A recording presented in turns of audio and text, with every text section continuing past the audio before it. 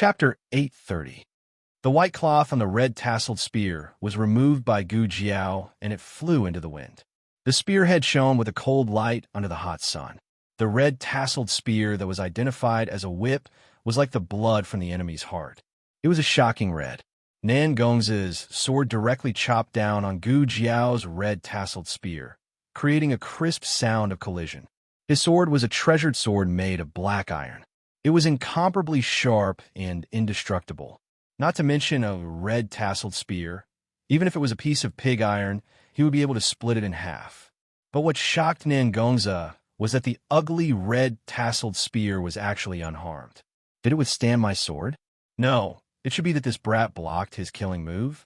He used a large amount of qin gong and internal energy to complete this move. He saw the scene of Gu Jiao pulling out her spear to block, but he didn't care. This was because he had absolute confidence that he could break Gu Jiao's red-tasseled spear and slash her body. Nan Gongzi was above Gu Jiao's head and forcefully pressed down on the long sword in his hand. Gu Jiao looked at him calmly. She suddenly leaned back and raised her left leg, kicking towards Nan Gongzi's head. Nan Gongzi held his sword in his right hand and was facing off against Gu Jiao. He could only use his left hand to block, but this position was extremely awkward. In addition, his left hand wasn't his dominant hand, so he didn't have enough strength. His entire body was kicked out by Gu Jiao.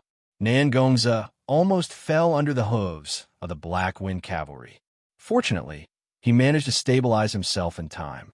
His long sword touched the ground, and he used the momentum to flip and stabilize himself in the chaos. His left arm that blocked Gu Jiao's kick began to feel slightly numb. This brat's strength was terrifying. And what was with the red-tasseled spear in his hand? Why? Did it look a little familiar? Where did you get your red-tasseled spear? Nan Gongzi asked coldly. As he spoke, a soldier from the Nan Gong family was kicked to the ground by a Black Wind Cavalry. Seeing that his throat was about to be pierced by the Black Wind Cavalry's spear, he swung his sword at the Black Wind Cavalry. Clang! Gu Jiao's red-tasseled spear blocked his sword. The cavalryman was slightly startled, but his movements were not affected. It was as if they had cooperated thousands of times before. Under Gu Jiao's protection, he stabbed the Nan Gong rebel to death. Don't say that we are all from the Great Yin Kingdom. Rebels are rebels. It is the mission of the Black Wind Cavalry to purge the rebels. Nan Gongzi did not care about his soldiers as much as Gu Jiao did for the Black Wind Cavalry. If they died, so be it. They still had more soldiers. However, this made him even more curious about Gu Jiao. How could he be so gifted at such a young age? Gu Jiao did not intend to talk nonsense with Nan Gongzi. Nan Gongzi recognized that the armor she was wearing was Xian Yuan Li's armor, but he did not recognize that her red-tasseled spear was Xian Yuan Li's weapon. She was not good at martial arts and was blind. She had been a spy in the Xian Yuan army for so many years. Gu Jiao stepped on the stirrups and jumped onto the horse's back. She turned in the air and slammed her spear down heavily at Nan Gongzi. Nan Gongzi's pupil shrank. The 7 styles of Xian Yuan. This was a Xian Yuan family's spear technique. The youth was holding Xian Yuan Li's red-tasseled spear. How could it be? Who are you? He swung his sword to block the red-tasseled spear above his head. He held the sword hilt with one hand and the blade with the other. He used all his internal energy to block the youth's attack. Gu Jiao immediately followed up with a second strike at lightning speed. With a crisp crack, Nan Gongzi's black iron sword was broken by the youth's red-tasseled spear. Nan Gongzi's eyes widened in disbelief. Gu Jiao did not give Nan Gongzi any time to catch his breath. She quickly stabbed her spear again. Behind her, Chang Fugui was forced down from his horse by a rebel from the Nan Gong family in order to save his companions. The rebel cut his left shoulder with a sword. Damn you! He turned his head and stabbed the rebel with his spear. As soon as the rebels fell, even more rebels surged forward. Kill their horses! Someone in the rebel army shouted, and everyone changed their direction of attack. They didn't want to fight the cavalry head-on, but instead, they slashed at the Black Wind Cavalry that they were riding. The Xian Yuan Steel Cavalry was the bravest war horse in the Six Nations. They were trained to protect their masters and did not care about their own safety. As long as the cavalry did not stop, they would continue to fight. They would not retreat because of swords and sabers, and would not cower because of injuries. Chung Fugue watched as the Black Wind cavalry fell one after another. His eyes were bloodshot. "Damn it! How dare you kill our mounts? Give me your life." The battle between two armies was not a duel between individuals. Everyone was killing each other, and people could be injured or killed at any time. The Black Wind cavalry was at an absolute disadvantage in terms of numbers. Any small victory that was bought with a huge price or sacrifice would be considered a failure. Gu Jiao had to end the battle as soon as possible.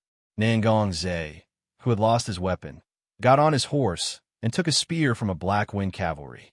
Gu Jiao deftly flicked his spear away.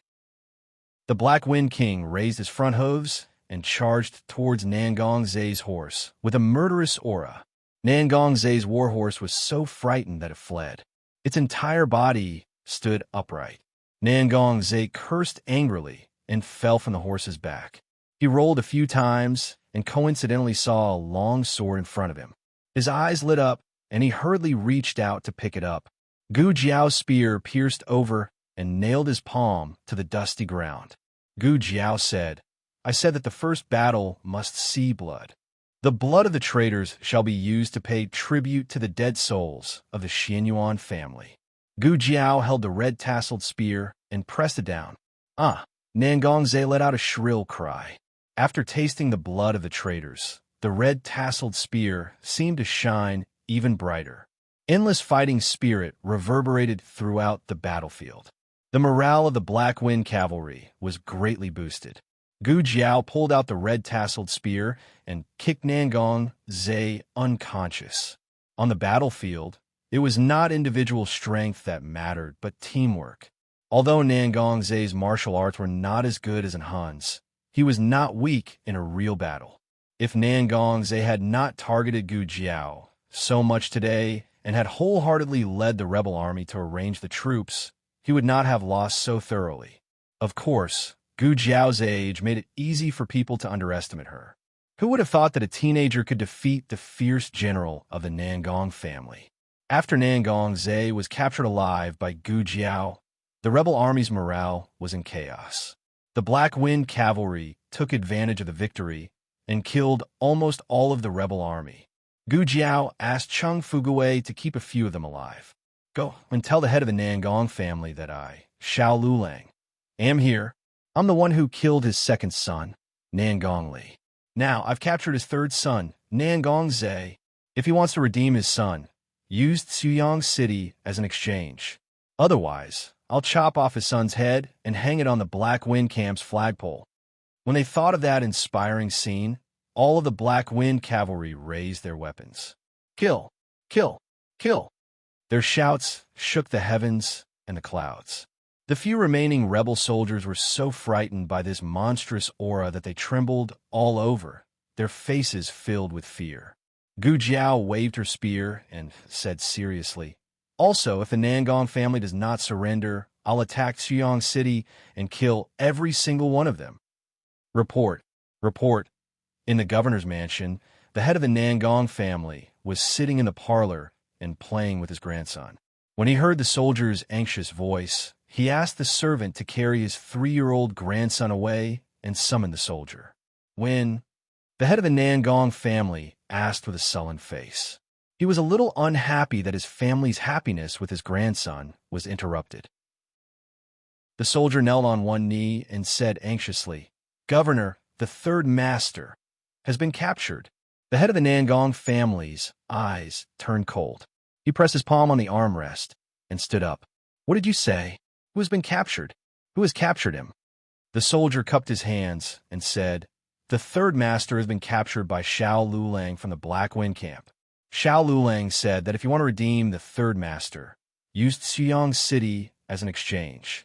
He also said, the head of the Nangong family gripped the armrest tightly and said through gritted teeth, "What else did he say?" The soldier said in fear, he also said that if the governor doesn't surrender, he will attack the city and kill all the people of the Nangong family. The head of the Nangong family slapped the chair. "Bastard! Father. The eldest son, Nan Gong Chung, quickly walked into the parlor. I just came from the city tower. I heard that the third brother has been captured. The head of the Nan Gong family was so angry that his whole body trembled. Xiao Lulang, it's that Xiao Lulang again. Nan Gong Chung was shocked. It's him? The head of the Nan Gong family suppressed his anger and closed his eyes. I told him to bring more soldiers, but he didn't listen. Nan Gong Chung didn't reply. Actually, it was impossible to bring more soldiers. The mission of the third brother and the fourth brother was to lure the Black Wind camp out of the mountain. If the third brother and the fourth brother had brought more soldiers, the cavalry of the Black Wind camp wouldn't have come out of the mountain to rob the provisions. Moreover, their target was Xiao Lulang. Whether it was the third brother or the fourth brother, they would capture him alive if they could. If they couldn't, they would kill him. Nan Gong Chung frowned. I didn't expect this Xiao Lulang to be so powerful. The first day he appeared, the third brother fell into his hands. I wonder how the fourth brother is doing. The head of the Nan Gong family said, Your fourth brother didn't encounter Xiao Lulang, so he should be fine for now. You should think about how to save your third brother. Grandfather. A woman in red armor walked in with a solemn expression. She cupped her hands and bowed to the head of the Nan Gong family and Nan Gong Chung. Grandfather, uncle, please allow me to bring the soldiers to save my father. If Gu Jiao was here, she would definitely recognize her. She was Nan Gong Jing, the daughter of the third branch of the Nan Gong family, who wanted to drag 5th Master Han down at the cost of her own reputation during the selection of the Black Wind Camp's commander. As the daughter of a general, Nan Gong Jing was also quite skilled in martial arts. Grandfather, I'll go too. I want to take revenge for my father. Nan Gong Li's youngest son, Nan Gong Lin, also rushed in with a murderous aura. Nan Gong Chung said in a deep voice, Stop fooling around. Go back to your rooms. Even your father wasn't a match for Xiao Lulang. Do you really think you could take advantage of him? Nan Gong Chung and the head of the Nan Gong family were a little angry at the mention of this. They already knew that this Xiao Lulang was a fake. He wasn't 19 years old. From his appearance, he was only 16 or 17 years old. However, he was already so capable. Before Xiao Lulang appeared, the Nan Gong family had always been proud of their juniors. They thought that they were young and capable, and that their achievements in the future would definitely be greater than their elders. However, after Xiao Lulang appeared, their children suddenly weren't as good. Was the difference between people that big? Leave. The head of the Nan Gong family said in a deep voice.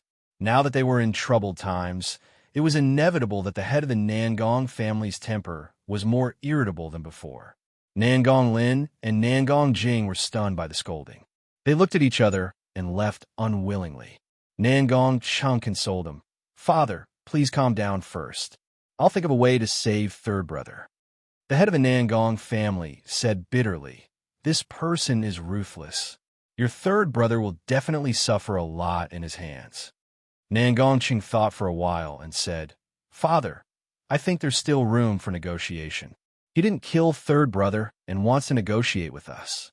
It's obvious that he doesn't have enough troops to fight against our army in the city. Why don't we beat him at his own game and call Xiao Lulang to Chiang City in the name of negotiation and wait for an opportunity to kill him? The head of the Nan Gong family said coldly, How do you know that you're not inviting a wolf into the house? Xiao Lulang is so cunning. Once he enters the city and incites the people in the name of the Xianyuan army, the consequences will be unimaginable. We'll kill him outside the city. Go and call Chang Wei here. Nan Gong Chung asked, Father, you want General Chang Wei to fight against Xiao Lulang? The head of the Nan Gong family said coldly, Chang Wei is the most capable subordinate of the Nan Gong family. He's skilled in martial arts and is brave and good at fighting. Over the years, there have been many wars at the border, but he hasn't lost even once. Ask him to bring all the troops in the city. He must kill all the Black Wind cavalry. Although the Black Wind cavalry only had 20,000 soldiers, it was the most powerful army in the Great Yin dynasty. It was also the first army that the Xianyuan family established. The Xianyuan family relied on the Black Wind cavalry to dominate the 6 states. Later on, they slowly built their own archery unit, infantry unit, and chariot unit. In order to extinguish the fighting spirit of the three armies, they must first eliminate the Black Wind cavalry. Chapter 831.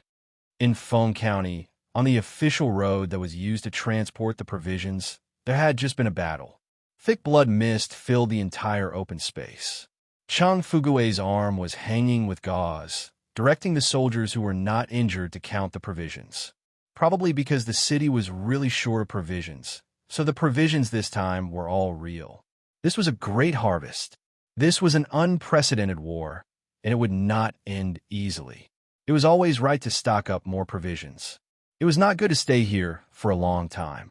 Gu Jiao took 4 medical officers to treat the injuries of the injured soldiers. Bear with it for a while, Gu Jiao said to a soldier whose arm was dislocated. The soldier nodded. Gu Jiao put his arm back in place. Then she took gauze from the small medicine box and wrapped it around his neck. Just like Chang Fugue, his arm was hung around his neck. After that, Gu Jiao treated the next soldier. She pulled out the sword, disinfected, stopped bleeding, stitched up, and put gauze on the wound. After counting the provisions, the soldiers rested on the spot to recover their strength. But Gu Jiao could not rest. There were no hospital beds here. All the soldiers were lying on the ground. She could only kneel and treat everyone. The cold, hard armor rubbed her knees. She knelt in front of a wounded soldier covered in blood. This wounded soldier was very young. He had just joined the army this year. His family was poor. In order to treat his grandfather's illness, he joined the army. He had the talent to be a soldier. Chang Fugue took him back to the Black Wind camp. My leg. He looked at his injured and swollen leg. His eyes suddenly had tears of fear. This was the first time he went to the battlefield. It was also the first time he faced serious injury and death. It won't be crippled. It will be cured, Gu Jiao said to him. Really? He asked with a choked voice. Gu Jiao said, yes, really. But you have to be obedient. Don't make noise. Don't cry. He stopped his tears in a second, fearing that he wouldn't be able to recover if he cried too much. Gu Jiao took out the anesthetic and applied local anesthesia on him. Then, she used a scalpel to cut open his skin and used a pair of tweezers to pick out the broken sword fragments bit by bit. The wounded soldier did not dare to look at Gu Jiao's movements. He turned his head away and closed his eyes tightly. The rest of the cavalry couldn't help but look over. To be honest, the new commander-in-chief's performance today was somewhat beyond their expectations. Nangongze was famous for being a fierce general at the border. He had personally led the troops to escort the rations and waited for the Black Wind cavalry to jump in. At that moment, they were actually very worried that this little commander would drag them down. At that time, they thought, little commander, can you go play for a while? Wait until we've robbed all the provisions, then you can come back and claim the credit. Okay? They had the mood of an adult coaxing a child, hoping that the little commander would not come out and cause trouble. Who knew that the little commander would be so fierce, nailing Nangongze's palm to the ground with a spear. At that moment, they all had goosebumps all over their bodies. This feeling was like, you thought you had a cat, but in the blink of an eye, it turned out to be a little cheetah, and it even bit the big-tailed wolf that you were afraid of to death. A cavalry soldier whispered to the squad leader beside him that I almost got hit by the sword just now, but the little commander blocked it for me. If it wasn't for the little commander's spear, he was afraid that his injuries would be worse than Gooden's. Gooden was the name of the wounded soldier. The cavalry soldier secretly sized up Gu Jiao as he continued to whisper, Squad leader, don't you think the little commander is quite powerful? The squad leader was about to say something when Gu Jiao seemed to have sensed something and looked over. Everyone quickly averted their gazes. Some looked up at the sky, while others scratched their feet. When Gu Jiao went to treat the wounds of the wounded soldiers, everyone's eyes fell on her again. Gu Jiao had already gone to treat the next wounded soldier. This wounded soldier had fainted. After being saved by Gu Jiao, he saw Gu Jiao holding a syringe in her hand and screamed in fright. Gu Jiao pricked his buttocks with a needle. Disobedient. Oomph. There was a deep and sealed wound on his body. Gu Jiao gave him a tetanus shot. Everyone stared at Gu Jiao without blinking. Did the little commander snort just now? When the little commander was fierce, why did she look a little cute? At this moment, Gu Jiao ran out of blood-staunching powder. She took a new bottle from the small medicine box, but when she tore it open, her nose itched and she sneezed. Achoo! Her small body trembled, and the white powder splashed on her face. She stared dumbfoundedly at the blood-staunching powder that was half gone. She was in so much pain that her expression cracked. Damn. Someone couldn't help but cry out. Everyone clutched their hearts. They couldn't take it anymore. The little commander was a little too cute. The Nangong family's rebel army could attack at any time, so they could only treat them urgently. They had to wait until they reached a safe place to put them on drips. After Gu Jiao and the medical officers finished treating all the wounds, the 2,000 soldiers set off back to the canyon. The cavalry was very curious about what had happened just now. A few of them were brave enough to call out to a medical officer. The leader of the cavalry asked, "The little commander knows medicine? Did you guys teach her?" The medical officer smiled and said, "You're wrong. Our medical skills were taught by Lord Xiao." What? The cavalry was dumbfounded. The medical officer marched with the troops. He had seen how Gu Jiao was treated in the Black Wind camp during this period. She was so young and had such a heavy responsibility, but she was still ostracized by a group of men. But the cavalry couldn't be blamed. The previous commanders of the Han family had bitterly disappointed them. However, this newly appointed commander was different from the Han family.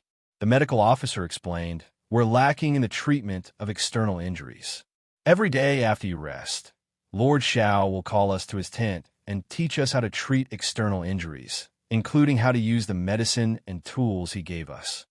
"There's actually such a thing," a cavalry muttered. "I've seen it once or twice when I was patrolling. I thought the little commander was afraid of death and always asked the medical officer to check his pulse." The medical officer smiled and said, "Lord Zhao's medical skills are brilliant. We can't compare to him." They trained in the Black Wind camp all day, so they didn't know that Gu Jiao had treated the crown princess. Another cavalry said in surprise, "So our little commander not only knows how to fight, but also knows how to treat people. He used us." He didn't even realize that he had used a nickname that belonged to his own people. The others didn't seem to find anything wrong with this nickname. "Why are we leaving?" Gu Jiao looked back at the people who were still whispering behind. Everyone quickly straightened their expressions and urged their horses to follow. Gu Jiao had chosen a place to set up camp before she left. It was at the foot of a mountain 3 miles away from the canyon, backed by a small forest. The reserve camp had already moved here. The tents were set up and dinner was ready. Gu Jiao let the injured soldiers return to their tents to recuperate. The injured Black Wind cavalry were also taken away for treatment. As for the food they robbed, it was handed over to Zhang, Shiyong, and Zhou Ran, the 2 commanders of the reserve camp. Li Jin and Tong Zhong of the assault camp came to Gu Jiao's tent and reported the situation of the ambush in the canyon. "Very good." Gu Jiao nodded. "Have the soldiers eaten dinner?" "Yes," Li Jin said.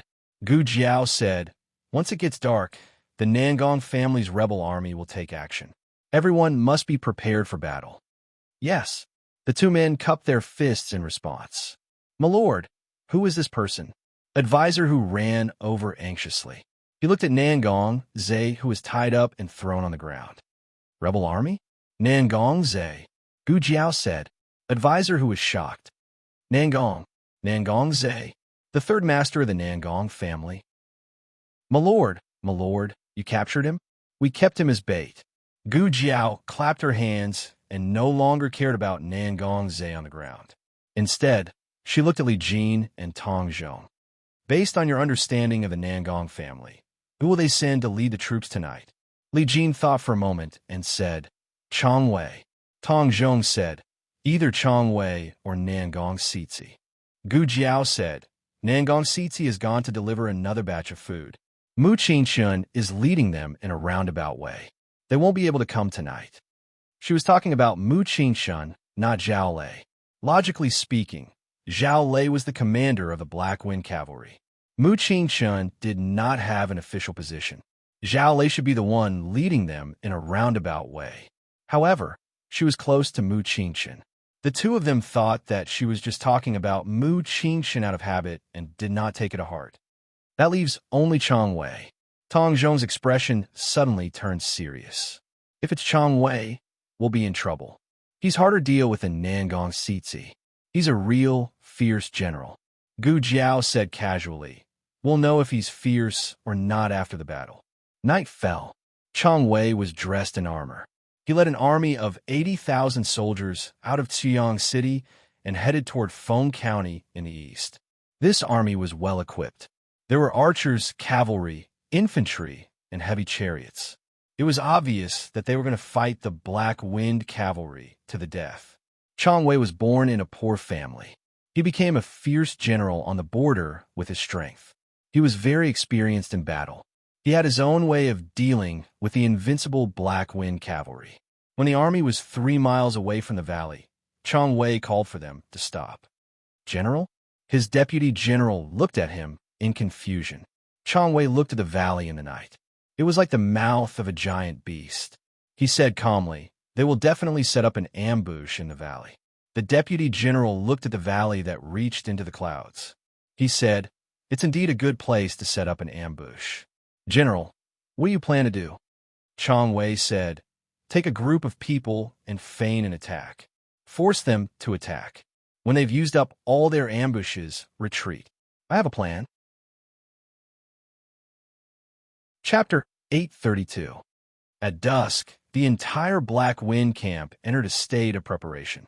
They packed up and set off. Nangong Zhe was tied to a wooden stake in the camp. He woke up an hour ago. He thought he would be tortured, but he wasn't. The men left him alone after they tied him up. His injured palm was wrapped in gauze. The wound must have been treated because there wasn't a lot of blood seeping out. He frowned deeply as he watched the cavalrymen come and go and fight in front of him. He was tied very close to the Black Wind camp's commander's tent. With his hearing, he could hear the conversation inside. He knew there would be a fierce battle tonight and knew what the Black Wind camp had prepared. If he could tell Nangong Jun the Black Wind camp's battle plan, he would be able to take down the Black Wind camp effortlessly. Unfortunately, that kid tied him up with iron chains. He couldn't break free at all. He tried to lure the cavalry over and coax them to take him to see the Black Wind camp's commander. That way, he could find a chance to escape. But he shouted so many times that the horsemen who came and went in front of him seemed to be deaf. Damn it, Nangong Zhe gritted his teeth. He had to find a way to leave this place. He couldn't let the Black Wind camp use him to threaten Nangong Jun. Just as he was racking his brains for a way to escape, he saw Gu Jiao come out of her tent with a helmet. He hurriedly said, Xiao Lulang, what trick are you playing this time? Do you think you can make my father surrender to you by capturing me? I'm warning you, you better give up. My father will never bow down to you for me. Gu Jiao said to advisor who followed her out. Remember to put more water and cook it slowly. Advisor who nodded. Yes, I'll remember. Zhang Shiyong. Gu Jiao called the reserve camp's left commander, who came back with a newly hunted animal. There's no time to dry a few baskets of herbs. Find a few people to roast them. Yes, Zhang Shiyong replied. Gu Jiao called a few more people over and gave them instructions one by one. She only walked over unhurriedly when Nangong Zhe's face was as black as charcoal. Hugging her helmet, she looked down at Nangong Zhe, who was in a sorry state, and asked, What's the matter? Nangong Zhe hated the feeling of looking up at him, but if he did not look at him, it would seem that he was afraid of him. Nangong Zhe looked up and said coldly, You won't succeed. My father won't exchange the entire Xiyang city for me. Gu Jiao, oh. Gu Jiao's calm reaction made Nangong Zhe even angrier. He was obviously a brat who was still wet behind the ears, but no matter what he did, he was so calm. He gritted his teeth and threatened. Also, you won't succeed. You only have 20,000 cavalrymen, while my Nangong family has 80,000 soldiers. Your little tricks are nothing in the face of an 80,000-strong army. Xiao Lulang, it's not too late for you to regret. Send me back obediently. Kowtow to my father 3 times and pledge allegiance to the Nangong family. Maybe we can spare your life. Are you done? Gu Jiao tilted her head and looked at him fearlessly. You're not very eloquent. After saying that, She walked away with a little disdain. The army was ready to set off, and the medical officers followed with medicinal herbs and fragrances. People would constantly get injured during a war, so the presence of medical officers was very necessary. The huge camp was emptied in an instant, leaving only the soldiers of the reserve camp and the injured soldiers who were transported back from the front line in the afternoon. Nangongze stopped looking around and frowned in confusion. Xiao Lulang had really left. He didn't bring her along. This was too strange. If he was Xiao Lulang, what would he do when the two armies were facing each other? He would use him, the legitimate son of the Nangong family, as a shield so that the Nangong army would not dare to act recklessly. Could it be he's thinking that if he loses, he'll use me as a last resort? No, I can't let Xiao Lulang succeed. I must escape. The sky became gloomier and gloomier until it was completely dark. On the mountain peaks on the east and west sides of the canyon, the Black Wind Camp's cavalry, who were almost one with the night, lay in ambush. Li Jin was lying on the edge of a rock on the east peak, closely watching the movements below the canyon. On the west peak opposite him, Tong Zhong was also constantly vigilant. Behind the two of them were the cavalry in their respective positions. Everyone was ready to deal with the Nangong army that could appear at any time. Li Jin pressed his ear to the ground. Suddenly, he felt a vibration on the slope of the mountain. Someone was coming. To be exact, a large group of people was coming. Li Jin blew a cuckoo's call, and Tong Zhong responded with 2 cuckoo's calls. Both sides reached a tacit agreement and raised their right hands together. The sound of horse hooves approached from afar, mixed with the sound of armor rubbing against each other. In the silent mountain range, it sounded like a battle. The moon was good tonight. The armor reflected the cold light, and the sound of horse hooves echoed in the valley. They were close to the canyon. 10 zhang, 7 zhang, 5 zhang. Li Jin suddenly pressed down with his hand. Drop. The 20 cavalry behind him used the wooden sticks in their hands to pry open the huge rocks one by one. The rocks rolled down from the craggy mountain, creating a thunderous sound. The Nangong army that had charged into the canyon was smashed by the rocks, and their formation was instantly disrupted. Wails of pain intertwined. Tong Zhong was not willing to be outdone. He suddenly lit the trench behind him. Release the arrows. The Black Wind Camp had the highest requirements for their soldiers, and their training was also the most comprehensive. Not only were they good at fighting on horseback, they were also good at fighting infantry, archery, and formations. Their arrowheads were dipped in kerosene, and after they were lit in the trench, the scorching flames covered the sky as they shot towards the rebel army in the canyon. The rebel army did not have any strength to fight back, and fell down in a clatter. The vice-general was stunned. Even though he knew that they were here to die, he did not expect them to die so quickly. Xiao! An arrow flew over, and the vice-general quickly leaned back to dodge it. The arrow flew past his nose. The tip of his nose was still hot from the kerosene, and he was so scared that he broke out in a cold sweat. But he could not retreat. He gripped the reins tightly and pulled out the sword at his waist. Charge! Kill them all! The space on the mountain was limited, so it was impossible for everyone to hide up there. The Black Wind Camp's main force must be hiding in front of the canyon. As long as they charged over, they would be able to fight them. Large rocks and logs kept rolling down from the peak of the canyon, and the kerosene arrows burned the entire canyon. When the Nangong army charged through the canyon, they had already lost more than half of their forces. The vice-general's heart was bleeding. Even if they wanted to die, they did not want to die so many. Fortunately, they had already charged through the canyon. Now, as long as they fought with the enemy, they would stop the ambush on the mountain to avoid hurting their own people. On the other side of the canyon, Chung Fu Gui saw that the Nangong army had already charged through the canyon. He tore off the bandage on his arm, pulled the reins, and pulled out his sword. Brothers, kill! The Black Wind Camp's cavalry were like a surging tide as they charged towards the Nangong army with killing intent. Horses were timid by nature and were easily frightened. To train a horse into a proper warhorse was an extremely difficult task. To train a horse into a Black Wind rider, other than the Xinyuan family, there was no other family that could do it. The Nangong family had also trained many good horses at the border. However, First of all, they were not as good as the Black Wind Cavalry, and second of all, there was a big gap in terms of training tactics. The Black Wind Cavalry were called the Death Soldiers of the Horse for a reason. The vice-general was already unable to remain calm. After exchanging blows with the enemy, he quickly gave the order to retreat. Chung Fugui excitedly shouted, "Brothers, charge! Kill them all! Don't let the rebels escape!" In terms of the speed of a war horse, who could outrun the Black Wind Cavalry? Fortunately, General Chong Wei was already prepared. "Fire!" the vice-general shouted, and the rebels under his command all took out something and threw it on the ground. Then the vice-general pulled out a kerosene arrow from the corpse of a rebel and threw it at those things. A series of shocking explosions could be heard.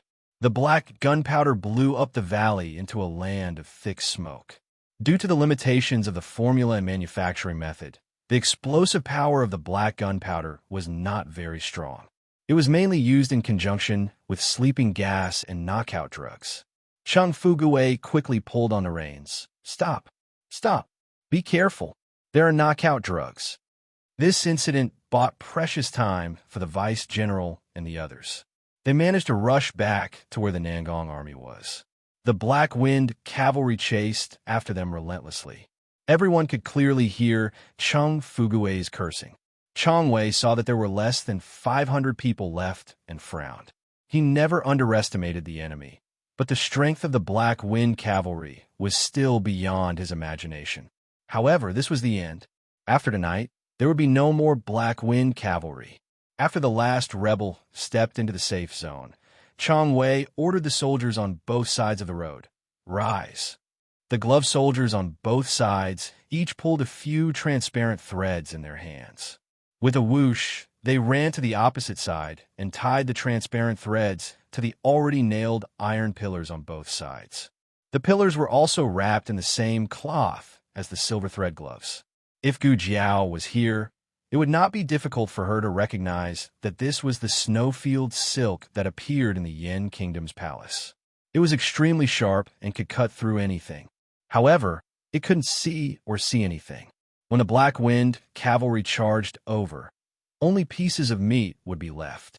On the other hand, they would pretend to be strong and let the elites swing their swords to make the Black Wind Cavalry think that they were cut by the sword energy. This was the highest level of the art of confusing the enemy. The Black Wind Cavalry who did not know the truth would keep charging forward, trying their best to kill the elites. However, even when the last cavalry fell, no one would understand that there were no elites.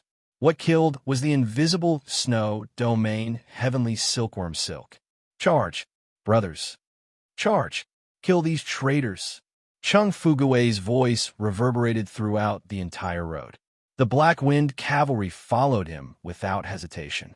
The deputy general rode on his horse and stood beside his general. Looking at the cavalry of the Black Wind Battalion, he coldly curled his lips and said, "General, you really are a genius. They have fallen into our trap." Chung Fugui urged his horse forward. His eyes shone with the excitement of killing the enemy. "I see it. The Nangong clan's rebel army is right in front. Brothers, charge!" Chong Wei did not even bat an eyelid. Only pieces of meat could break through the snowfield silk. He did not need to instruct the archers to prepare, nor did he need to instruct the cavalry and infantry to listen to his orders. He only needed to make a hand gesture and let the elites start to pretend. That's right, the elites must stand high enough and be eye-catching enough for all the Black Wind Cavalry to see. "Go up to the top of the pillar," he said. More than 10 elites used their qinggong and leaped onto the wooden pillar. Chung Fugui led his subordinates closer. They were turning a corner. Their figures were hidden by the slope in front of them. When they rushed out of the slope and onto the road, the hunt began. 3, 2, 1. The lieutenant counted silently in his heart. 3, 2, 1. He counted silently again. He looked at the pitch-black slope with a dumbfounded expression. "Can't you turn a corner and come out? Why are you still nowhere to be seen? Wait a minute." The sound of horse hooves was also gone. "General." The lieutenant looked at Chong Wei strangely. He could not understand what was going on. Soon Takashi frowned. Just a moment ago, they were so noisy that their heads were about to split open. How did they suddenly disappear without a trace in the blink of an eye? Did something happen behind the slope when they turned the corner? But it shouldn't be to the extent of suddenly, no. Something is wrong. Chang Wei turned around abruptly and looked at the Nangong clan's army behind him. Woo! A bugle horn suddenly sounded from behind the Nangong clan's army. It was like the opening of a huge battle in the dark night. Following that, someone beat the war drum. Dong! Dong! Dong! Every sound was like a roar from hell. The bugle horn sounded, the war drum beat, and the sound of horse hooves approached in unison. Even the sound of armor rubbing against each other was completely in sync. In the dark night, the flying eagle flag of the Xian Yuan family fluttered in the wind. The wind that came from the valley was like a dragon's roar, causing one's heart to tremble. The 20,000 Xian Yuan steel cavalry wore black armor and helmets. Even their horses were covered in black armor. Chang Wei's gaze was fixed on the young man leading the Xian Yuan steel cavalry. With just one look, Chang Wei recognized the young man from the Xian Yuan family. It was not based on his appearance, nor his identity. It was based on the young man's murderous aura and wolf-like nature. Chang Wei instantly felt as if he had fallen into an ice cellar. The young man pulled down the iron mask on his helmet, revealing only a pair of calm eyes. Attack! All the Xian Yuan steel cavalry raised their hands and pulled down the cold masks on their helmets in unison. The hunt has begun. Chapter 833. Novels with content that cannot be found on the internet are available here. The shock and impact of this scene was extremely great. The dark mass of Black Wind cavalry was like boiling molten iron as they charged towards the 80,000 rebels of the Nangong family. There was a formation when an army fought. Usually, the archers and chariots would be at the front. When charging, the cavalry would be at the front while the infantry would be at the back. Soon Takashi's main battlefield was near the canyon, so the Nangong cavalry and chariots were naturally arranged there. According to the original plan, as long as the Black Wind cavalry encountered the snowfield Silk, they would not have to do anything. The problem was he was not sure if the lieutenant could successfully lure the Black Wind cavalry over. If the lieutenant and the cavalry were killed in the canyon, the Black Wind cavalry would be waiting for them to attack the canyon. Then, the snowfield Silk would not be of any use. Just in case, he still made this the main battlefield. This arrangement opened the door for the Black Wind cavalry and welcomed them to harvest their heads. Cavalry and infantry were not on the same level. Moreover, they were facing the most powerful Black Wind cavalry of the Six Nations. Soon Takashi did not need to look to know how many soldiers he would lose. Soon Takashi looked coldly at the lieutenant beside him. Didn't you see that they did not have many soldiers when you fought with them? The lieutenant was speechless. He was overwhelmed by the Black Wind cavalry's aura in the canyon and was scared out of his wits. He only wanted to leave as soon as possible, fearing that he would die in the hands of the Black Wind cavalry. He did not have the time to count how many soldiers they had. He waved his arm and pointed at the quiet hill. It's their commander. He's shouting too loudly. My head is buzzing. This was one of the reasons. Chung Fuguei used his own strength to shout out the aura of thousands of soldiers and horses. It made people feel that he had all the Black Wind cavalry behind him. Soon Takashi gritted his teeth. You haven't even seen the Black Wind cavalry's commander. How can you be sure that all the Black Wind cavalry are there? He was stunned by Chung Fuguei's shouting. At this point, soon Takashi could not tell that he had fallen into a trap. The ambush in the canyon was just a diversion. In fact, the main force of the Black Wind cavalry had already circled to the back of the Nangong army. The commander shouted and scolded, creating such a huge commotion to distract them so that they wouldn't notice the main force of the Black Wind cavalry approaching from the other side. How did they come up with the idea of going around to the rear? Were they not afraid that the Black Wind cavalry would be swallowed whole by the Nangong family's army? Unless the Black Wind cavalry had already expected that they would not be able to pass through. Soon Takashi looked at the faintly discernible snowfield Heavenly Silkworm Silk in front of him. Then he looked at the Black Wind Battalion cavalryman who suddenly hid behind the hill and stopped advancing. A bold guess suddenly formed in his mind. That young man had guessed that he would use this move. But how was that possible? Even the head of the Nangong family did not know that he had the snow domain heavenly silkworm silk. Who was this young man, and why did he know him so well? There was no time to think about this. Screams of agony could be heard from the back. The Black Wind cavalry was killing people as if they were taking candy out of a bag. If this continued, the army would be defeated. Find someone to dismantle the snow domain heavenly silkworm silk, he ordered his deputy general. This thing was not that easy to dismantle. It was impervious to fire, water, and weapons. In order to prevent it from slipping off, it was tied in a dead knot. Those wooden pillars were also specially made. This was what it meant to have a circle around the place. Soon Takashi was having a headache. He could only order his deputy general to dismantle it. He wanted to go around the sides and kill the Black Wind cavalry who were hiding behind the hill, but he had chosen the best place to do so. There were lakes on both sides. How could he go around them? Should he dive? Soon Takashi endured the waves of dizziness and coldly pulled out his long sword. All cavalrymen, follow me to battle. Chariots, get ready. Archers, follow me. Chariots with archers were a good way to deal with cavalrymen. However, the chariots were too slow. He had to fight with the Black Wind cavalry first. Soon Takashi took the lead and led the Nangong family's cavalrymen to pass through the infantry camp. The Nangong family's army was not weak. They had always followed the Xianyuan family's training method. However, this advantage was useless against the real Xianyuan family's army. The strength of the Xianyuan family's army was engraved in their bones. When the flying eagle flag fluttered in the wind, the heat wave that rolled through their chests was enough to burn their organs. Soon Takashi's participation allowed the Nangong family to regain some of their backbone. The defeated army gradually recovered under his command. However, this was still not enough to stop the Black Wind cavalry from killing. The invincible Black Wind cavalry was like a giant beast from the abyss. They were also like Azuras from hell. No rebel army could escape from their butcher's knife. Soon Takashi watched as his soldiers fell one by one. His eyes were bloodshot. On the other side, the deputy general was ordering a few soldiers to dismantle the snow domain heavenly silkworm silk. Weapons would not work. With one slash, the sword would break into two. Burning it with fire would not work either. He tried to cut the wooden pillar. However, the wooden pillar was harder than iron. It did not budge even after he cut it with his sword. Finally, the deputy general had an idea. Dig out the pillar for me. Swoosh! An arrow flew over and struck one of the Nangong soldiers, causing him to fall to the ground.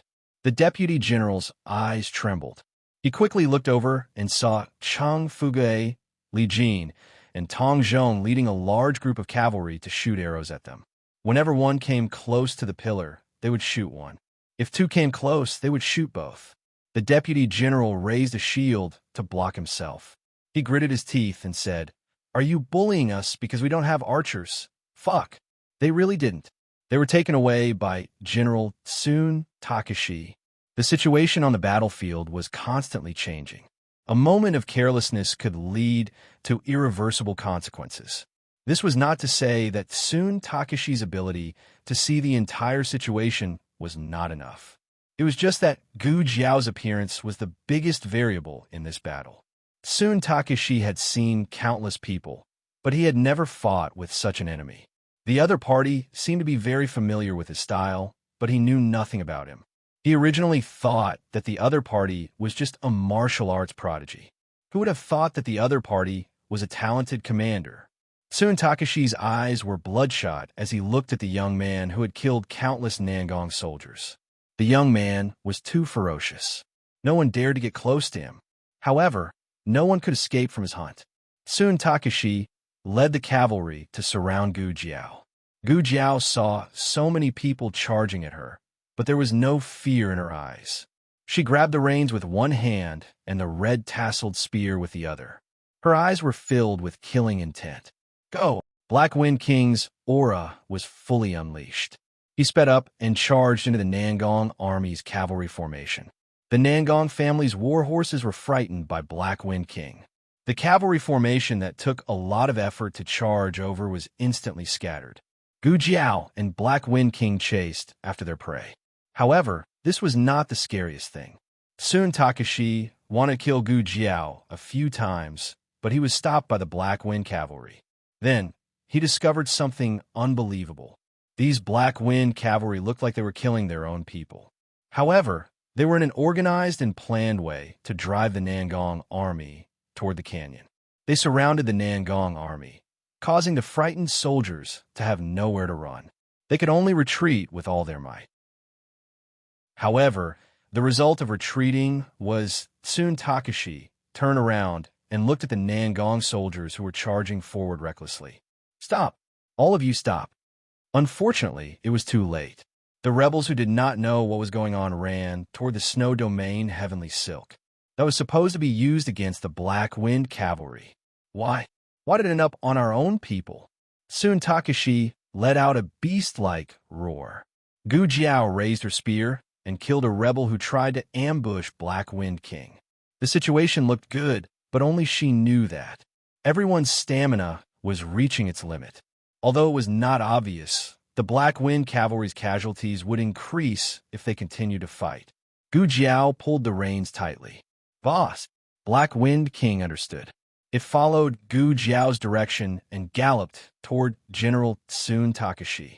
It was also running out of stamina. Everyone had been traveling for so many days. Not only were the people exhausted, but the horses were also exhausted. All the Black Wind cavalry gave it their all. They did not care about their lives or their internal injuries. On the side, some Black Wind cavalry had already fallen to the ground. They had fallen from exhaustion. Soon Takashi swung his sword at a Black Wind cavalry warhorse. Gu Jiao raised her spear, and with a kung sound, she blocked his ferocious sword. Soon Takashi turned around and met the young man's cold and calm eyes. The young man said calmly, "Your opponent is me." Soon Takashi made a feint and stabbed his sword at Gu Jiao's heart. His attack was almost a sneak attack. To be honest, he was embarrassed to use such a sneak attack on a junior. However, the situation was critical. If they did not take the head of the Black Wind cavalry's commander, the Nangong army would really lose this battle. Gu Jiao was hit by his sword. His eyes lit up. He knew that no one would be able to dodge this attack. However, in the next second, his expression froze. Why couldn't it pierce through? Fifth Master Han's sword could not pierce through my armor. Your sword? Can it be sharper than his? Gu Jiao looked at him calmly. Under his dumbfounded gaze, she raised her red tasseled spear and pierced through his hard armor, stabbing him in the chest. Chapter 834. General Chang Wei. One of the Nangong rebel soldiers who witnessed this scene cried out. The Black Wind Battalion soldiers took the chance to shout out, "General Chang Wei is dead." General Chang Wei was killed by the Black Wind Battalion's commander. Brothers, their ever-victorious general has died at the hands of their commander. Everyone charge. Kill these traitors. The Black Wind Battalion's soldiers' morale continued to rise. Even though everyone was on the verge of collapsing from exhaustion, they clenched their teeth tightly, not letting the Nangong rebel soldiers see any signs of exhaustion. The surrounding Nangong rebel soldiers witnessed Chang Wei being assassinated with their own eyes. Even if they couldn't see it from afar, it didn't matter because Gu Jiao directly stabbed the person with his spear, hanging him high in the air. "This is your General Chang Wei. He has already died at my hands." The young man's immature voice was full of murderous intent, and it reverberated in the noisy battlefield. General Chang Wei had never been defeated before, but now he was defeated at the hands of a fledgling youth. The youth's armor reflected the silvery white moonlight. Everyone was dazed for a moment, as if a new war god was born after Xianyuan Li. The Nangong rebel army's morale was already low, and General Chang Wei's defeat was the last straw that broke the camel's back. In front of them was the Xianyuan steel cavalry. Behind them was the snowfield silk wall that could cut through people. Some soldiers were terrified and jumped into the lake in panic. But the moment they jumped in, Chung Fugue and the others' arrows shot over like soul-stealing arrows. In just a few breaths of time, the lake's surface was covered in blood. The huge battlefield had completely turned into a slaughterhouse for the Black Wind Battalion. Every Nangong rebel army was like a lamb waiting to be slaughtered. What was even more tragic was that they had no leader, their morale was low, and they had already lost the will to fight. They could only wait for death in despair. Brothers, even if we die, we must drag someone down with us. Let these Black Wind cavalry die with us. How daring was this guy? However, Gu Jiao would not give them the chance to drag the Black Wind cavalry down with them. Gu Jiao said sternly, "Those who surrender will be spared. Anyone who resists will be killed without mercy." These words were undoubtedly the only way out for the rebel army in their despair. One of them threw away the weapon in his hand. Then there was a second one. After a short while, a third one appeared. Either surrender or die. Who will be willing to die? Gu Jiao ordered the cavalry at the side. Seize their chariots. The night wasn't over yet. In the city lord's mansion, the Nangong family head was about to rest when an urgent report came from outside the courtyard. "City lord, bad news, bad news." Nangong family head frowned. He put on his outer robe and walked out of the house. Looking at the scout who had fallen into the courtyard, he asked in a deep voice, "What happened? Why are you so flustered? Where are the rules?" The scout looked at Patriarch Nangong with tears in his eyes. "City lord, General Chong Wei. General Chong Wei." Patriarch Nangong's eyes darkened. "What happened to General Chong Wei?" The scout wiped his tears and said in a choked voice, "General Chong Wei was killed by the Black Wind Camp's commander." "What?" Patriarch Nangong's expression changed. He was stunned for a while before he rejected the scout. "Are you mistaken? How could General Chong Wei die in the hands of a brat?" These words were a little boastful. Was that brat an ordinary brat? He killed Nangong Li and captured Nangong Zhe alive. What was so strange about General Chong Wei dying in his hands? However, the scout knew that Patriarch Nangong was not referring to the strength of a one-on-one battle. After all, this was a war.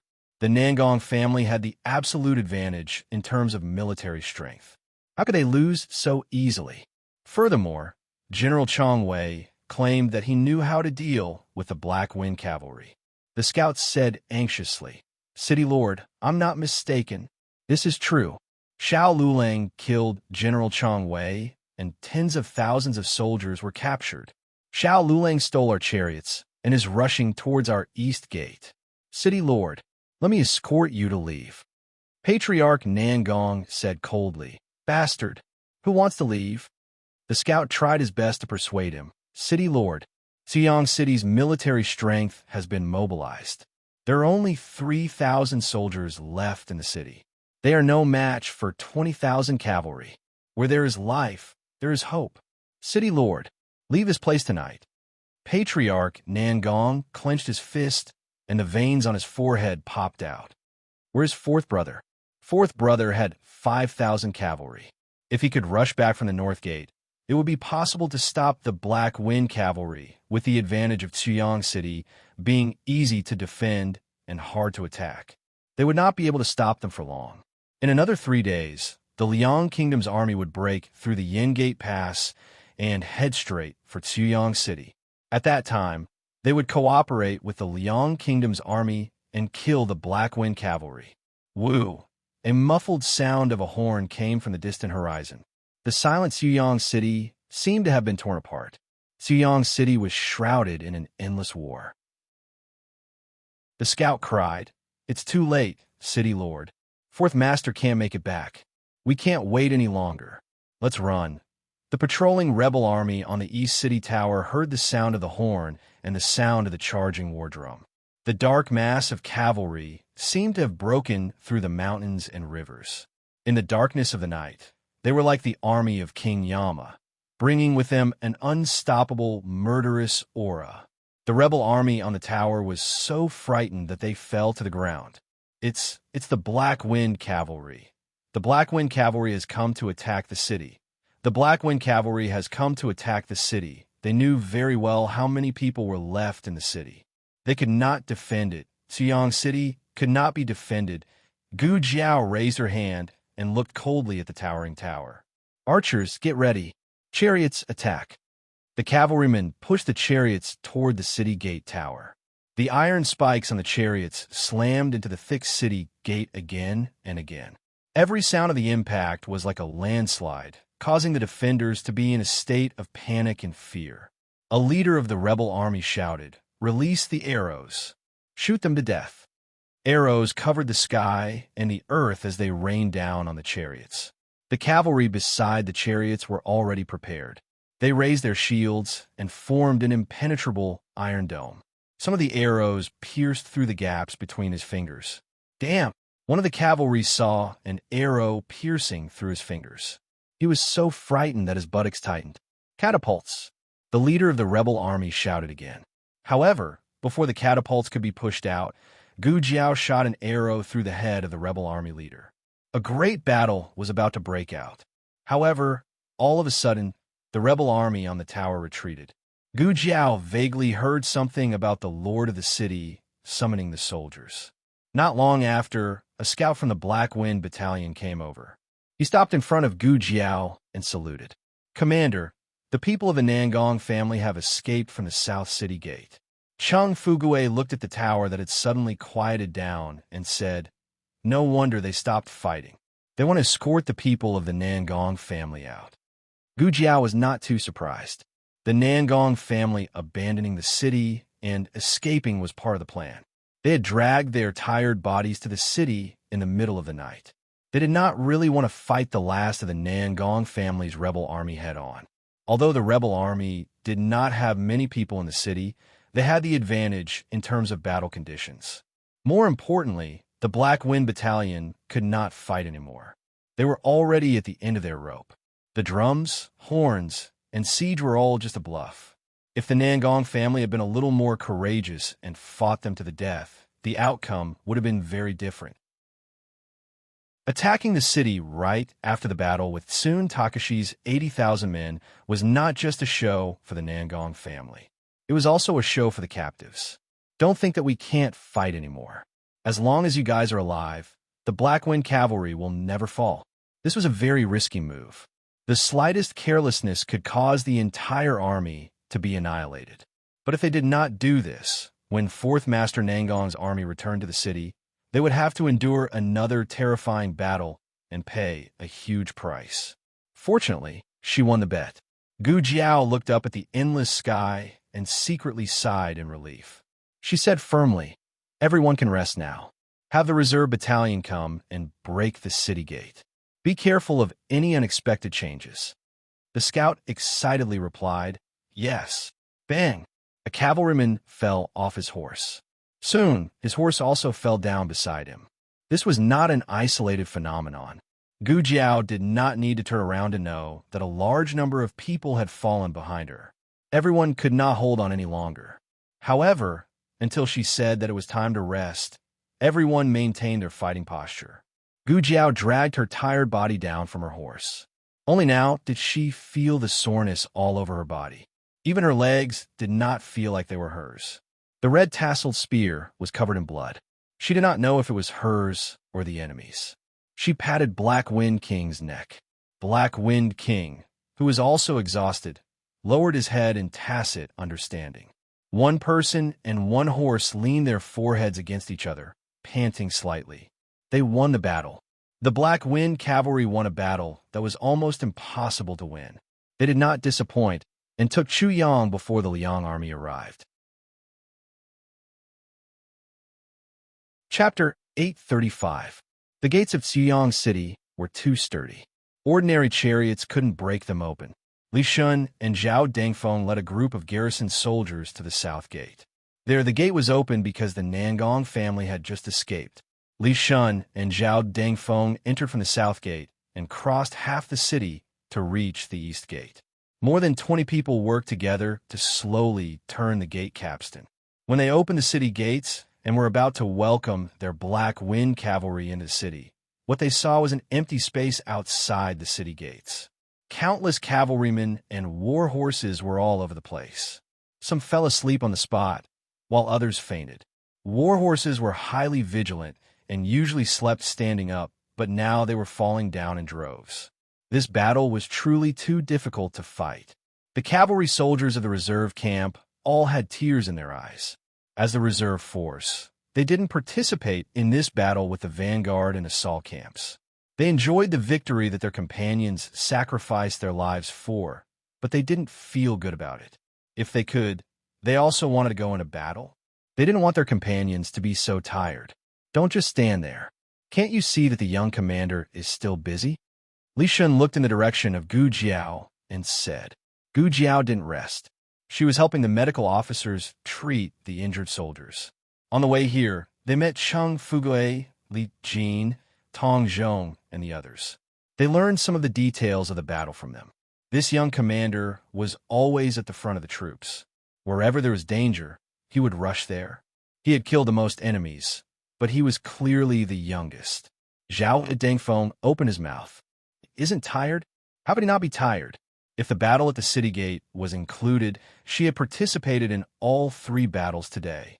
Not only that, she was the only one who was treating the wounded while the other cavalrymen were recuperating. Li Shun said with a complicated expression, he's the one who overdrew the most. Zhao Dengfeng said in a daze, it's good to be young. The 2 commanders of the reserve battalion asked Gu Jiao for instructions on how to deal with the captives and the wounded soldiers near the canyon. Gu Jiao paused for a moment, then said, lock the captives in the barracks in the city. Bring the wounded soldiers here. After all, these captives had served the Nangong family before, so it was hard to say whether they would retaliate or not. Gu Jiao had considered taking them in, but for the time being, she couldn't risk letting them participate in an important battle. Of course, Gu Jiao could also kill them.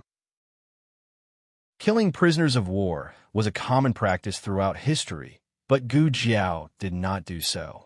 The right commander of the reserve camp, Zhou Run, asked, then what about their injured soldiers? Gu Jiao said, let their medical officer treat him. Hearing this, Zhou Run and Zhang Shiyong were sure that Gu Jiao really didn't want to make things difficult for these rebel captives. The young commander was so ruthless when he killed the rebels that they thought he was a bloodthirsty person. On the way here, they thought that the prisoners of war would most likely not survive. The 2 of them exchanged a look, and they were both surprised. But the 2 of them still answered, yes. There were quite a lot of people in the reserve battalion, almost 1/3 of the military strength. But fortunately, there was such a large proportion, or they wouldn't have been able to complete the various post-war arrangements. These soldiers knew how to fight, but they wouldn't be used unless it was absolutely necessary. Zhang Shiyong led a group of soldiers to escort the captives, and Li Shun and Zhao Dengfeng followed. Zhou Ren led another group of soldiers to the canyon to transport the wounded soldiers. In addition, Zhou Ren arranged for Wen Ranchong to bring the logistical forces that had set up camp near the mountain into the city. While the entire reserve battalion was dealing with the aftermath, a total of 2 major events happened. First, Nangong Zhe had escaped. He had broken the bones in his hand in order to escape from the narrow iron chain and ascend to the heavens. Second, Sun Takashi wasn't dead. He was still breathing. It was discovered by the Black Wind Camp's cavalrymen who were transporting the corpses. His breathing was too weak. If not for the cavalrymen's extraordinary hearing, it would have been difficult to detect Sun Takashi's weak breathing in the noisy scene. There were many wounded among the captives, and they were usually handed over to their own medical officers. But Sun Takashi's identity was special, and Zhouren wasn't sure if he should be given the chance to treat him. So, Zhouren sent soldiers to ask for Gu Jiao's opinion. Gu Jiao pondered for a moment and said, "Bring him here." The cavalryman was stunned. Yes. He walked a few steps, scratched his head, and mustered up his courage to say to Gu Jiao, "Commander, Sun Takashi has a very high reputation in the army. You better, Gu Jiao understood what he meant. He was worried that Sun Takashi might harm her if he survived. Gu Jiao nodded. "I know. Go ahead." It was a kind gesture. Her impression of Sun Takashi came from the dream of the 3-year civil war. The Han family wanted to become the next Xinyuan family, so they launched a plan to eliminate the other aristocratic families. The aristocratic families killed each other, and the Nangong family and the Han family killed each other the most. Among them, Tsun Takashi was the bravest general against the Han family. When he fought against the Han family, he used the snowfield silk and killed almost all of the Han family's cavalry. In that civil war, she didn't fight against Tsun Takashi because he was too annoying. He made the Han family suffer, and in the end, he was assassinated by an Han. His snowfield heavenly silkworm silk had also fallen into the hands of the Han family. This time, she did plan to use the valley as the main battlefield, but when she heard from Li Jin and Tong Zhong that the general leading the troops might be Tsun Takashi, she immediately changed her plan. She also reminded Chung Fugui that if the enemy pretended to retreat, he mustn't go over the hill and get close to the road with lakes on both sides. If she was Tsun Takashi and wanted to use the snowfield silk to deal with the Black Wind cavalry, that was the best place to set up an ambush. The Black Wind cavalry was very efficient. When Tsun Takashi was dragged over on a cart, the tents for the wounded soldiers were already set up. Gu Jiao had just finished an operation and said to the cavalry at the door, "Bring him in." 2 cavalry from the reserve camp carried Tsun Takashi, who was covered in blood, into the tent and placed him on a foldable bamboo bed. The tent was filled with luminous pearls to illuminate the place. Other than that, there were also many oil lamps and candles. Gu Jiao even used the small flashlight in the small medical box. Tsun Takashi's armor was removed by Zhou Ren before he came. Gu Jiao used a pair of scissors to open his shirt, exposing the wound on his left chest. Gu Jiao raised his sterilized hand and put on a glove. He looked at the unconscious Tsun Takashi and said, "I rarely fail when killing people. I wonder if this is fate." Gu Jiao came out after the operation and heard Teacher Hu, who was waiting at the door, reporting that Mu Qingshun had returned. Zhao Lei seems to have died in battle. Teacher Hu sighed. Young Master Mu didn't say what happened. Why don't you ask him yourself? As he spoke, he thought of something and his eyebrows twitched. No, Master, you're so tired. Why don't you take a nap first? It won't be too late to ask him when you wake up. Gu Jiao walked away. Teacher Hu looked at the thin figure and sighed as he rubbed his chest. In the beginning, he followed the young commander because he wanted to climb up the social ladder. But why did he feel so different now? Teacher Hu looked at the sky in confusion. He's not my son. Why should I be worried? Mu Qingshun stood far away. He stood alone by the side of the road and held onto a big tree to retch. He had vomited everything he could. Now, only the feeling of nausea was left. Gu Jiao came behind him and glanced at him calmly. "It's your first time killing someone. Are you not used to it?" Mu Qingshun heard Gu Jiao's voice and suppressed the urge to retch. He wiped his mouth with his sleeve and said while panting, "I killed 5 people." Zhao Lei didn't die in his hands. He had never killed anyone before, so he couldn't get over it. He plotted to make Zhao Lei fall off his horse and die under the hooves of the Nangong Sitsi. However, he didn't expect that the Nangong family's 5,000 soldiers were not that easy to get rid of. Mu Qingshun said with difficulty, "You said that we don't have to fight, but you knew that there would be a fight." Gu Jiao put her hands behind her back and said calmly, "I just told you to quit while you're ahead and run away. I didn't say that there wouldn't be a fight and that no one would die. How are your casualties?" Mu Qingshun said in a low voice, "More than 10 cavalrymen were injured." Because he didn't want to kill at first, one of the Black Wind Battalion's cavalrymen was seriously injured by the Nangong family's rebels in order to protect him. "It's good that you're all back," Gu Jiao said sincerely. Mu Qingshun didn't feel good about it. He felt disgusted when he thought of killing people. "Did you feel like this when you killed someone for the first time?" he asked. "I don't remember," Gu Jiao said. "I killed too many people." Mu Qingshun looked at her in surprise. Gu Jiao didn't explain. She turned around and walked back. As she walked, she said, "You'd better get used to it. There won't be such easy missions for you to practice. The Jin Kingdom's army has broken through Tianshan Pass, and the Liang Kingdom's army will arrive at Yanmen Pass in 3 days. Mu Qingshun, the real battle has begun." Chapter 836. At 5 o'clock, all the Black Wind cavalry who were resting on the ground outside the city had woken up. They lined up neatly and stood against the wind. No matter how tired or exhausted they were, once the army was reorganized, they would be able to quickly enter a state of combat readiness. Gu Jiao, who had been busy the whole night and hadn't rested, was riding on the back of the Black Wind King. His red armor was like fire, and the black armor was like a blade. Even the howling wind couldn't blow away the killing intent and fighting spirit of this young man. After yesterday's battle, everyone looked at this young commander in a new light. Whether or not they could trust him with their loyalty was another matter, but they could trust him with their backs. On the battlefield, he was the king. Gu Jiao held the reins with one hand and her helmet with the other. She looked at all the Black Wind cavalry calmly and said, "The 10th and 9th rules of the army." Everyone straightened their backs and recited with a magnanimous expression on their faces. Stealing people's belongings and taking people's heads for their own benefit. Taking people's heads for their own merit. This is called a pirate army. Those who break this rule will be beheaded. Wherever you go, you abuse the people. If you force, separate women, this is called a traitor army. Those who break this rule will be beheaded. Gu Jiao said, "Very good. You are the soldiers of the Great Yin. Xiyang City belongs to the Great Yin. Remember the mission on your shoulders. Don't hurt the people in the city in any way." After saying that, she looked at the Great Yin flag and the Xianyuan flying eagle flag raised high in the cavalry's hands. Enter the city. Nearly 50,000 people entered the city. It was still early, and the people in the city were still resting. The Black Wind cavalry's hooves were very light, and the soldiers tried to minimize the sound of armor rubbing against each other. Even so, when they were halfway through the journey, the people in the city got up early and started to work.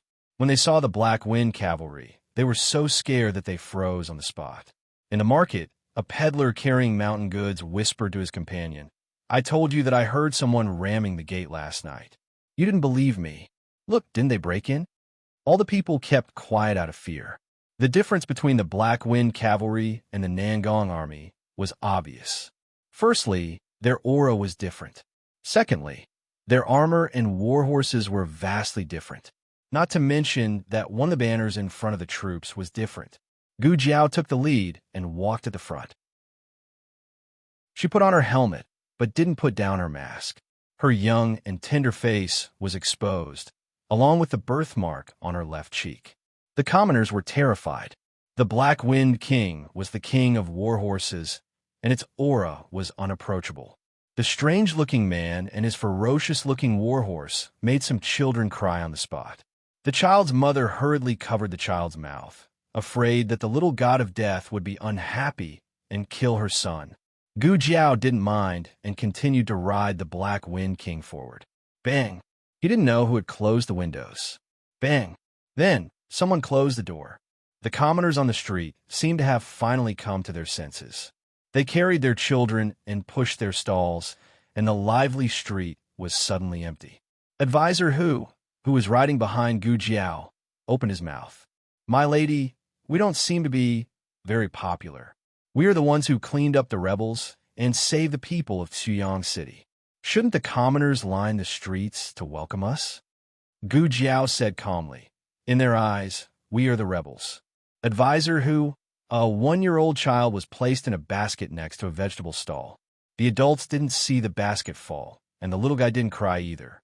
He used his hands and feet to crawl out of the basket. As he crawled, he arrived at the official road. Cheng Fugui was walking at the front of the troops. He hurriedly stepped out, dismounted, and picked up the child. Cheng Fugui didn't look fierce, but he had been in a battle. His face was bruised and swollen, and he looked quite fierce and scary. The little guy burst into tears and stretched out his hand towards his parents who were not far away. His parents were shocked. They rushed into the house and closed the door without saying a word. Cheng Fugui was confused. "You don't want her child anymore?" The little guy wailed loudly. His cries were heart-wrenching and soul-stirring. He didn't forget to use his invincible little chubby hand to pull Cheng Fugui's ear. Cheng Fugui cried out in pain, "Ouch, ouch, ouch." In the end, Mu Qingshun came over on his horse. He dismounted and came to Chung Fugui's side. "Give him to me." The little guy stopped crying as soon as he was in his arms. He was very obedient, and his little fat hand was very quiet. He was indeed a handsome uncle who could even coax a young princess. Mu Qingshun walked over with the little guy in his arms and gently knocked on the door. The couple looked out through the crack of the door. If it were Chung Fugui, they would be too scared to open the door. Mu Qingshun didn't have much murderous aura, so even if he was wearing armor, he still gave people a sense of elegance and refinement. The couple boldly opened the door. Mu Qingshun returned the child to them. "Be careful in the future," he reminded them. The couple looked at the handsome young man in front of them in a daze. "Ah, yes, yes." Mu Qingshun turned and left, returning to the team with Chung Fugui.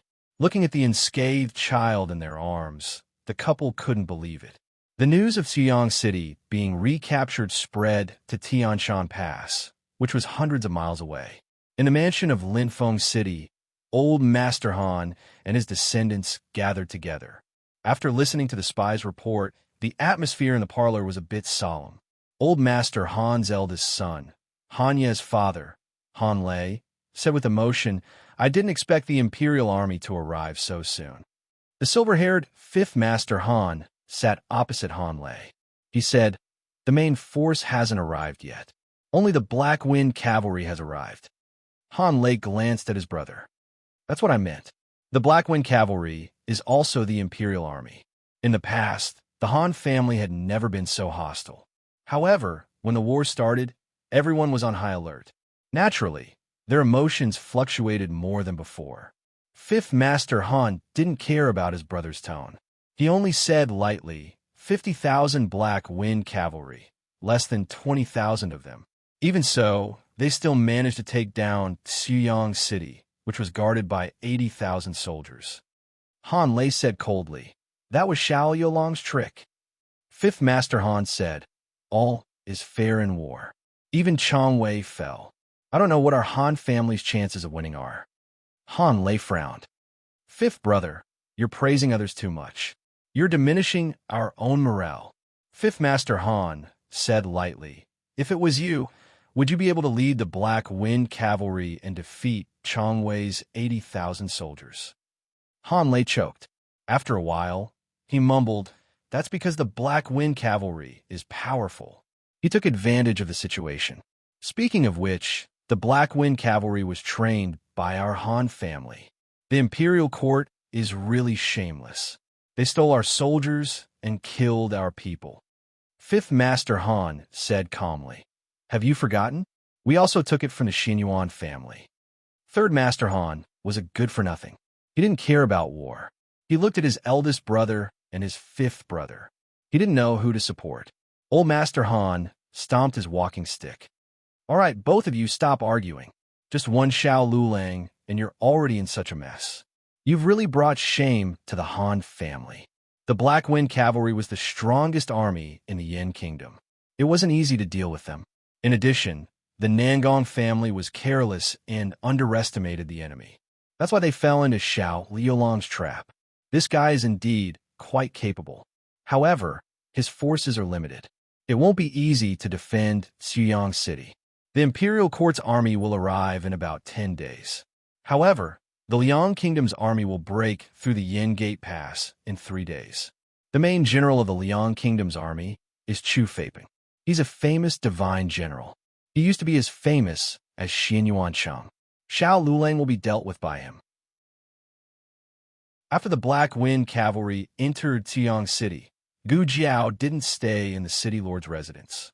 Instead, she stayed in the barracks with the soldiers. Mu Qingchen was sent out as a woman's friend to spread the news that the Black Wind Cavalry was a righteous army. Gu Jiao sat in the barracks.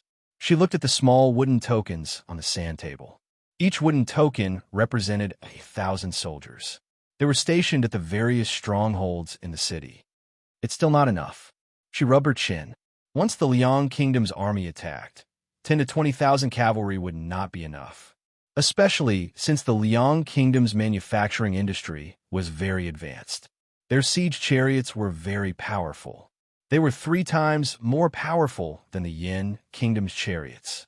They also used ladders to climb up the city walls. They could pull people up directly.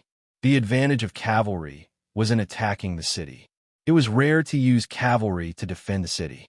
If the Black Wind cavalry was able to display all their advantages in the battle against the 80,000-strong army of the Nangong family, then the following battle against the Liang Kingdom's army would no longer be the Black Wind cavalry's home ground. It would be an even more difficult battle. Chapter 837. Gu Jiao was too tired.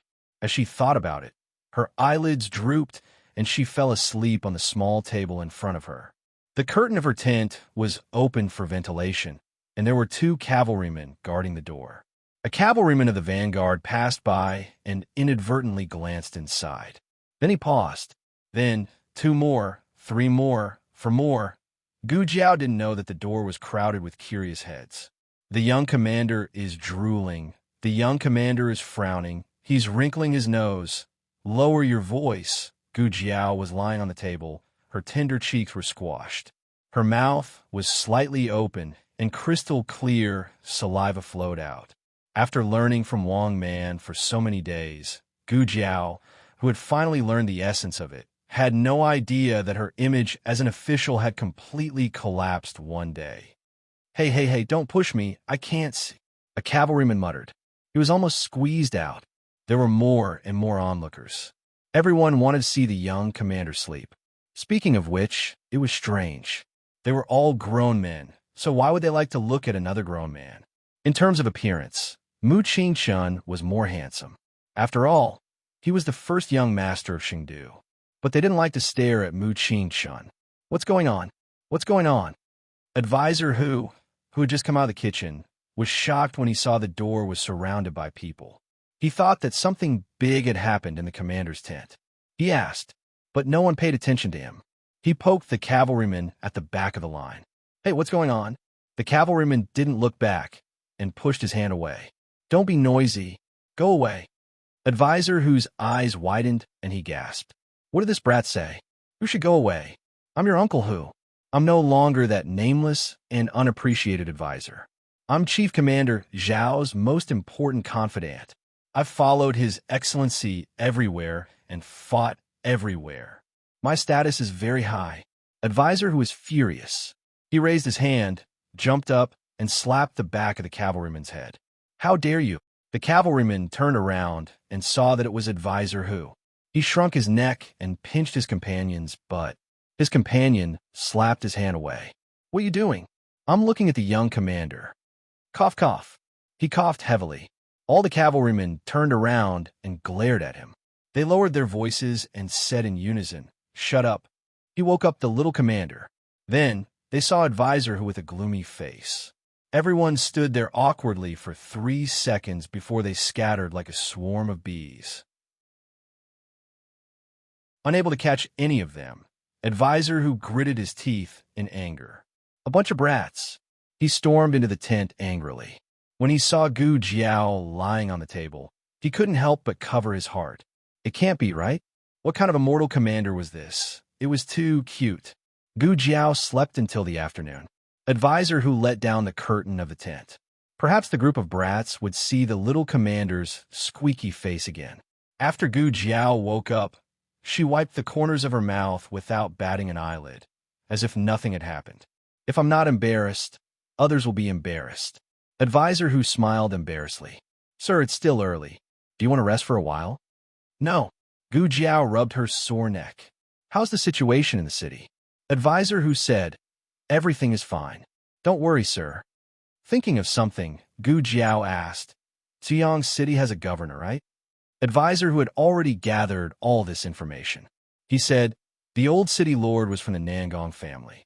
After the head of the Nangong family came, he became the city lord himself. When he left, he took the old city lord with him. Gu Jiao nodded.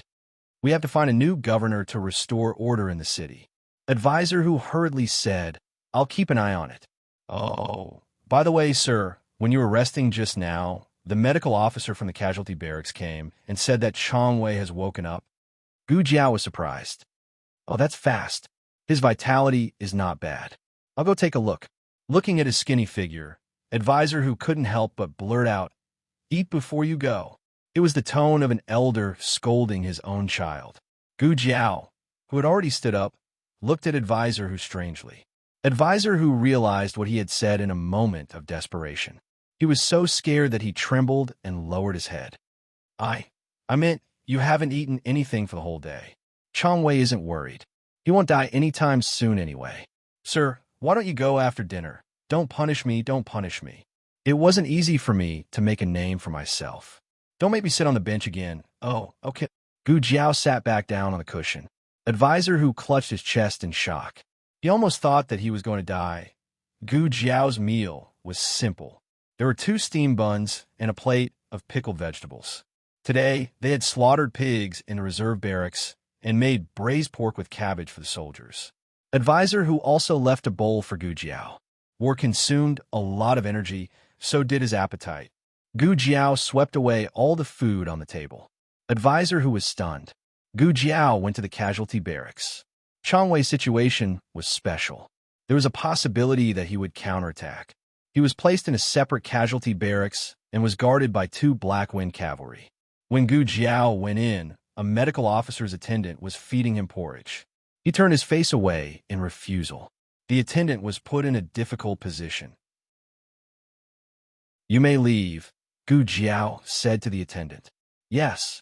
The attendant put down the bowl and left. Gu Jiao came to the bedside and looked at Chang Wei indifferently. "You woke up quite quickly." Chang Wei turned around and looked coldly at Gu Jiao. His pale lips spoke in a weak but powerful voice. "Kill me if you want. Don't even think about anything else." Gu Jiao put his hands behind his back and raised his eyebrows. "I'm curious. Why are you so loyal to the Nangong family? They are rebels. Don't you care?" Chang Wei said coldly, "Don't talk nonsense here. We don't know who the rebels are yet. The king is heartless. There's no need for us to serve him." "King, oh king, look at the sins you've committed." Gu Jiao said, "The king is heartless, but does the Nangong family have any morals? How much do you know about the Xianyuan family?" "Yes, the king wanted to kill the Xianyuan family. The king wants to get rid of the donkey after it has outlived its usefulness. It's not worth serving him. But do you think the Nangong family is a good thing? If the Nangong family didn't work with the Han family to betray the Xianyuan family, how could the imperial court destroy the Xianyuan family with their measly military strength?" Chang Wei said sarcastically, "Do you think I'll believe you just because you're spouting nonsense?" Gu Jiao said again, "I'll only ask you one thing. If the Nangong family betrayed the country, are you still willing to serve them?" Chang Wei looked away. "That's none of your business." It was an evasive action. It seemed that the only reason Chang Wei served the Nangong family was because he was grateful to the Nangong family for recognizing his worth. The rest was because he was dissatisfied with the king's cruelty. However, he didn't seem to have any intention of betraying the country. He also didn't know that the Nangong family had plans to collude with the country of Liang. It was too late to look for evidence now. She only had 3 days to make Chang Wei believe her. If Tsun Takashi was still unwilling to fight the enemy with her after 3 days, then Xuyang City would most likely be lost.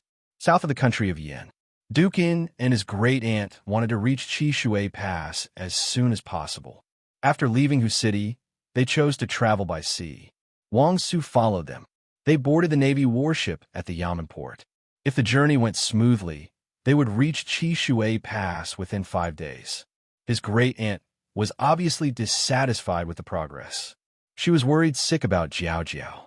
She didn't know how much hardship she had to go through, how many battles she had to fight, how much blood she had to shed, and how many injuries she had to suffer. "Is there a shortcut?" she asked. The old chancellor asked in the language of the Yin kingdom. Wang Su already knew that they were the distinguished guests of the duke's public house. He cupped his hands politely and said, "There is, but it's a bit risky. That place doesn't belong to the sea area of the Yin kingdom. We almost never go there."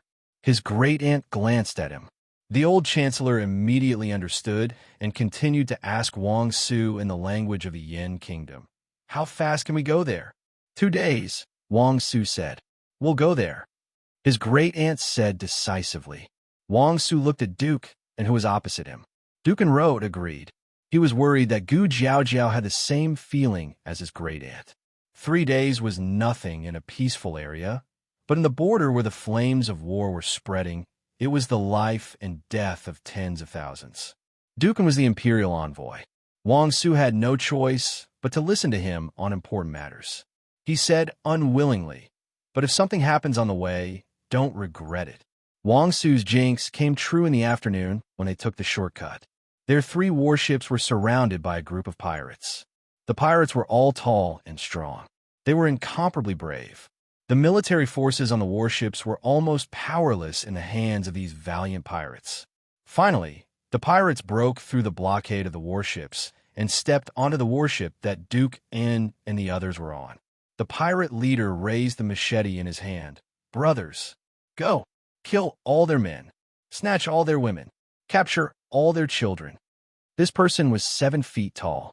He had a strong body and a strong aura. He wore a small cloth over his right eye. Everyone thought of the pirate One-Eyed Dragon at the same time. He didn't make a move himself. However, one of his subordinates was very fast and had very high martial arts. He knocked down 2 or 3 people with one punch. Not long after, all the guards on class were thrown into the sea. Wang Su pulled out his long sword and slashed at the back of the little pirate. Who would have thought that before he could even touch the little pirate's hair, the little pirate would turn around and fiercely stomp down, stepping on him. Wang Su lay on the deck and vomited blood. Even pirates have such high martial arts now? The little pirate took care of all the guards. The pirate leader raised the corner of his beautiful lips and came to Wang Su without restraint. He said in the language of the Yin Kingdom that he wasn't very familiar with robbery. Gold, hand it over. The little pirate stepped on Wang Su's face expressionlessly. Wang Su gritted his teeth and said, I won't hand it over, even if I die. You're quite stubborn. The pirate leader faintly pointed to the room where his great-aunt and the others were. He said arrogantly, Then I can only kill them all. As soon as he said that, a small round head poked out from the room. The owner of the small head looked at the pirate leader and blinked her big eyes. Little chicken monkey. Chapter 838. Novels with connotations that can't be found on the internet can be found here. This little chick monkey was simply a demon's voice. A certain one-eyed pirate leader's body trembled. It can't be? How could it be this guy? Also, how could he still be recognized when he was already armed to this extent? You've got the wrong person. The one-eyed pirate leader refused to admit it. He turned around and strode toward the guardrail. He wanted to get off the ship. Once the news of him robbing his own people reached his son's ears, his son would be angry with him. He hooked his finger at the little pirate and said, Retreat. Little Jing Kong ran out and said, Little chick monkey, why are you leaving? The one-eyed pirate quickened his pace and strode forward, adhering to the principle of it's not my fault if I'm not caught. Who would have thought that at this moment, the little pirate's marbles would fall out and clatter at his feet? He stepped on it and fell face first on the ground. My waist, Chong Jing, can't you not cheat your master for a day? Chong Jing looked at Marquis Xian Ping with disdain. He picked up the marbles on the deck and rubbed them on Marquis Xian Ping's trousers. Then, he put the clean marbles back into his brocade pouch. Brother Chong Jing, little Jing Kong, came to Chong Jing's side, raised his little head and stretched out his little fist. Long time no see. Jing Kong, long time no see. Chong Jing nodded and stretched out his hand to punch little Jing Kong. Wang Su was dumbfounded. What's going on? Do you know each other? What dialect are you speaking? Why can't I understand? Little Jing Kong was an ordinary little language genius. He switched seamlessly to the Zhao language, so of course, Wang Su couldn't understand.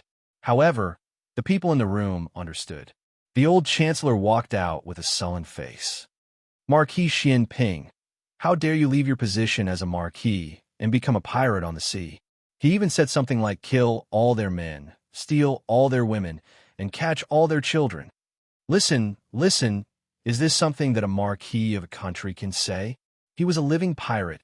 Is this what you got from suppressing the bandits at sea last year? Instead of learning the good stuff? Why did he learn the words of these bastards? Marquis Xianping had already calmed down, and he slowly climbed up from the ground. He dusted his sleeves in a dignified and elegant manner and smiled. Chancellor Hua, long time no see. How have you been? The old chancellor interrupted his words and continued on his behalf.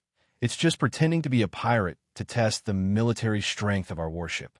However, it seems like this military strength isn't enough. I still have to go out personally to escort you. Marquis Xianping's mouth twitched. No wonder you're a storyteller. How did you manage to guess such an excellent line? Marquis Xianping hurriedly changed the topic. Speaking of which, why are you on the Yin Kingdom's ship? You are the Chancellor of Zhao Country. It is not appropriate for you to appear together with the officials of Yin Country. His ability to play the blame game has improved.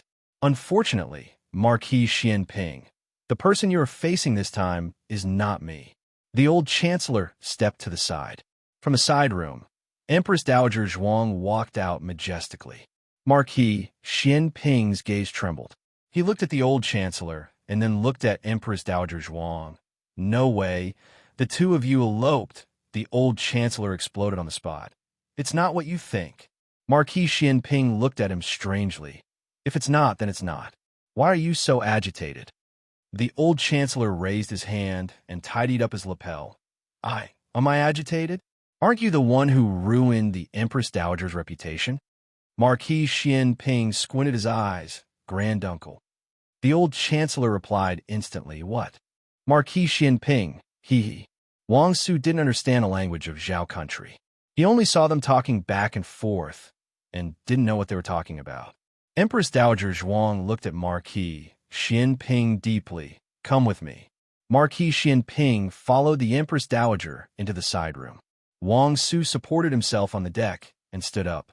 He looked at the little pirate who was skilled in martial arts, and then looked at the big pirate who seemed to listen to the Empress Dowager. He felt a throbbing pain in his chest. What kind of people were these? If he had known, he wouldn't have exchanged missions with the Feng family's kid. He should have followed the emperor's grandson to Qin Country. Chongjing and little Jing Kong stayed on the deck to play marbles. Marquis Xianping followed the Empress Dowager into the side room for discussion. There were two familiar faces sitting inside, Gu Yin and Gu Shaoshan. Madame Nan and Master Lu had some private matters to attend to in Chengdu, so they didn't come back with them. There was also an unfamiliar man in a wheelchair. Gu Yin and Gu Shaoshan didn't speak. They knew that Marquis Anghua was proficient in 6 languages. No matter what they said, they would be exposed. They simply didn't greet Marquis Xianping and just looked at him with their eyes. Empress Dowager Zhuang said lightly, We're all on the same side. There's no need to be restrained. This is Marquis Xianping of Zhao Country.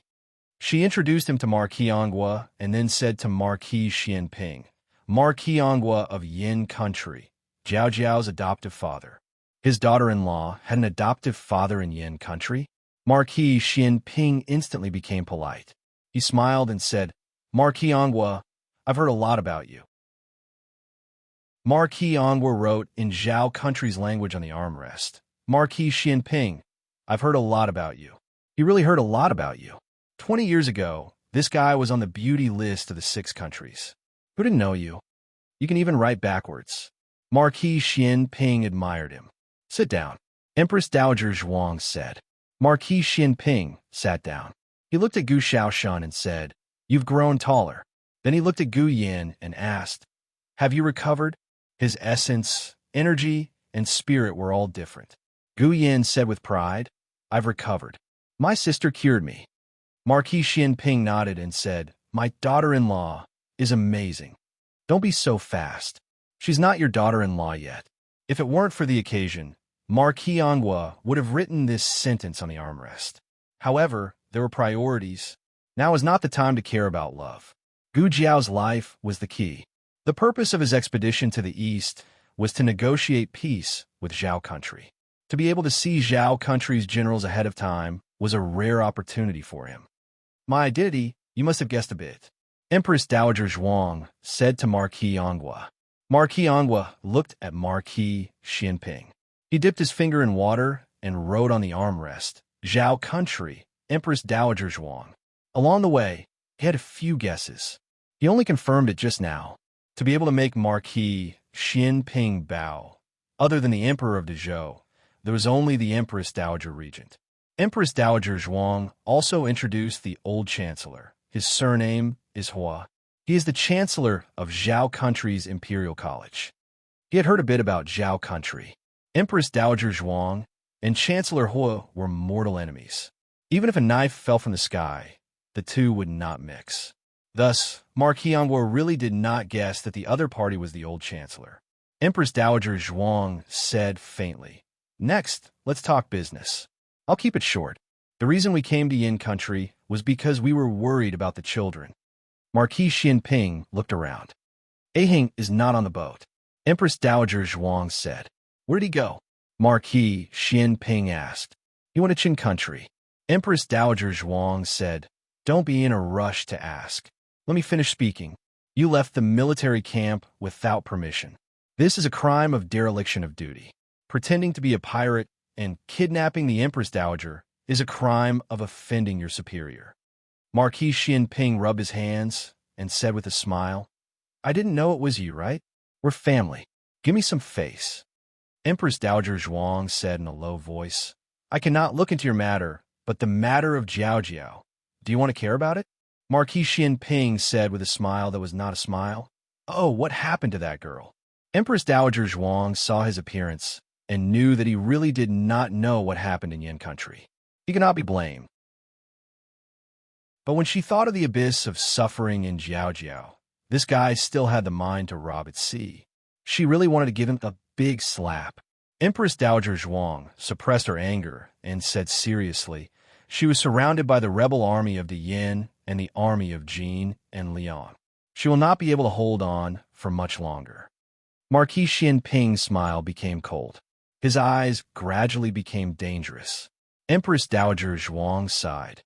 Many things happened in between. In a moment, Chancellor Hu will explain everything to you. In short, you came to attack the Yin this time. You are not attacking anyone else. You are attacking Ahing and Jiao. Marquis Xianping.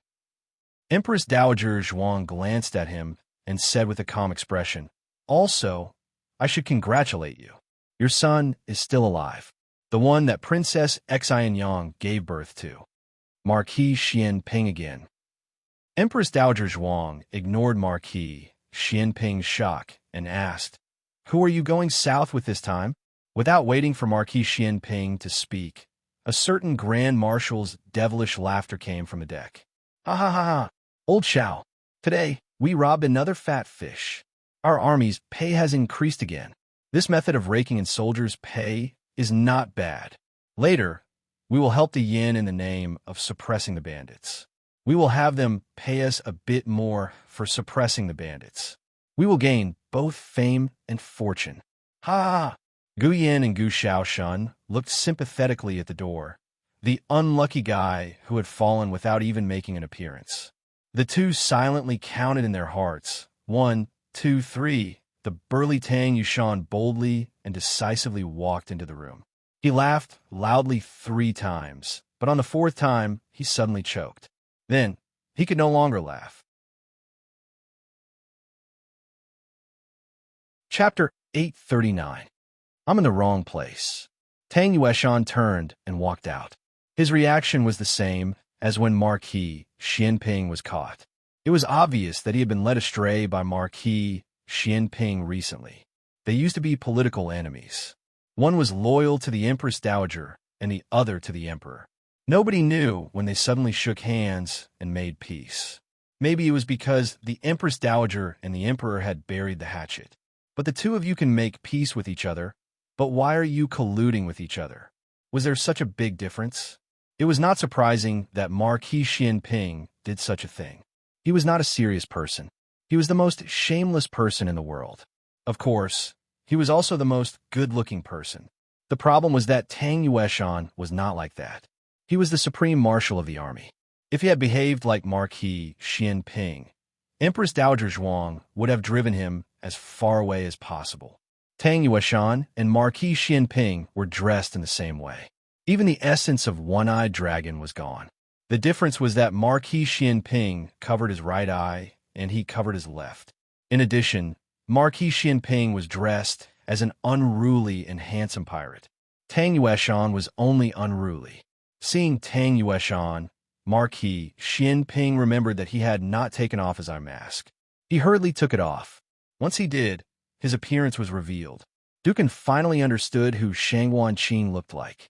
It seemed that not only the appearance, but also the character was exactly like him. Marquis Xianping turned his head and smiled calmly. "Old Tang, come here. Come here, my ass. Why didn't you say that the Empress Dowager was in there? It's all your fault. I said to rob the merchant ship, but you had to rob the warship of the government." Empress Dowager Zhuang glanced at him coldly. Tang Yueshan's heart skipped a beat. Empress Dowager Zhuang said lightly, "Tang Yueshan, you are bold. Who's the fat fish? Tell me." Tang Yueshan was not as eloquent as Marquis Xianping. His voice was stuck in his throat. He was puzzled. Why was it that when he and Marquis Xianping robbed Great Yan's warship, they could rob Empress Dowager Zhuang? The old chancellor was also there. There were also two faces that he seemed to have seen before but wasn't sure about. There was also an unfamiliar man sitting in a wheelchair. Wow, could it be that the Empress Dowager was kidnapped by the people of the Great Yan, and he was the one who did it? You're thinking too much. There isn't. Empress Dowager Zhuang hit the nail on the head. Tang Yueshan lowered his head and cupped his hands pitifully. "Greetings, Your Majesty." "Oomph." Empress Dowager Zhuang snorted. Tang Yueshan glanced at Duke and listlessly. Who is he? This man looked the weakest in the room, but his aura was the strongest after Empress Dowager Zhuang and Marquis Xianping. Empress Dowager Zhuang was not in the mood to introduce them to him one by one. Marquis Xianping was very happy to share Empress Dowager Zhuang's worries. Marquis Xianping introduced him with a smile. "This is Duke under the Great Yin, my in-law." Tang Yueshan was confused. "I haven't seen you for a while. How come you robbed your in-law?" Marquis Xianping was speechless. After they got to know each other, Tang Yueshan asked the two little guys about them. When he learned that they were the little girl's younger brothers, he generously took out 2 jadeite and golden balls and gave them to play with. Gu Yin didn't take them. Tang Yueshan didn't realize what Tang Ming had done to Gu Xiaoshan until Gu Yin took Gu Yin out of the room. You would never know how painful it was until you hit your own feet with a brick. Now that it hit him, he had mixed feelings. Of course, the most important thing now was how to reinforce Gu Jiao. Gu Jiao's situation was too difficult. Although they were rushing east, the battle reports from the west were constantly sent by pigeons. They already knew that Gu Jiao led the Black Wind Battalion to take Xuyang City alone. Xuyang City was the fortress of Yinmen Pass, where 80,000 rebels of the Nangong family were stationed. Thinking of the huge gap in strength and the fact that Gu Jiao went thousands of miles to fight, Empress Dowager Zhuang's heart was full of anxiety. This was much more difficult than attacking the Chun Kingdom and the remnants of the previous dynasty in the Zhao Kingdom. Fortunately, Gu Jiao only acted secretly at that time. There were many main combatants, including Tang Yueshan, Marquis Ding, and Gu Chao, Gu Chongqing, and the generals at the border. The people also lined the streets to welcome her. It was a battle of unity between the people and the people. Right now, her Jiao Jiao was facing a besieged situation. The old chancellor told the two of them about all the things that happened in the Yin Kingdom, including the reason why the children went to the Yin Kingdom was to treat Gu Yan's illness, Xiao Heng's identity, and Xiao Qing, who was still alive. After that, he also talked about Gu Jiao's various encounters in Shangdu. To be exact, it was a mess.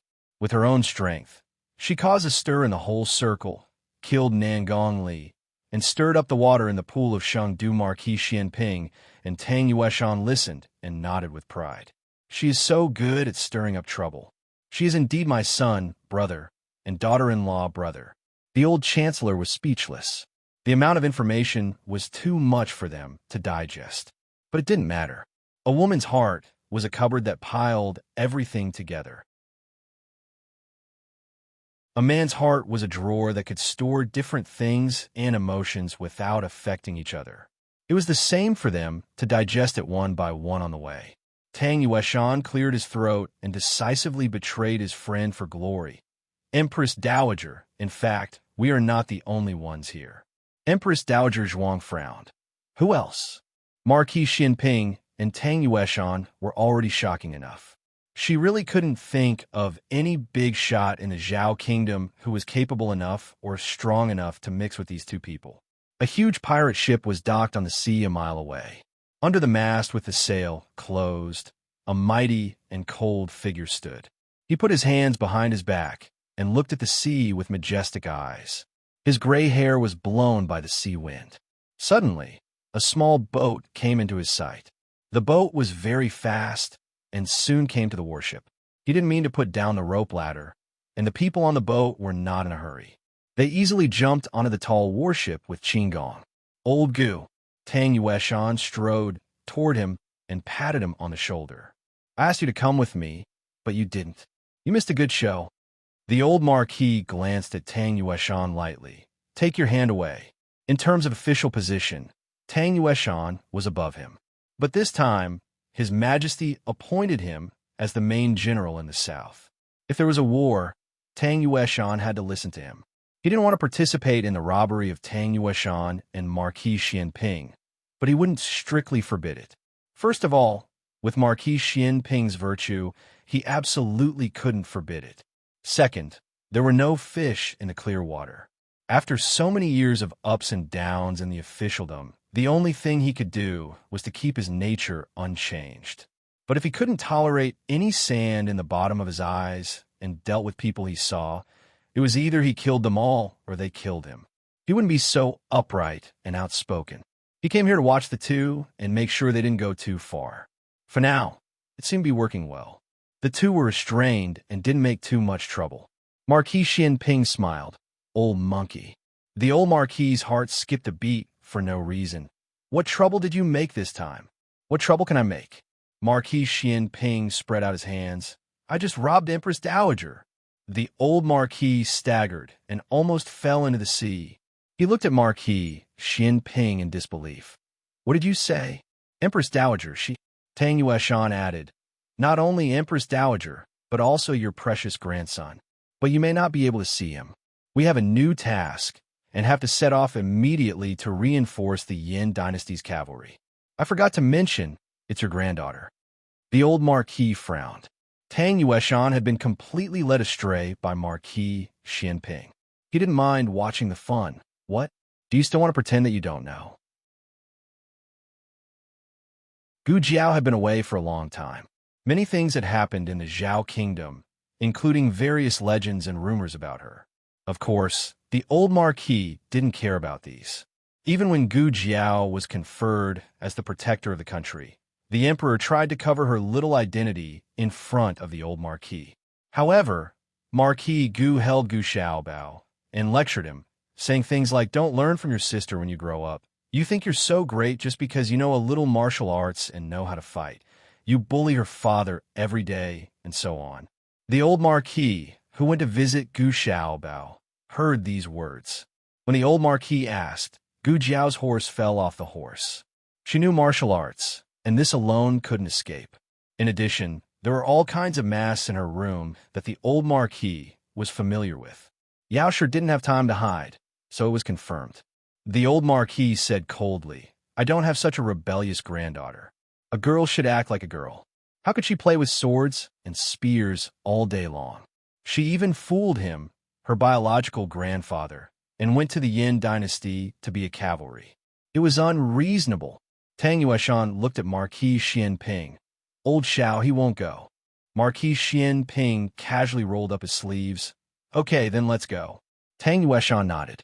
The next second, they raised their hands together, one on each side, and blocked the old Marquis's arms. The old Marquis was suddenly dragged back, and he glared at them. What are you doing? Marquis Xianping smiled. We're going to the border.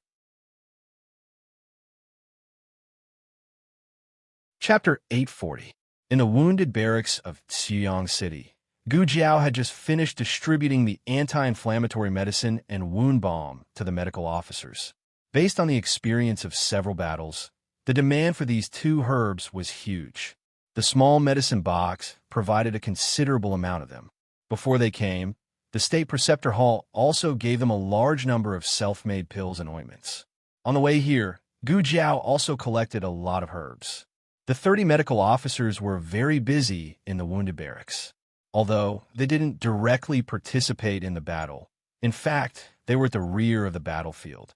A steady stream of wounded soldiers was sent there. Like all the cavalrymen, they had experienced a very tiring day and night. Some medical officers couldn't stand it anymore and fell asleep on the ground. Some of them lay on the table and closed their eyes. The medical officers who could barely stand it had huge dark circles under their eyes. They changed the dressing of the wounded soldiers, examined them, and operated on them. Go to the city and summon some doctors. After coming out of the wounded barracks, Gu Jiao ordered Advisor Hu replied yes. The military barracks were very efficient places. Some things couldn't be done in the local government office in 10 days or half a month. In the military barracks, orders must be carried out and results must be carried out. On the first night, Advisor Hu went to the city to summon more than 30 doctors. In addition, the new mayor of the city was decided. His surname was Qian and his name was Wang. He had been a local governor. He was upright, but he wasn't a trusted follower of the Nangong family. Therefore, he hadn't been valued. The Nangong family didn't take him with them when they abandoned the city. Gu Jiao temporarily appointed him as the new mayor of Xuyang City. At about 9 o'clock, Mu Qingshan dragged his tired body back to the barracks. He thought that it would be easy without killing people. He didn't expect that dealing with a group of people, mostly women and children, would be very tiring. His throat was on fire. Gu Jiao leaned against a big tree at the entrance of the barracks. She looked at him with her arms crossed. Well done, Director Mu. Let's continue tomorrow. What master? Mu Qingshan asked in a hoarse voice. Yes, Director. The director of the Women's Federation and the director of the sub-district office, Gu Jiao added in her heart. She looked at him with bright eyes. It's okay. You can go and rest. The way you look at me always makes me feel like something bad is going to happen. However, Mu Qingshan was too tired. He couldn't care less about what Gu Jiao was thinking. He returned to his tent with a gloomy face and immediately fell asleep. For the past 2 days, Gu Jiao did not issue any orders, only allowing the soldiers to recuperate and rest. On the night of the second day, she called the 6 commanders and Mu Qingshan into her tent to discuss with them how to deal with the enemy. A sand table was placed on the table in the center of the tent. On the sand table, there were small wooden plates that represented the military strength and the city. Gu Jiao pointed to a valley at the border of the 2 countries. This is the Swallow Gate Pass. Originally, there was a camp set up in the valley, and there was a checkpoint. In order to facilitate the invasion of the Liang Kingdom's army, the Nangong clan removed the checkpoint, and the defensive measures of the camp were all destroyed. This place could no longer be defended. Therefore, Chuyang City became the first barrier to stop the Liang Kingdom's army. No matter what, we have to defend Chuyang City. Everyone agreed with the young commander's words. Cheng Fugui's arm was hanging on his neck with gauze. He gritted his teeth. The Nangong clan's children have no assholes. How could they do such a despicable thing like betraying the country? Don't let me catch them again. Otherwise, I'll kill them all. Li Jin was the calmest among them. He looked at the sand table and pondered for a while before asking. They will arrive at the Swallow Gate Pass tomorrow. That's right, Gu Jiao said. However, they're the same as us. After a long journey, their army is tired. They won't attack the city immediately. They will rest for at least a day. This is our opportunity. Li Jin asked. Commander, you mean? Gu Jiao said. We can't just sit and wait for death. The most optimistic situation is that Chang Wei is willing to take the tens of thousands of captives in the city to fight the enemy with us. The worst result is that the city is on fire. Cheng Fugui frowned. Will Chang Wei take the opportunity to rebel? Li Jin said, we can't rule out this possibility. Chung Fugui hurriedly said, "Why don't we just kill him?" Everyone looked at Gu Jiao. They also felt that Chong Wei was a huge threat. It was better to kill him to prevent future troubles. Gu Jiao said seriously, "If it really comes to that, and we need to fight with the entire army, I will definitely kill him before we go." Hearing Gu Jiao's words, everyone was relieved. Everyone saw how fierce the young commander was on the battlefield. He would never go back on his words and be soft-hearted. Li Jin said again, "Commander, you said that we can't just sit and wait. Do you already have a plan?" Gu Jiao said, "The Imperial Army will arrive in more than 10 days. We have to delay the attack of the Liang Kingdom's army." Zhang Shiyong, the left commander of the reserve camp, slapped his thigh and said, "I know. Burn their food." Zhou Run, the right commander of the reserve camp, glared at him. "Why do you only know how to burn their food? Who will burn it? You?" Zhang Shiyong puffed out his chest and said, "I will go. You are all fighting at the front line, but I can only guard the captives in the reserve camp. I have long wanted to fight with them." Gu Jiao picked up a small wooden tablet and inserted it in the north of Chuyang City. She said, "This is the new city. It just took the initiative to surrender to the Nangong family a few days ago. After the Nangong family left Chuyang City, they should have gone to this place. There are not many guards in the new city. If the Liang Kingdom's food is burned, they will definitely go to the new city to plunder the food.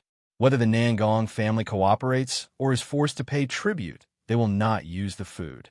Li Jin had an epiphany and said with a serious expression, "They will oppress the people and rob them of their wealth." Gu Jiao nodded. Zhang Shiyong also understood. He scratched his head and said, "It seems that we can't burn the Liang Kingdom's food for the time being. But if we don't burn the food, how can we delay their attack?" Gu Jiao's gaze fell on the sand table. Destroy their siege weapons. The Liang Kingdom's war chariots were very powerful, and the scaling ladders were very fast. But if these important weapons were gone, what would they use to attack the city? Pry with knives? Crawl with their hands? Of course, they could go to the new city to borrow the weapons from the Nangong family or reassemble new weapons.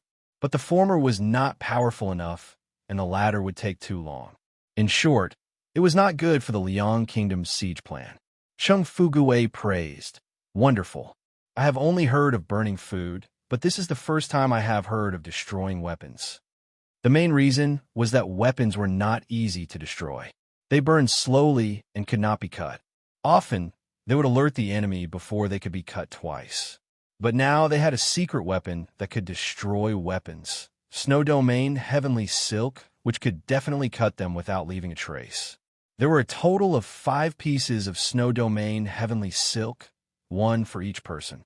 Including the scouts, there were a total of 11 people. This was a suicide squad. Because it was too dangerous, there was a possibility that they would not be able to return at any time. "I'll go." Chung Fugui stood up and said. Gu Jiao looked at his hanging arm. "You guys won't go tonight.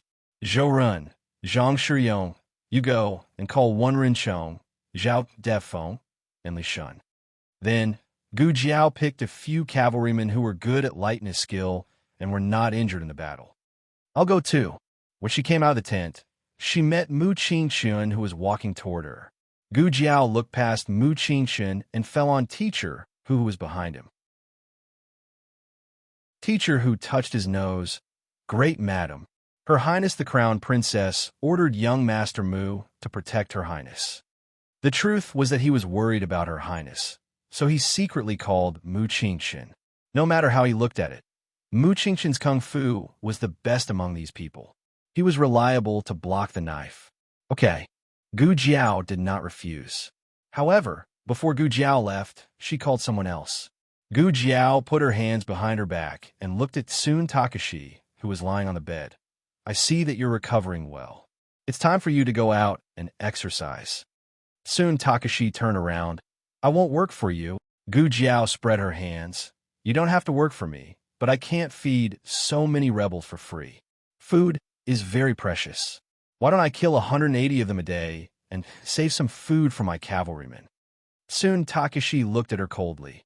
"You're despicable." Gu Jiao smiled faintly. You're the most familiar with the terrain of Swallow Gate. You lead the way.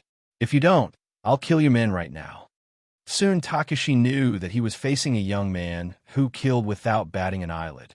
Using his conscience to wake him up and using his reputation to restrain him would not work. In the end, soon Takashi gritted his teeth and endured the pain from his wound as he accepted Gu Jiao's threat. "I want my own horse. Give it to him," Gu Jiao said. Zhou Ren ordered his men to bring his warhorse over. Gu Jiao narrowed her eyes as she watched Sun Takashi get on the horse. Sun Takashi had just undergone surgery, and he could still be so fierce. In order to reduce the sound of their armor rubbing against each other and to better conceal themselves, they all changed into night clothes. Then, a group of people spurred their horses out of the Chuyang city and went all the way to the Yanmen Pass in the west. According to the report from their scouts, the Liang Kingdom's army would be stationed in the valley outside Swallow Gate.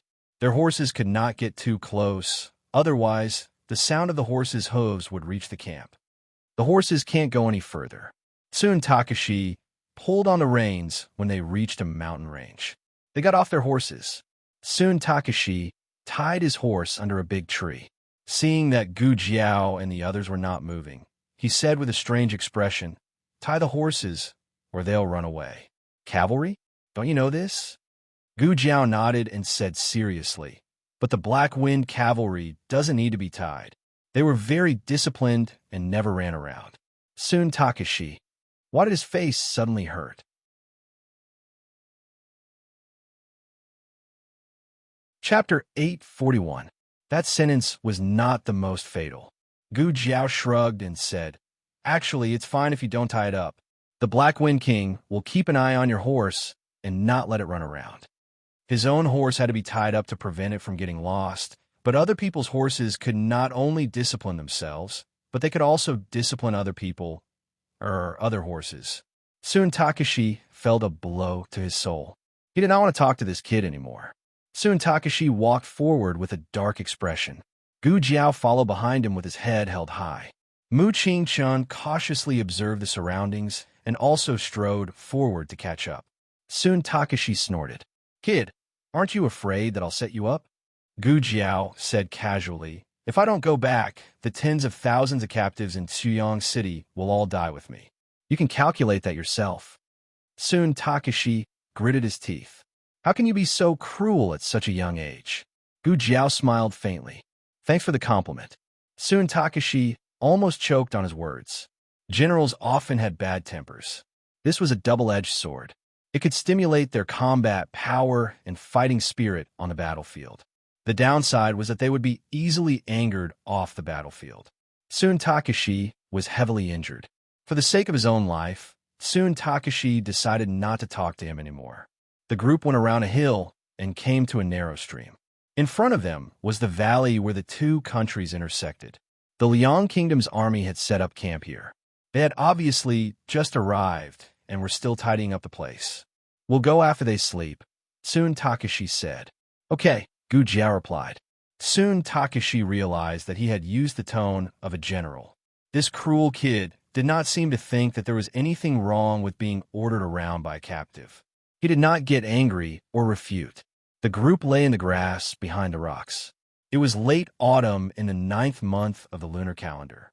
The night wind at the border was chilly. It made their hands and feet feel cold. The ground was cold as well. Mu Qingchun subconsciously touched the back of Gu Jiao's hand and whispered, "Why is it so cold?" "Is it cold?" Gu Jiao didn't feel it. Mu Qingchun wanted to take off his outer robe and give it to her, but he was wearing night clothes. "They're asleep," Gu Jiao suddenly said. Mu Qingchun looked in the direction of the voice and saw that the last group of soldiers from the state of Liang had also entered the tent. Only 100 soldiers were left to patrol in different places. After observing for a while, they had a rough idea of the patrolling route. Seizing a wrong peak, a group of people sneaked into the camp of the Liang army. Their weapons were in the supply camp at the back of the camp, and so were their provisions. The moon was dark and the wind was strong. It was a good time to burn the provisions, but unfortunately, they couldn't. Gu Jiao gestured to the 10 people. Mu Qingshun and the others understood and took out a pair of silver-threaded gloves and put them on. Soon Takashi's mouth twitched when he saw that these people had taken away all his gloves. Gu Jiao took out 5 brocade pouches made of special materials. Each of the pouches contained a long strand of snowfield silk. After distributing the brocade pouches, the group began to move. The scouts and soon Takashi were responsible for keeping an eye on the patrolling army. For them who had the snowfield silk, it was not difficult to cut the chariots and ladders. However, the key was to prevent the remaining parts from falling to the ground. One Rinchon was good at this. He pointed at a few parts and said, "Cut here. The chariots won't fall apart on the spot." Gu Jiao and Mu Qingshan each pulled one end of the snow domain heavenly silkworm silk. Mu Qingshan used his qin gong to leap to the other side of the war chariot. The two exchanged a look and cut off the silk. It was silent, as if he was cutting the body of cake. It was extremely smooth. Gu Jiao exclaimed, "Wow." Her obsessive-compulsive disorder was cured. Gu Jiao had a lot of fun. No. The mission was going smoothly. "Someone is coming. Let's retreat." Soon Takashi said in a low voice.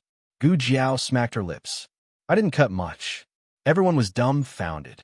There were so many chariots and ladders, but we only cut a little. Some people didn't even have time to cut them, but you took all of them. Let's go. Mu Qingshan leaped over with his lightness skill and returned the snowfield silk to her. Gu Jiao said, "Oh." She slowly put it away and cut another part of the chariot when no one was paying attention. Mu Qingshan was speechless. When Daoyang's soldiers patrolled, they had already left. Among these people, only Gu Jiao didn't know Qinggong. Mu Qingshan held her soft and slender waist and brought her back and forth between the various large tents. Soon Takashi was injured and could not use lightness skill. Li Shun and Zhao Dangfeng took turns to carry him.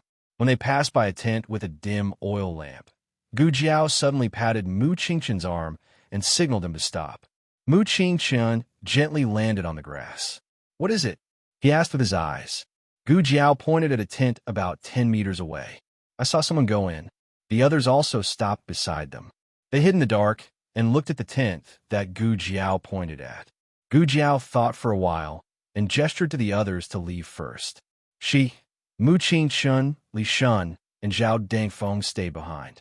Although they were unwilling to leave, it was a military order. Zhao Dangfeng, Wan Renchong, and the others quietly disappeared into the night. Gu Jiao and the others approached the tent. They hid behind the tent. Gu Jiao and the other two put their ears to the tent wall. Li Shun was responsible for keeping an eye on the surroundings. Men's voices came from the tent. They were speaking the language of the Yin Kingdom, but one of them was not very fluent. The one who was not fluent said, "Is this your sincerity? The king of the Yin Kingdom is trying to capture you. Without the protection of the Liang Kingdom, you will soon become his prisoners." Everyone understood. One was a general of the Liang Kingdom, and the other was a rebel army of the Yin Kingdom. It was either the Han clan or the Nangong clan. Obviously, the latter was more likely. "I want to see your General Chu." The others did not recognize the voice, but soon Takashi recognized it immediately.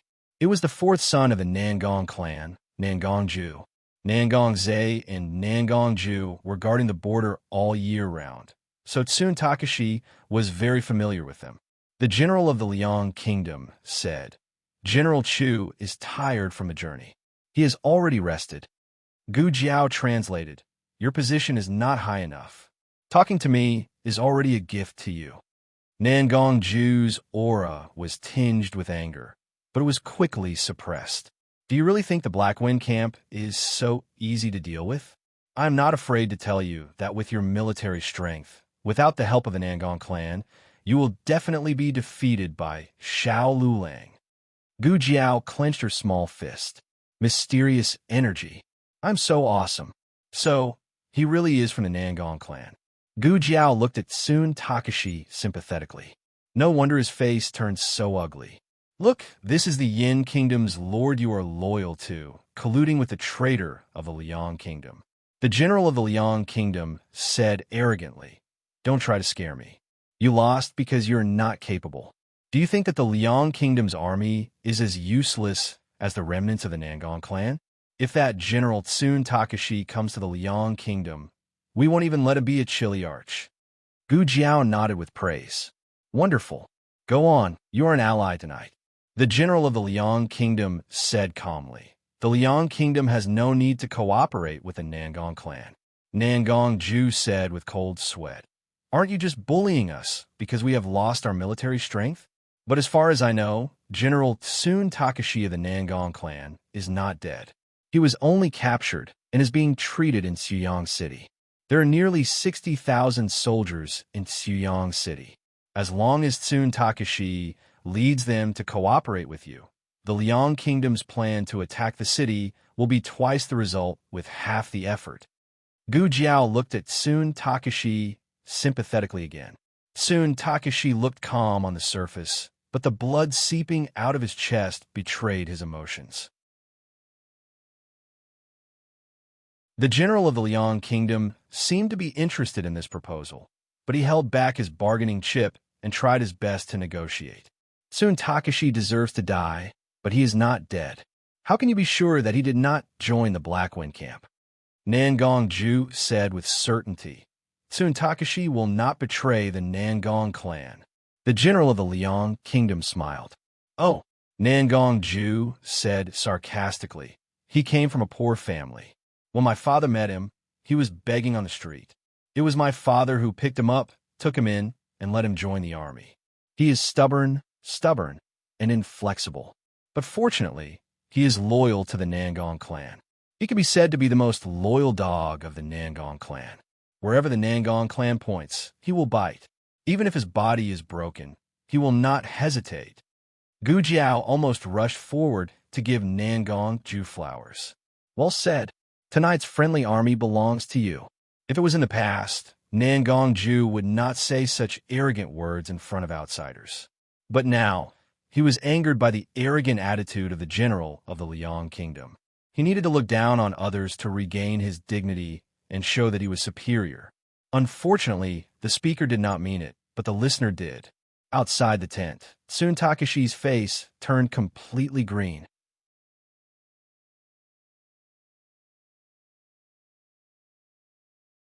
Chapter 842.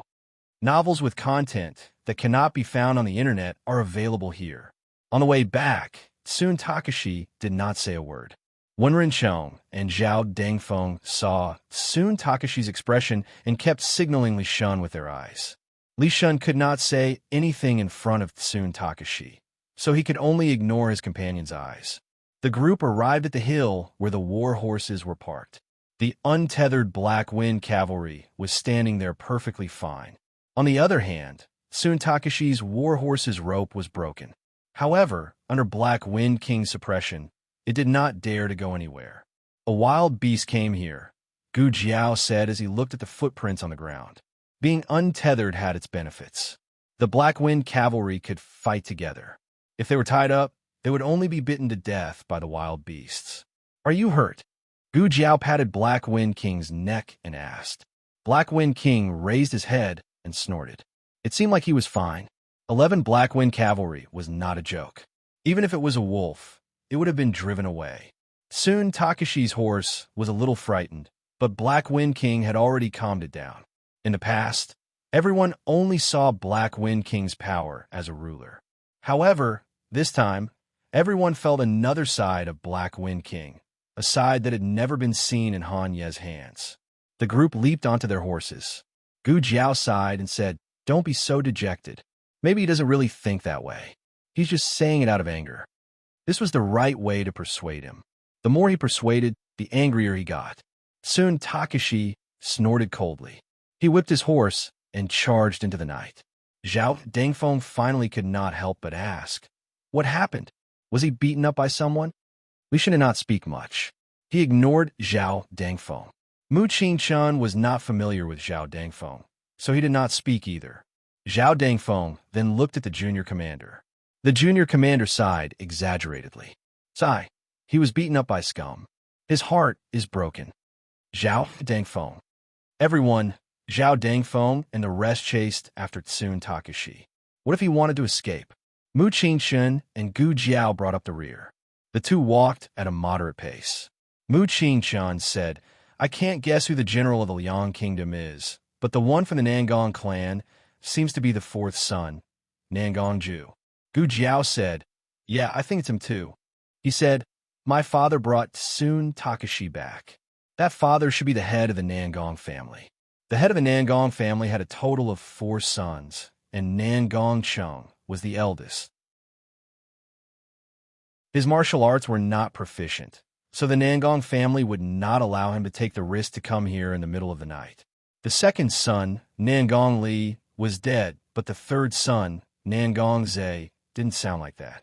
Right now, only his fourth son, Nangong Ju, still had full combat power. Mu Qingqin asked, "Should we kill him?" Gu Jiao glanced at him. "Are you used to killing people now?" Mu Qingshun lowered his eyes and said, "You have to get used to it." Gu Jiao was very satisfied.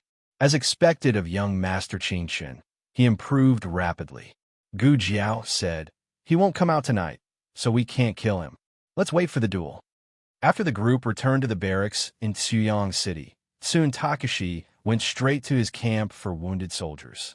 The medical officer felt a gust of wind blow past him, and he immediately woke up from his sleep. He shuddered and looked at Sun Takashi, who had almost smashed himself onto the bed, and then looked at the junior commander outside. He quickly walked out and asked, "Commander, is he okay?" Gu Jiao said, "He's fine. Don't worry about him, and don't ask too much. Just use the medicine as usual." "Yes," the medical officer replied. Everyone returned to their own tents, and the medical officer went to take care of the other patients. Soon Takashi lay alone on the bed with a thick mattress, and his body was cold. He came from a poor family. When my father met him, he was begging on the street. He's stubborn, self-opinionated, and inflexible. He's the most loyal dog that our Nangong family has raised. As long as Tsun Takashi leads them to work with you from the inside, your plan to attack the city will be twice the result with half the effort. Just because you're useless and lost, you think that our Liang army is as useless as your Nangong family's remaining soldiers? If that General Tsun Takashi comes to our Liang, we won't even let him be a Chiliarch. Tsun Takashi clenched his fists bit by bit, and his body trembled violently. His wounds burst open, and blood seeped out from the bandages, dyeing his entire shirt red. The Liang army only discovered the abnormality of the military equipment the next morning. It was drizzling at the border, and a few soldiers from the supply camp went to wipe the rainwater off the chariots. As soon as they touched the chariots collapsed with a boom. The few of them were stunned. The huge commotion alerted the deputy general of the supply camp.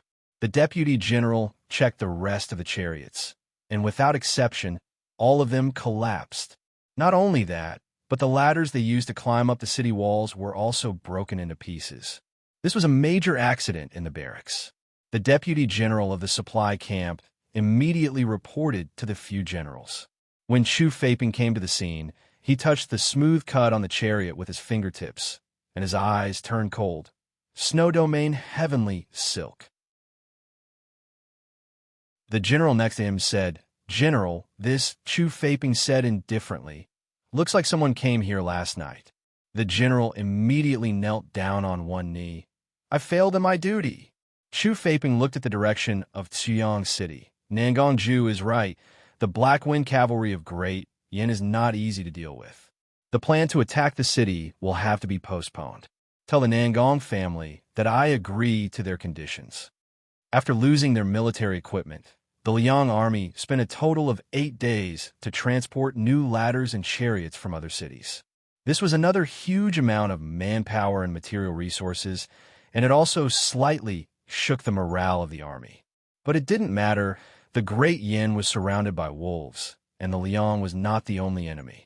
The other 5 kingdoms were also crazily nibbling on this fat piece of meat. Sooner or later, the Great Yin would fall completely. On the 18th of September, in the evening, the west wind was strong. General Song Kai of the Liang led 20,000 vanguard soldiers and launched the first wave of attack toward the west gate of Tsuyang City. Last night, Chang Wei received an order from the Nangong family. As the Nangong family had taken root in Xiyang City for a long time, naturally, they still had spies in the city. One of them disguised himself as a food delivery vendor and sneaked into the military camp, then came to the tent where Chang Wei was recuperating. He showed Chang Wei a token hidden in his sleeve, then said, "Clan Master has given an order. If the Liang army is going to attack the city later, you are to command your men to charge out and annihilate the Black Wind Battalion." Chang Wei responded calmly, "So Clan Master is asking me to help the enemy and commit treason?" The vendor said, "The Emperor of Great Yin is heartless, and this is a strategy to drive the tiger to devour the wolf. Of course, Clan Master will not commit treason. Once we take down the Black Wind Battalion, Clan Master will ask you to lead the army and drive the Liang army out of Great Yan's border." Chang Wei lowered his eyes and said in a low voice, "Is that so?"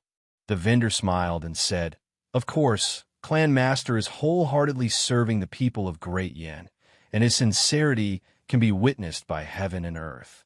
Since Clan Master has entrusted General Chang with such an important task, it not only shows his trust in General Chang, but also his high regard for General Chang. General Chang, please don't disappoint Clan Master. After all, you're the most trusted retainer of Nangong Clan." Chang Wei looked at the vendor with a serious face. "Clan Master, is that how you see me? Don't you think that I'm just a lackey of Nangong Clan?" The vendor sighed. "Why would General Chang think so? Did you hear some rumors?"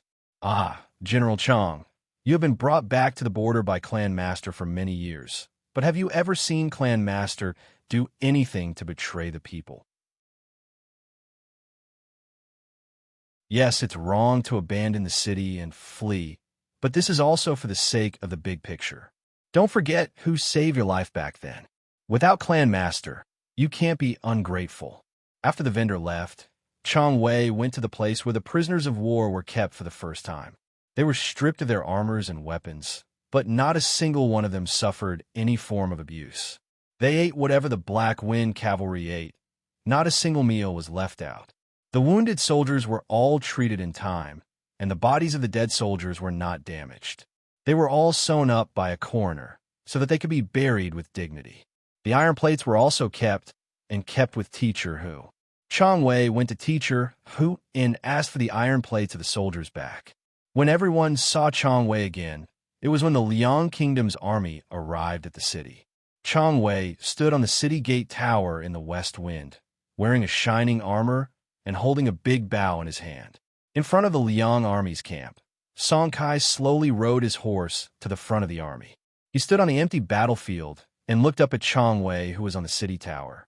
He smiled and said in the Yin language that was not very authentic, "You must be General Chang Wei. It seems like we don't have to fight this battle anymore.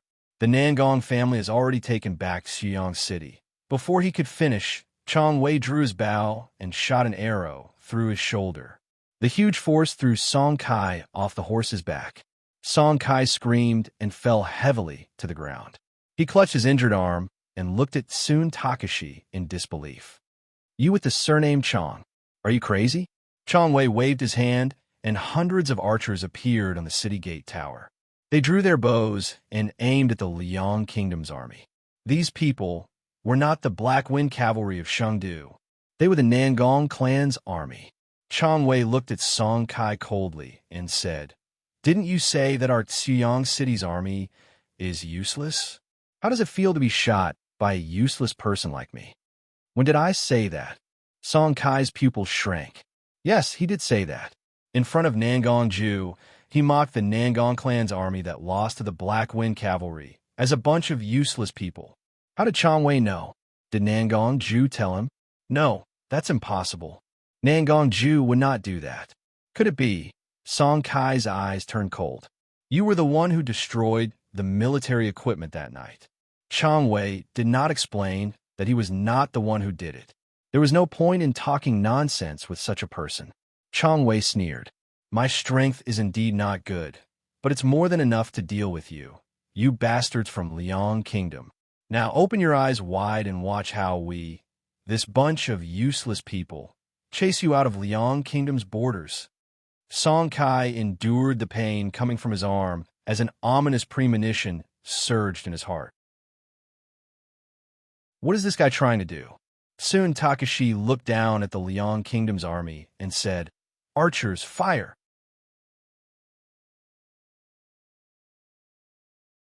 Chapter 843.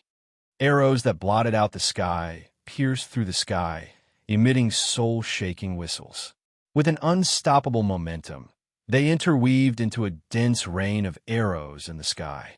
After the first row of archers finished shooting, they quickly retreated and reloaded. The archers in the back row stepped forward from the gap and mercilessly shot the arrows in their hands. A total of 3 rows of archers cooperated well. Not only did they have no gaps in their attacks, but they also allowed their arm strength to recover fully. The rain of arrows fell into the frontmost camp of the Liang army. The Liang army hurriedly raised their shields to defend.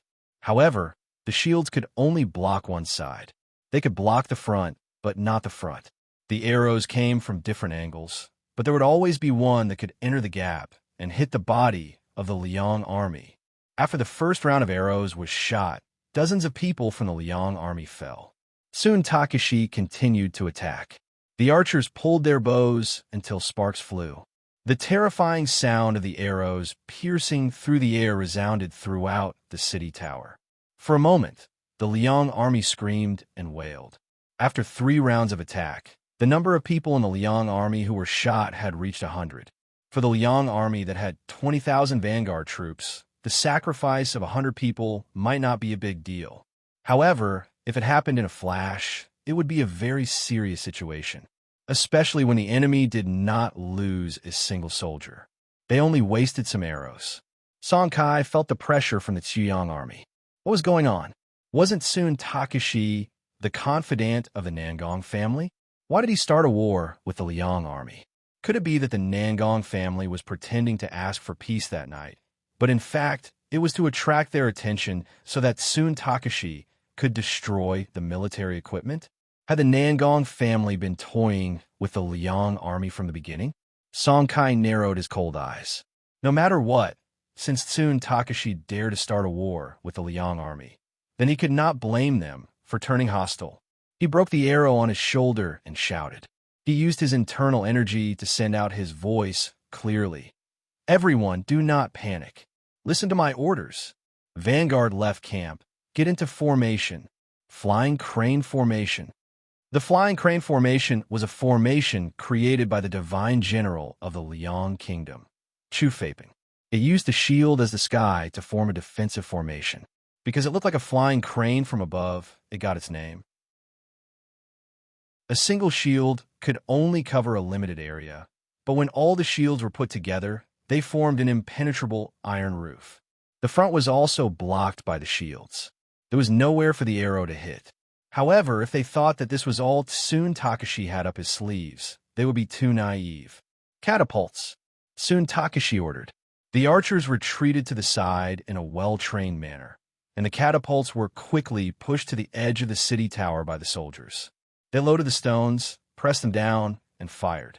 Their movements were neat and orderly. Some of the generals of the Black Wind Battalion were also present. Chung Fugue's mouth was wide open, and he couldn't close it for a long time. These soldiers, not bad. Back then, when the Black Wind cavalry killed them all, he thought that these rebels were useless. Gu Jiao said, "It's just a matter of specialization. They might not be a match for us in close combat, but when it comes to defending the city, they are kings." Xiyang City was impregnable. Not only were the city walls and city gates sturdy, but the defensive tactics were also impenetrable. If Zhao Kingdom had such a force in Yuelu City, it would not have been so difficult to defend the city. Gu Jiao was relieved when he saw this. Although the Liang Kingdom's army had a large number of soldiers, as long as the city gates were not opened and the city tower did not collapse, they would not be able to break through soon Takashi's defense. 2 hours later, the Liang Kingdom's army had lost nearly 1,000 soldiers. The general's order came from the rear. Song Kai gritted his teeth unwillingly and retreated. In the first wave of attack, they did not even get close to the city walls. Although they used the catapults a few times, soon Takashi's attack was too fierce. They could not get close to the catapults, and they wasted more than 10 heavy stones. The Liang Kingdom's army rested for 4 hours, and they launched the second wave of attack at night. This time, they came prepared. They used extremely sturdy shields to push the chariots dozens of feet forward. Their catapults finally worked and caused some damage to the soldiers on the city tower. Soon Takashi used the black gunpowder. The Yin Kingdom did not have a large amount of saltpeter mines, so the raw materials for the black gunpowder were very limited. It was difficult to use it for military purposes. Soon Takashi used all his trump cards. The explosive power was not enough, so he used knockout drugs to make up for it. The Liang Kingdom's army was pushed back again. Song Kai's face was covered in dirt. He was so angry that he was about to explode. He dragged his injured arm and rode on his horse. He pulled out his sword and pointed at the city tower. "Chong, come down and fight me if you have guts. What kind of man are you if you keep hiding on the city tower?" Soon Takashi only replied with 2 words. "Release the arrows." Song Kai was only able to avoid being turned into a hedgehog by sacrificing himself to protect him. In the middle of the night, Song Kai did not give up and launched a sneak attack. However, he was defeated by Tsun Takashi, who had already seen through everything. The first day, a perfect defense. The soldiers were quite happy. The confidence that was destroyed by the Black Wind cavalry seemed to have recovered. Everyone was in high spirits. They were the Nangong family soldiers after all. The reason why they obeyed Tsun Takashi was because the Nangong family had always thought highly of them. Now that the Nangong family was not in the city, Tsun Takashi had become the backbone. Naturally, they would listen to whatever he said. Tsun Takashi came down from the city tower and saw Gu Jiao by the roadside. Gu Jiao crossed her arms and leaned her right shoulder lazily on the city wall. "Well done, old Chong." Tsun Takashi glanced at her coldly and said, "I'm not that close to you. Also, I'm doing this for the people in the city. I'm not working with you." Gu Jiao shrugged. "It doesn't matter, as long as you don't work with the Liang Kingdom." She raised her hand and yawned. "It's getting late. I'm going to rest. I'll leave the defense of the city to General Chong." Soon Takashi frowned as he watched her leave. In the end, he did not stop her and went to the temporary casualty camp to visit the soldiers who were injured today. When he went in, the Nangong family's medical officer told him that a few soldiers who were seriously injured were saved by the Black Wind Cavalry's junior commander. He was busy in the casualty camp for as long as the battle on the city tower ended. He only left when it was over. "Got it," Soon Takashi said. In the next 3 days, the Liang Kingdom's army launched more than 10 attacks at the western city gate. Soon Takashi blocked all of them with great skill. There were provisions that Gu Jiao stole from Nangong Zhe in the city. It would not be a problem for them to fight for another 10 days to half a month. Moreover, they did not have to hold on for that long. The 120,000 soldiers from the imperial court would arrive in 5 days at the earliest and 7 days at the latest. The situation in Xiyang City was good. However, just as everyone was waiting for victory with joy, an accident happened. The northern city gate collapsed. It was not attacked by the Liang Kingdom's army. It was destroyed by a Nangong family's confidant who was hiding in the city. He used gunpowder to blow up the door from the inside. The confidant was a soldier in the army. He was guarding the northern city gate. It was his turn to be on duty that night. No one expected him to do such a thing. The moment the northern city gate collapsed, everyone rushed forward to capture him. However, he had already ignited the signal of fireworks. "What's that?" In the military camp, Chung Fugui looked at the fireworks in the night sky. "It's so beautiful." Li Jin frowned and said, "It's coming from the north of the city." Tong Zhong was puzzled. "Did something happen at the northern city gate?" Li Jin said, "I don't know what this signal means. Quickly send someone to check it out." They did not know what it meant. However, soon Takashi knew very well that this was a signal that the city gate had been breached. The Liang Kingdom's army was outside the western city. Who breached the northern city gate? Could it be there was a spy?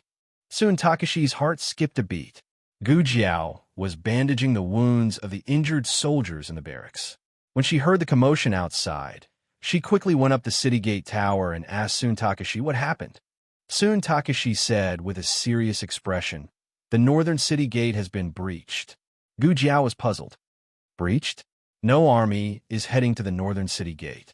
Sun Takashi judged based on his past experience. Yes, no. So, the situation might be more serious. As soon as he finished speaking, a soldier at the side pointed at the Liang Kingdom's army camp and shouted, "They've retreated." Gu Jiao looked, and her eyes turned cold. They're not retreating. They're heading to the northern city gate.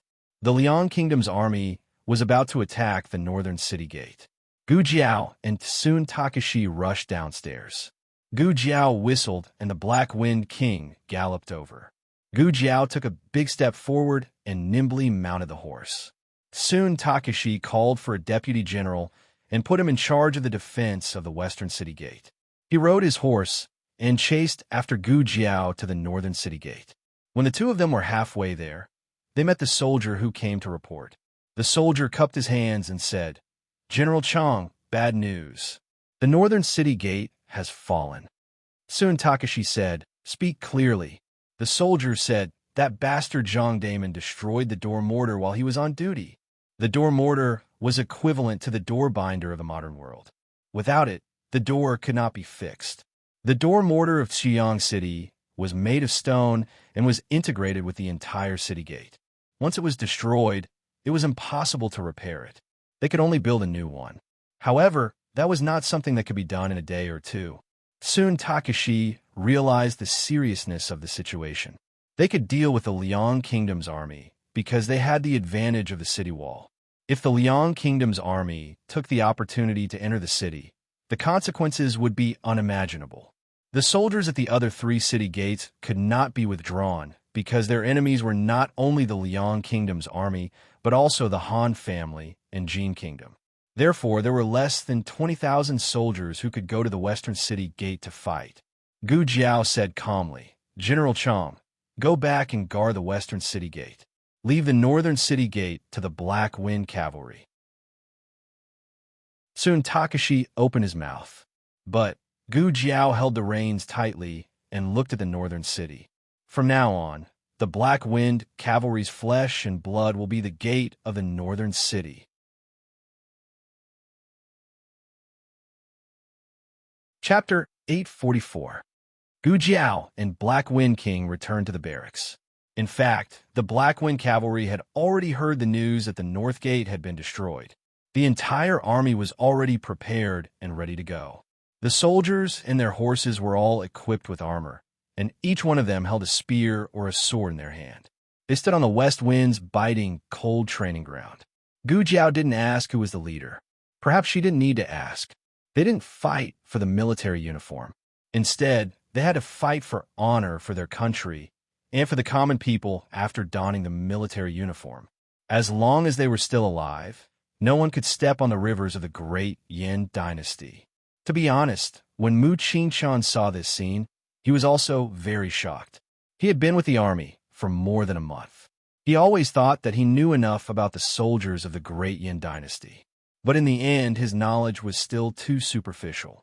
What kind of feelings could be sacrificed to this extent? Gu Jiao sat on the back of the Black Wind King's horse. Looking at the majestic Black Wind Cavalry, she said with a solemn expression, "Very good. Vanguard Battalion, Assault Battalion, follow me to battle. Garrison Battalion, get ready to fight." Mu Qingshan's heart skipped a beat. Even the Garrison Battalion was going to fight? Zhou Ren and Zhang Shiyong heard this, and their hearts surged. They finally had a chance to go to the battlefield. But in the next second, their arms that were waving in the air froze. They were not afraid of death. But if even they were going to fight, it meant that the situation had deteriorated to an inestimable extent. This battle might be the battle of the Black Wind Cavalry survival. Gu Jiao looked at the reserve battalion.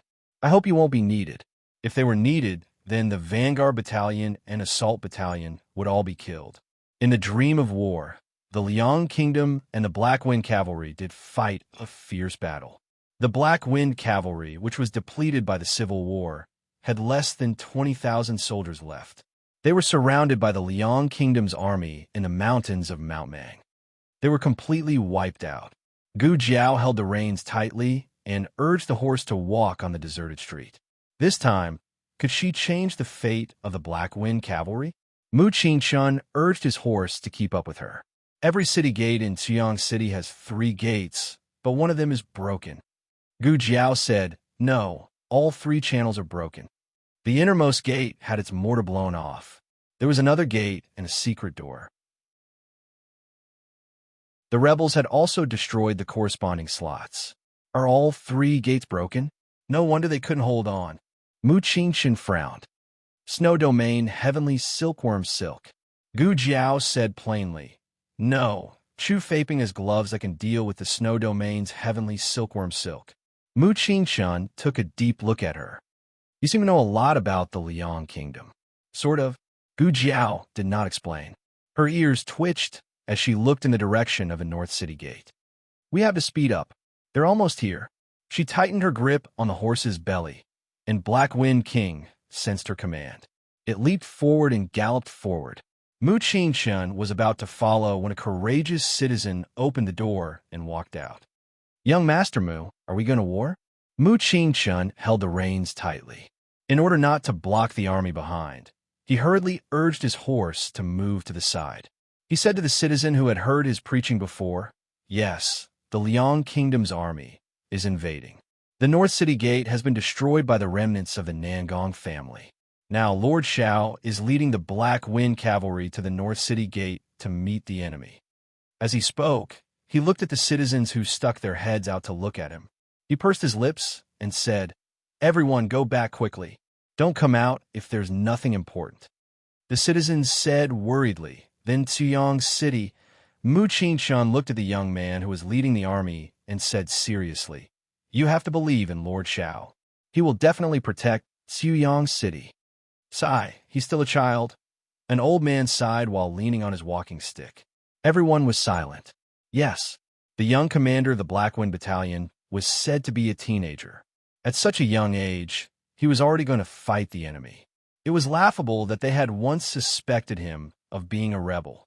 But which rebel in the world would use his own flesh and blood to protect the lives of the citizens in the face of life and death? When the tens of thousands of Liang Kingdom's army arrived at the North City Gate, the Black Wind cavalry had already lined up neatly to welcome them. The 2 sides were separated by 10 feet, which happened to be within the effective shooting range of the archers. The shields and archers of both sides were already in position. The battle was about to begin. Gu Jiao took the lead and stood at the front of the Black Wind cavalry. She was wearing her battle suit and armor, while the Black Wind King was also wearing a black helmet and armor. 1 person and 1 horse stood under the vast sky. Standing in front of the majestic army, they were as small as a grain of sand in the vast ocean. However, it was this 16-year-old warhorse and the 16-year-old youth who led the Black Wind cavalry fearlessly in front of the Liang Kingdom's army. "Kid, you're Shao Lulang, the commander of the Black Wind cavalry? I heard you're very powerful." In front of the camp of the state of Liang, a burly general of the state of Liang, holding a mace, urged his horse forward a few steps. He looked at Gu Jiao with his nose in the air. "Do you dare to fight with me? A one-on-one?" This was also a way for the 2 armies to start a war. Mu Qingshun urged his horse to Gu Jiao's side. "He's called Pan Long. He's a fierce general under Chu Faping. I once followed my grandfather to the Liang Kingdom and saw him in the main hall. This person has a violent temperament and is extremely cruel. The prisoners of war who fall into his hands usually don't have a good ending." This was a euphemism. Pan Long was famous for torturing prisoners of war in the army. After the war, it was not uncommon for him to burn, kill, rob, and humiliate innocent women. His subordinates also did the same. However, this person was indeed brave, so he was somewhat valued. Li Jin cupped his fist and said, "Commander, let me go and meet him." Gu Jiao looked in Pan Long's direction. Okay. Li Jin's weapon was a spear. He held a spear in one hand and a shield in the other. He urged his horse to rush towards Pan Long. Pan Long saw this and frowned in dissatisfaction. He raised the mace in his hand. I want to beat that brat, not some random shrimp soldier or crab general. Get out of my way. He also urged his horse to rush towards Li Jin. The moment he finished speaking, he raised the spiked mace in his hand and fiercely swung it towards Li Jin's head. Li Jin didn't have time or something else. He didn't have a shield and directly stabbed his spear towards Pan Long's heart. The two horses brushed past each other. The entire battlefield was silent. Only the whistling of the wind and the whistling of the horses' hooves could be heard. Li Jin's horse circled around and stopped just in time. The Liang Kingdom's army looked at Pan Long's back. The next second, Pan Long's body tilted and his eyes stared blankly as he fell into a pool of blood. Li Jin looked in the direction of the Liang Kingdom's army and said arrogantly, "Ah, so you Liang Kingdom's generals can't even beat our Black Wind cavalry." The Black Wind cavalry burst into loud cheers. The Liang Kingdom's army's expression became very ugly. They originally wanted to show their strength to the Black Wind cavalry, but who would have thought that they would be defeated in seconds? "Is there anyone else who wants to duel?" Li Jin asked coldly. "Young man, don't be too arrogant." An old general in his 50s rushed towards Li Jin with a treasured sword in his hand. His strength was above Pan Long's. When the blade slashed over, Li Jin clearly felt a strong pressure. Li Jin frowned and raised the shield in his hand. With a clang, the blade heavily hit the shield. Half of Li Jin's arm was numb. Mu Qingchun continued to introduce to Gu Jiao. Liang Kingdom's old General Cheng participated in the crusade against the Yin Kingdom and fought against the Xianyuan family. He is one of the few generals who can last more than 100 moves against Xianyuan Li. Li Jin's chances of winning against him are not high. Li Jin was not even 30 this year and was a very young general. There was at least 20 years of experience between him and old General Cheng. This was actually a bit of a bully. But Li Jin was also far more tenacious than people imagined. Old General Cheng's sword slashed at his shield again and again. His arm was already green, but he still did not have the slightest intention of yielding. Finally, he found an opportunity. He suddenly stabbed towards old General Cheng's thigh. In the Liang Kingdom's camp, a cold light flashed. Gu Jiao's eyes turned cold. She suddenly picked up the longbow on the horse's back, drew an arrow, and shot it at the cold light. "Who is it?" Old General Cheng blocked Li Jin's attack with his sword and turned his head to look. Beside the two of them, an arrow nailed a dagger to the ground. The arrow was shot by the Black Wind cavalry. As for the dagger, there was no need to talk about it. Old General Cheng's face was green as he asked his own camp, "Who did it?" Gu Jiao held the bow and said indifferently, "I thought it would be a fair duel." Unexpectedly, you Liang Kingdom's people are so shameless. Since that is the case, there is no need for a duel. Li Jin, return to the camp. Yes. Li Jin kept his spear and rode the Black Wind cavalry back to his camp. So close. Just now Li Jin seemed to have caught the Liang Kingdom's old general's flaw. In fact, the Liang Kingdom's old general had purposely lured him into the trap. It was really lucky that the Liang Kingdom side did not see through it and thought that their old general was going to lose, so they took the opportunity to sneak attack Li Jin. And she just happened to use this as an excuse to end the duel between the two. The general who had sneak attacked just now walked out. It was Song Kai. He snorted and said, "Uncle Cheng, why waste your time talking with them? Let's fight." Since things had come to this, there was indeed no face to continue fighting one-on-one. Old General Cheng gave the order to charge. Gu Jiao raised her voice. "Black Wind cavalry, fight with all your might." The archers from both sides launched the first wave of attack. Under the protection of the archers, the first group of cavalry began to charge and break through the enemy lines. The Liang Kingdom's army had an absolute advantage in terms of numbers. They were fighting a war of attrition. Even if they had to exhaust the Black Wind cavalry, they had to exhaust them to death. Moreover, the strength of their cavalry was not weak. There were many Imperial Death warriors mixed in. These Death warriors did not fight with the ordinary Black Wind cavalry. They specialized in harvesting the heads of the generals. In the blink of an eye, 3 of the Black Wind cavalry's deputy generals fell. "Ah, One of the death warriors stared at Chung Fuguwei and kicked him off his horse. Just at this moment, a war horse did not have time to stop in time. Chung Fuguwei's eyebrows twitched, and he hurriedly rolled to avoid it. On the other side, Li Jin was also targeted by 2 death warriors. The 2 of them attacked from both sides, and Li Jin's thigh was quickly injured. The death warrior slashed his sword towards Li Jin's head. Gu Jiao used her spear to deflect his sword. At the same time, the Black Wind King raised his horse's hoof and fiercely stomped on the death warrior's chest. The death warrior was caught off guard and was sent flying. He fell onto the hooves of another Black Wind cavalry. He raised his sword to chop off the hooves of the horse. Gu Jiao shot out her red-tasseled spear and mercilessly pierced through his heart. Gu Jiao urged her horse to pull out her red-tasseled spear. She turned around and shot out another spear. It directly pierced through the head of another death warrior. His brain splattered all over Chung Fuguwei's face. Chung Fuguwei's entire person was stunned. The death warriors of the Liang Kingdom all felt an incomparably terrifying aura. They who never knew what fear was suddenly felt a chill run down their spine. They subconsciously looked in the direction of the dangerous aura and saw a young man dressed in red clothes and profound armor staring at them calmly. It was this calmness that made people feel an inexplicable sense of danger. It was as if endless killing was as normal as breathing in the eyes of this youth. From the moment they were stared at by this youth, they were no longer the death warriors of the Liang Kingdom. They were just the prey chosen by the killing god. The death warriors fell one by one. The youth's eyes remained calm. In the camp of the Liang Kingdom's army, several generals who were witnessing this scene all frowned. A general in his early 30s who was holding a silver spear muttered, "What is going on?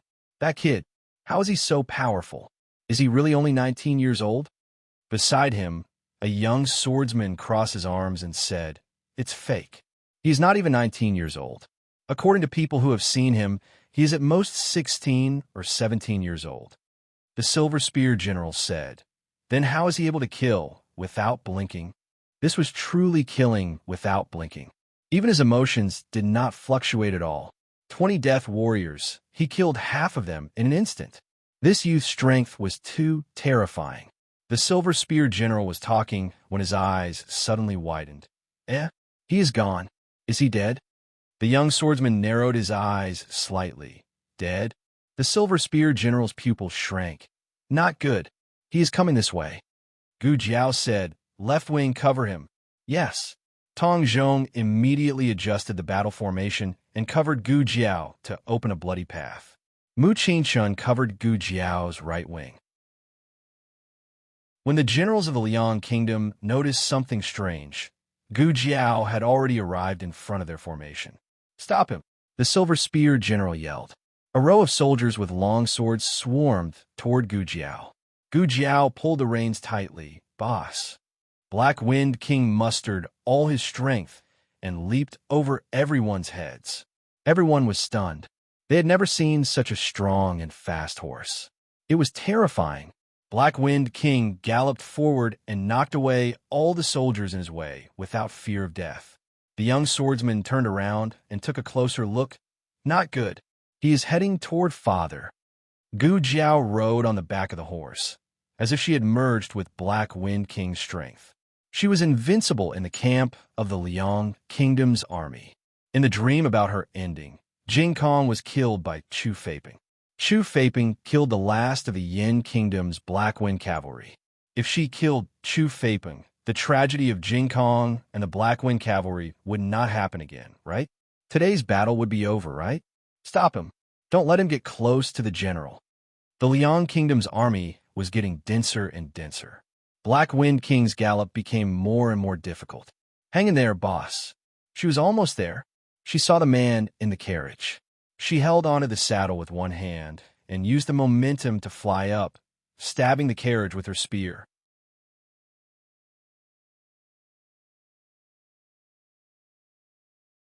Chapter 845.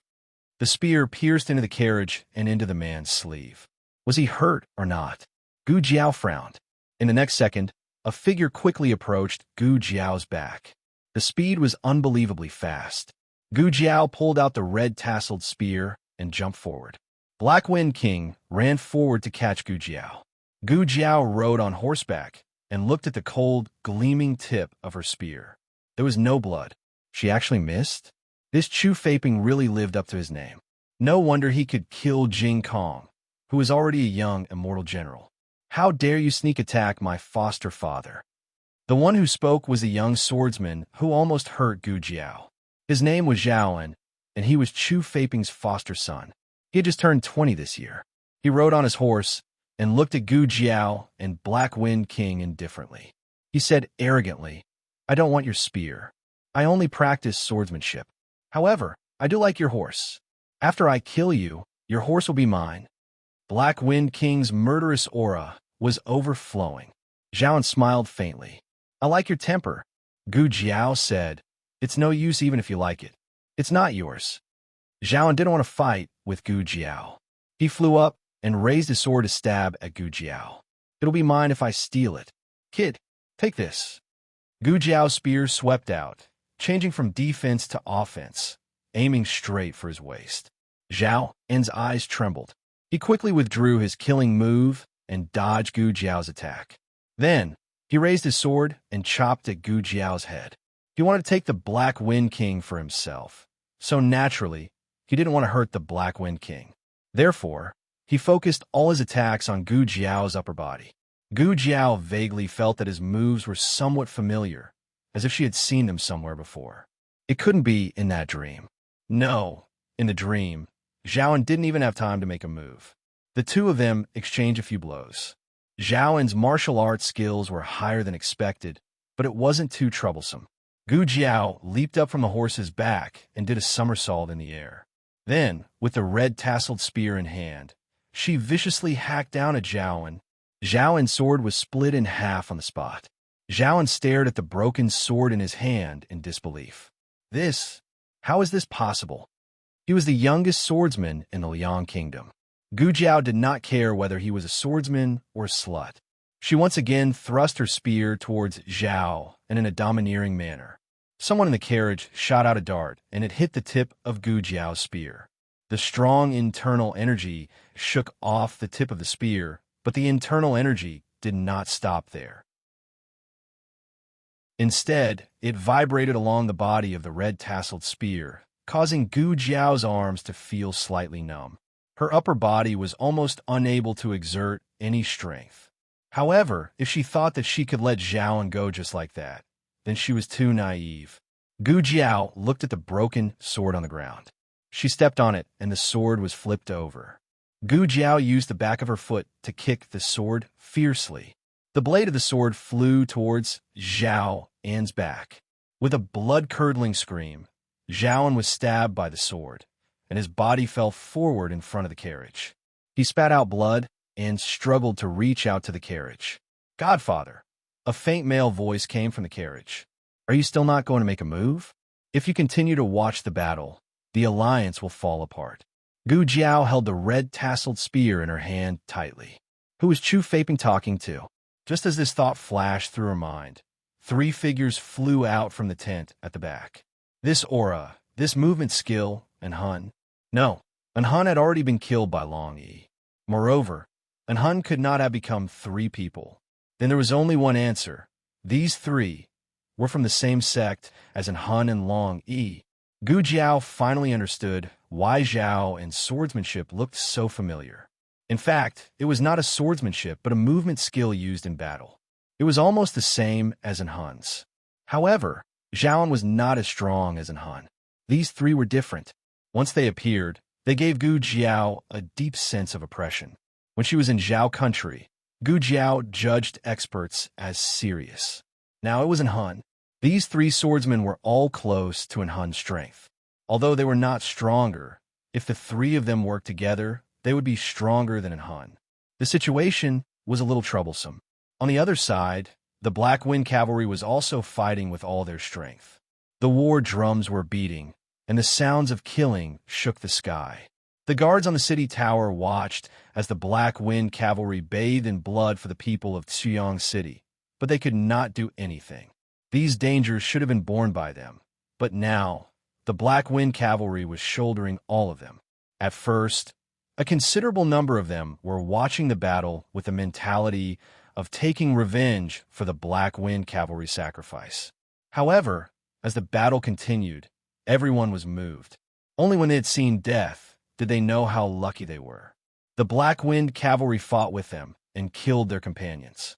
However, at the same time, the Black Wind Cavalry replaced them to fight. Blood flowed like a river from them to the Black Wind Cavalry. Another Black Wind Cavalry fell under the siege of the Liang country's army. A guard stepped forward and punched the city wall. Damn it. He turned his head and looked at the general beside him. General G, let's go down and fight. Another guard gritted his teeth and said, yes. General G, there are too many soldiers in the Liang country's army. If this continues, the Black Wind Cavalry will not be able to hold on. General G clenched his fist and said sternly, everyone stay here and wait for orders. All the guards said in unison, General. General G said with a complicated expression, this is a military order. Did he not want to fight? Did he not want to drive the Liang country out of the Great Yin? He wanted to do that even in his dreams. However, they could not mess up the plan. They had to preserve their strength. Once their defense was reduced to a certain extent, the Han family and the Jin country's army would immediately attack Xuyang City. They were not afraid of death. They could not die. They could not be impulsive and let the Black Wind Cavalry sacrifice themselves in vain. Chung Fugue's eyes were red from killing. His body was already covered with cuts and bruises, but he forced himself not to fall. The attack was divided into 4 groups: left, right, middle, and rear. The first 3 groups were responsible for killing. Once a large number of Black Wind Cavalry fell, the rear group would immediately replace them. On the long street in the city, the soldiers of the garrison camp moved forward step by step. This meant that more and more of their comrades on the front line had lost their ability to fight. They were eager to fight, but they did not want to be the ones to die in such a situation. Everyone's eyes turned red when they saw their companions being carried back by the medical officers in one piece and covered in blood. The medical officers hurriedly carried the injured soldiers back to the nearby tents. The leading medical officer said, also, call a few more people. You two don't have to go. There were 2 unwritten rules in the 6 states. When 2 armies fought, one was not to kill the envoys, and 2 was not to kill the medical officers. Even so, being accidentally injured was still a common thing.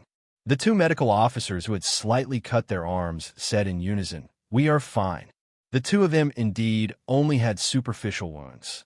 Moreover, they did not have enough manpower, so the chief medical officer had to allow them to continue to the battlefield.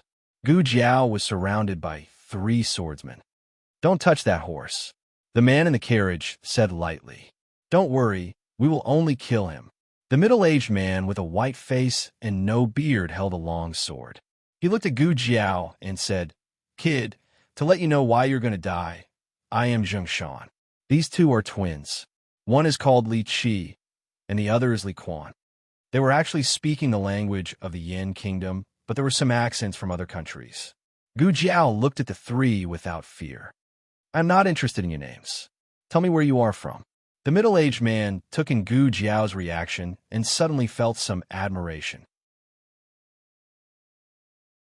Kid, you have guts. If you want to be my disciple, I can make the decision to spare your life today. However, you will not be able to return to the Black Wind Cavalry. Gu Jiao said lightly, how about this? Kneel down and call me grandfather, and I will consider not taking your life. The middle-aged man's face darkened. You are about to die, and you still dare to talk nonsense. Li Qi, Li Quan, no need to talk nonsense with him. Kill him. The twins held their swords and slashed at Gu Jiao. The twins had a better tacit understanding than ordinary people. In addition, their movement techniques were extremely fast, and every move was fatal. For a moment, it was difficult for Gu Jiao to use the Xianyuan family spear techniques. The Black Wind King wanted to fight alongside Gu Jiao, but the middle-aged man stopped him. The Black Wind King did not say anything and charged at him. The man in the carriage slowly took a sip of tea. Remember, don't hurt it. How troublesome. The middle-aged man impatiently retracted his killing move and changed to dodging. The Black Wind King was more difficult to deal with than he thought. He could tell that the horse was an old one, but he did not understand how it could still release such explosive power and combat power. After dodging a few times, he got tired of dodging and called a group of soldiers. The soldiers formed a shield formation and trapped the Black Wind King in the middle. The Black Wind King's head was bleeding from the hard shields. Gu Jiao used the red tasseled spear to block the twin swords and said to the Black Wind King, "Boss, don't move." The Black Wind King seemed to sense something and suddenly stopped moving. He stared at Gu Jiao without blinking. The middle-aged swordsman also joined the battle. Gu Jiao, who had only recovered half of her strength, was not a match for the three of them. Then, there was only one way. She did not completely lose her mind after losing control last time. Perhaps it was because she dealt with it quickly enough, or perhaps it was because the blood energy was not dense enough. Now, on the battlefield, the blood energy almost filled the air. Every pore of her body could feel the temptation of the blood energy. Perhaps this would be an irreversible loss of control that would be more serious than any other time in the past. She would fight to the last drop of her strength. There was no way out. The Black Wind cavalry fell one by one. The sacrifices were too great. She wanted to kill them all. She wanted to kill Chu Feiping and end this battle. The middle-aged man frowned at Gu Jiao. What is this kid trying to do? Is he dying? Li Qi of the twins asked. Li Quan sneered, "I'll go kill him." "Not good. Get out of the way." The middle-aged man shouted as he hurriedly retreated more than 10 steps. Unfortunately, his warning was a step too late. The youth threw something away and the aura around him suddenly increased. Li Quan's sword slashed at the youth's shoulder. The youth did not dodge and instead caught Li Quan's sword with his bare hands. The youth's eyes suddenly emitted a chilling, murderous aura. The youth's fingers snapped and broke Li Quan's sword. Li Quan's expression changed. He wanted to pull out his sword and escape, but the youth's spear pierced through his heart. This murderous aura. The middle-aged man's expression became serious. Little brother. Li Qi saw that his little brother had died under Gu Jiao's spear. His heart was filled with anger as he charged towards Gu Jiao. A complicated look flashed past the middle-aged man's eyes. He looked deeply at Gu Jiao and brandished his sword. Coordinating with Li Qi's attack, they attacked Gu Jiao from the front and back. Gu Jiao had no way to escape. Although one of the twins was missing, the combined strength of the two was still higher than in Han. Gu Jiao had only lost control at 50% of her power. It was still quite difficult for her to deal with the two of them. After a few rounds, the three of them had suffered serious injuries. The other twin was the most seriously injured and had lost his ability to fight. The middle-aged man looked at his fallen twin and was even more puzzled. Even a Hun could not injure them to this extent. Actually, Gu Jiao's situation was not optimistic. She was exhausted. She had killed so many death warriors and then fought with Zhaoan. After that, it was the three of them. The middle-aged man held his bleeding chest and gritted his teeth as he looked at the carriage. Chu Feiping. If this goes on, we will all die. In the carriage, Chu Feiping sighed lightly. The three experts of the sword hut cannot deal with a 16 or 17-year-old kid. The strength of the sword hut is only SOSO. The middle-aged man clenched his fists in humiliation. Chu Feiping. Chu Feiping's wide sleeves moved, and he flashed out of the carriage. His figure was unbelievably fast. In the blink of an eye, he was in front of Gu Jiao. Gu Jiao stabbed with her spear. She had clearly aimed. But did she miss again? Chu Feiping's strength was too terrifying. Chu Feiping looked coldly at the youth, who was filled with killing intent. So what if he was a young god of death? He, Chu Feiping, was born to kill gods. Chu Feiping stretched out his hand and grabbed Gu Jiao's neck. He only needed to twist gently, and his head would fall to the ground. Swoosh! An arrow pierced through the air like lightning. It made a whistling sound and hit Chu Feiping's wrist. He let go of his hand and flicked his sleeve to block the arrow. He did not expect the arrow to cut through his long sleeve. His eyes turned cold. Almost at the same time, a black-clothed youth descended from the sky.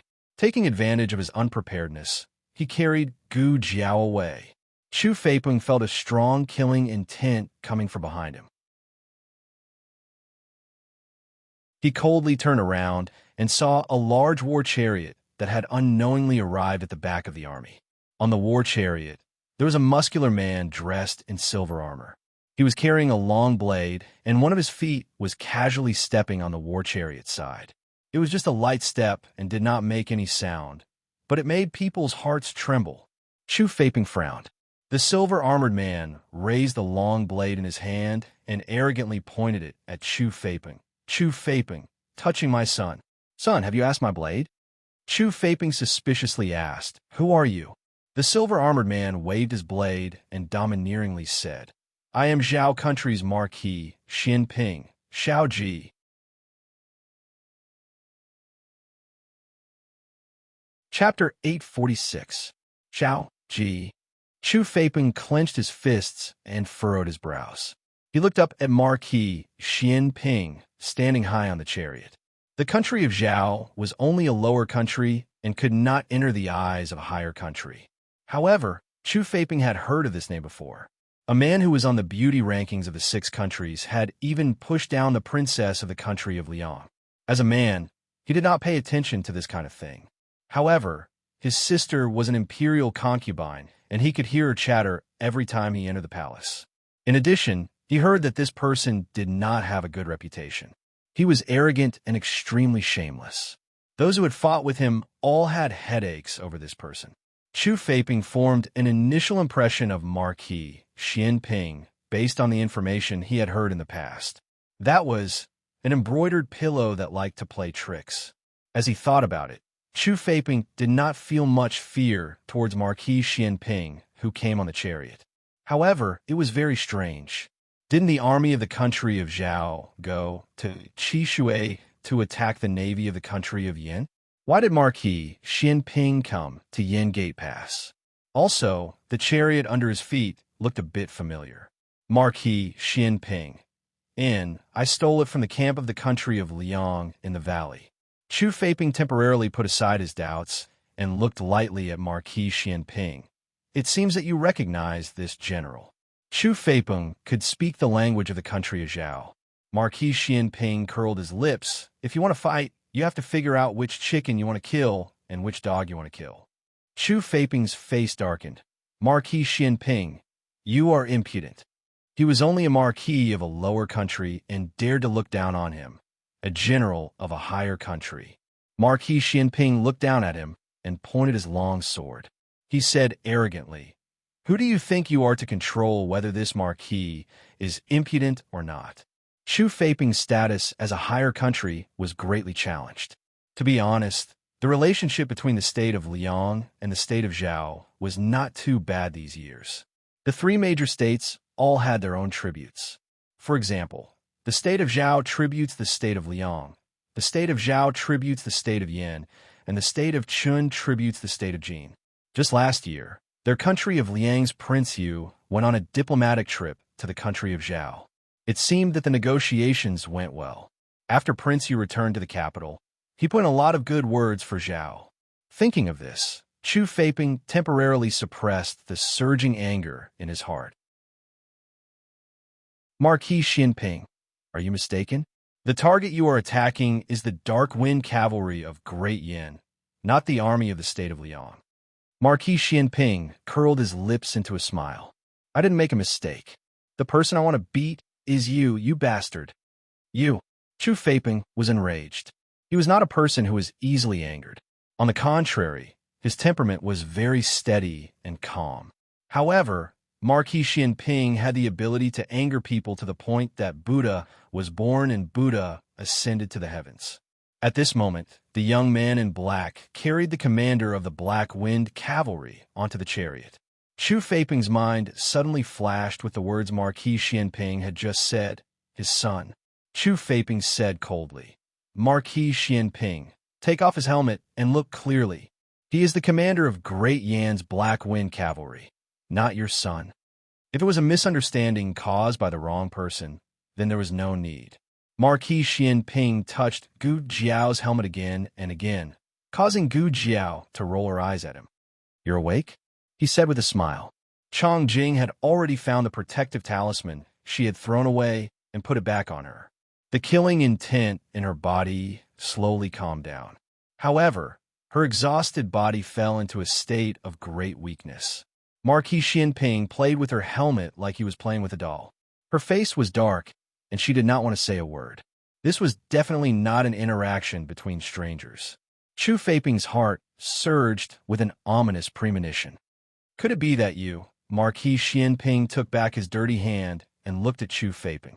He pointed at Gu Jiao and said, "What's his name?" "Chu Feiping, Xiao Lulang." Marquis Xianping's lips curled. "What's mine?" "Xiao Ji." "Xiao Lulang, Xiao Ji." "Yes, I heard that this little commander came from Zhao country." So, he and Marquis Xianping were really father and son. "Hey, are you done being arrogant up there? Can we not push it anymore? The chariot is very heavy." Suddenly, a man's voice came from behind the chariot. Chu Feiping narrowed his eyes. There was someone else. Gu Jiao turned her eyes and glanced at Marquis Xianping Ho from the corner of her eyes. "So this is how you got your awesome entrance?" Marquis Xianping coughed lightly.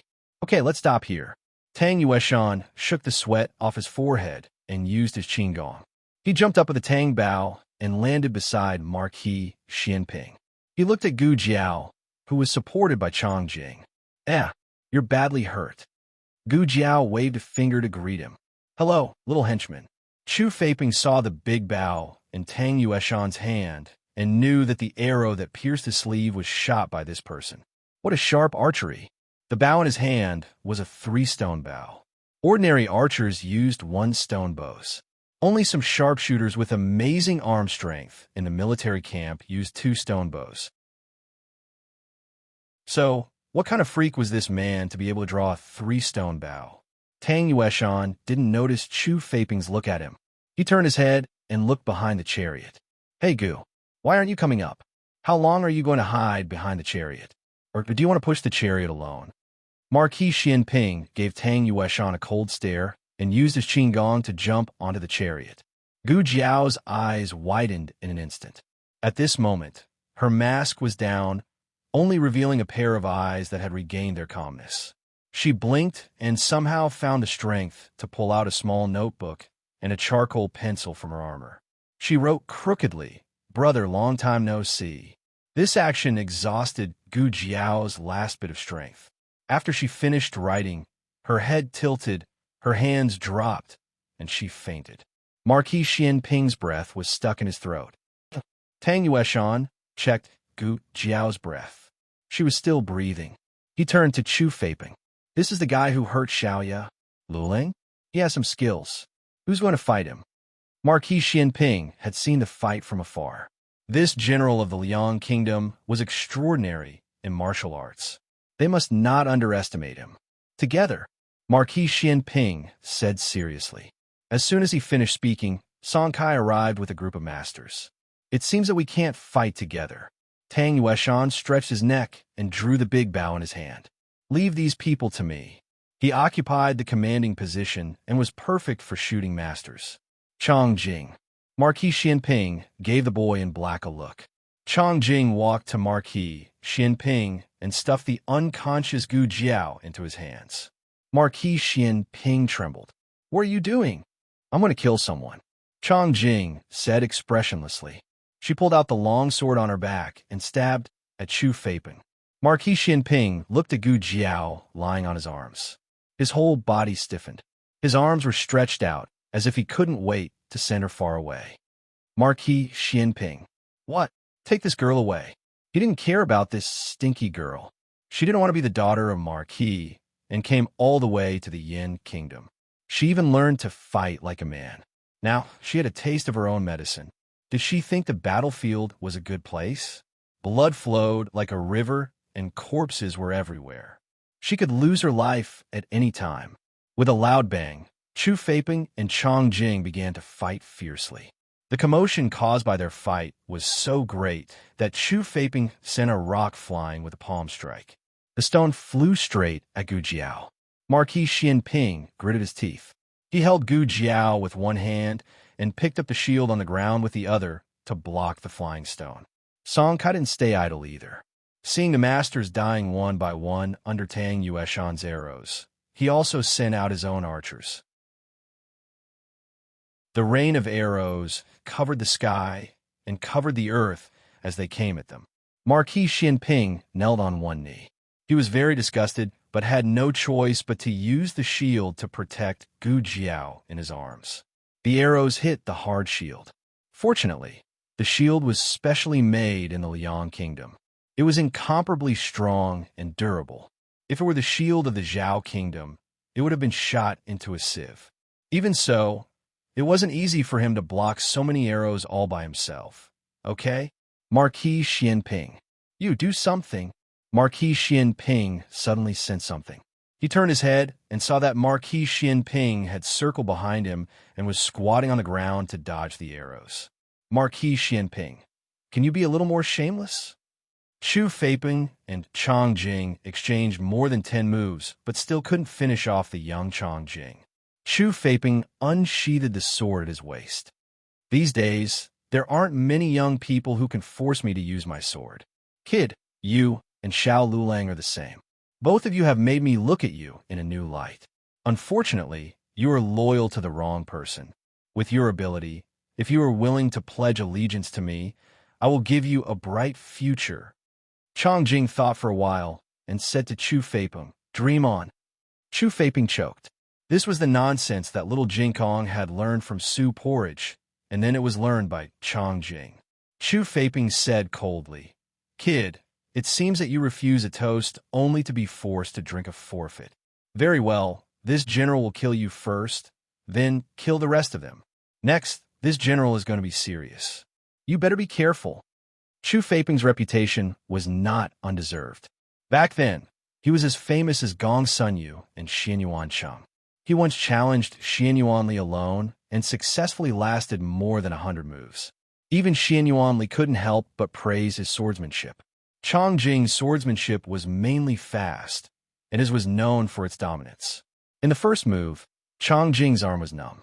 In the second move, Chang Jing's meridians were shattered. In the third move, Chang Jing's weapons were all broken. Chang Jing looked at Chu Feiping and then at the bare sword hilt in his hand. He frowned and rushed back to the chariot. I can't beat him. The rain of arrows had been suppressed by Tang Yueshan, so the chariot was safe for the time being. Stay here, Marquis Xianping said to Chang Jing, then jumped off the chariot with his long saber. He held the long saber hilt and walked toward Chu Feiping step by step.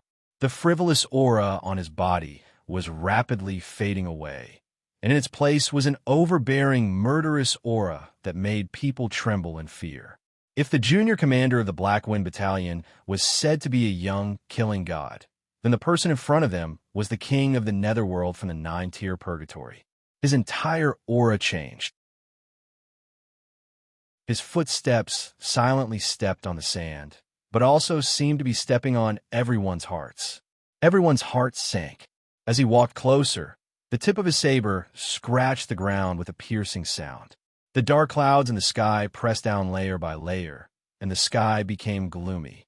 The west wind whistled, blowing sand and stones, making it difficult to open one's eyes. Marquis Xianping stopped 3 feet away from Chu Feiping. His long saber stabbed into the ground, sending 3 feet of stone flying. The surrounding Liang Bing's heart trembled. Even Tang Yueshan's expression changed. Xiao Luo, was he going to be serious? Ever since Marquis Xianping's waist was injured, no one had seen him fight. Some said that his martial arts had been crippled, while others said that he could never return to his former strength. Many masters had come and gone by his side, and Chang Jing was the one who had been with him the longest. Only Tang Yueshan knew that Marquis Xianping would not be crippled so easily. That was because Marquis Xianping was the #1 master in the underground arena. The world only knew of the beauty rankings of the 6 nations, but did not know that this guy had slaughtered the entire underground arena of the Great Yin. He did not have the chance to fight with Xian Yuanli. Otherwise, he would have a place among the generals who were as famous as Xian Yuancheng. After so many years, Tang Yueshan was very excited to see Marquis Xianping fight again. He clutched his chest. My heart is beating faster because of a man, Marquis Xianping said calmly. I haven't fought personally for many years. Chu Feiping, you are very lucky. Chu Feiping looked at him with disdain. You have to hide behind your comrades when facing a rain of arrows. Don't embarrass yourself in front of me. Is that so? Marquis Xianping curled his right lip. I'll let you have 3 moves. I'll let you have 3 moves first. That's not necessary. I want to save face. Chu Feiping could not be bothered to talk nonsense with him. He waved his long sword and stabbed straight at Marquis Xianping's heart. A battle between masters did not require fancy moves. As long as it was fast, ruthless, and accurate enough, it would be a hit. Chu Feiping was very confident in his swordsmanship, but he did not expect his sword to slash past Marquis Xianping's waist. He missed? How is that possible? First move, Marquis Xianping said. Chu Feiping frowned and kicked at Marquis Xianping's lower body. While Marquis Xianping dodged in the air, Chu Feiping took his head with a backhand sword. But he missed again. Marquis Xianping moved his wrist and said casually, there is one more move. Chu Feiping said coldly, who asked you to let me have one move first? You can't hit me, so you're finding excuses for yourself. Good. Die. This move, Chu Feiping attacked Marquis Xianping's right arm. He had stabbed him. Just as Chu Feiping was about to celebrate his victory, Marquis Xianping's figure suddenly dodged. That sword naturally missed again. Chu Feiping found it unbelievable. Marquis Xianping held the saber in his hand. You have used your 3 moves. Now it's my turn. Chu Feiping said sarcastically, don't try to be mysterious. It's impossible for you to kill me. Is that so? Marquis Xianping drew his saber and slashed at Chu Feiping, but Chu Feiping blocked it with his sword. Is this all you have? Isn't it too weak? Chu Feiping froze. Marquis Xianping's saber was a pair of sabers. At the instant Chu Feiping blocked it with his sword, Marquis Xianping quickly drew his other saber and stabbed Chu Feiping in the chest.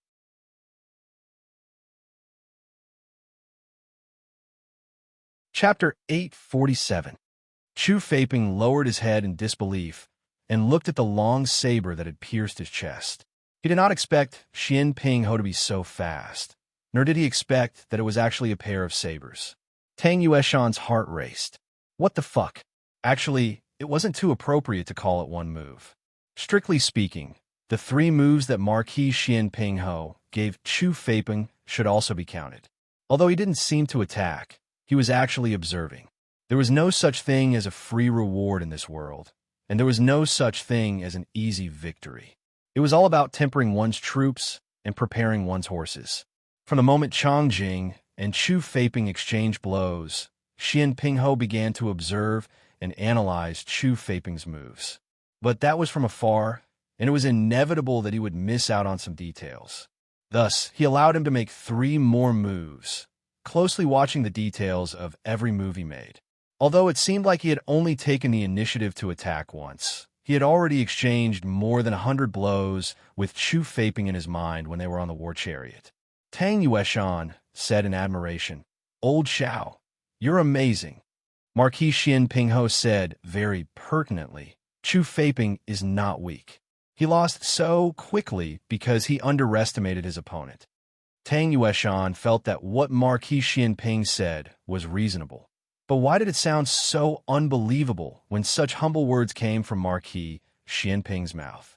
Marquis Xianping sighed in all seriousness. If he wasn't so careless, he might have been able to last 1 more move against me. Tang Yueshan was speechless. You can only choose between your dignity and your life, right? Hiss! Marquis Xianping suddenly sucked in a breath of cold air and bent down. He used one hand to support himself on the ground with a long saber and the other hand to support his waist. Io, this Marquis waist. The corner of Tang Yueshan's mouth twitched. Can you be more handsome than 3 seconds?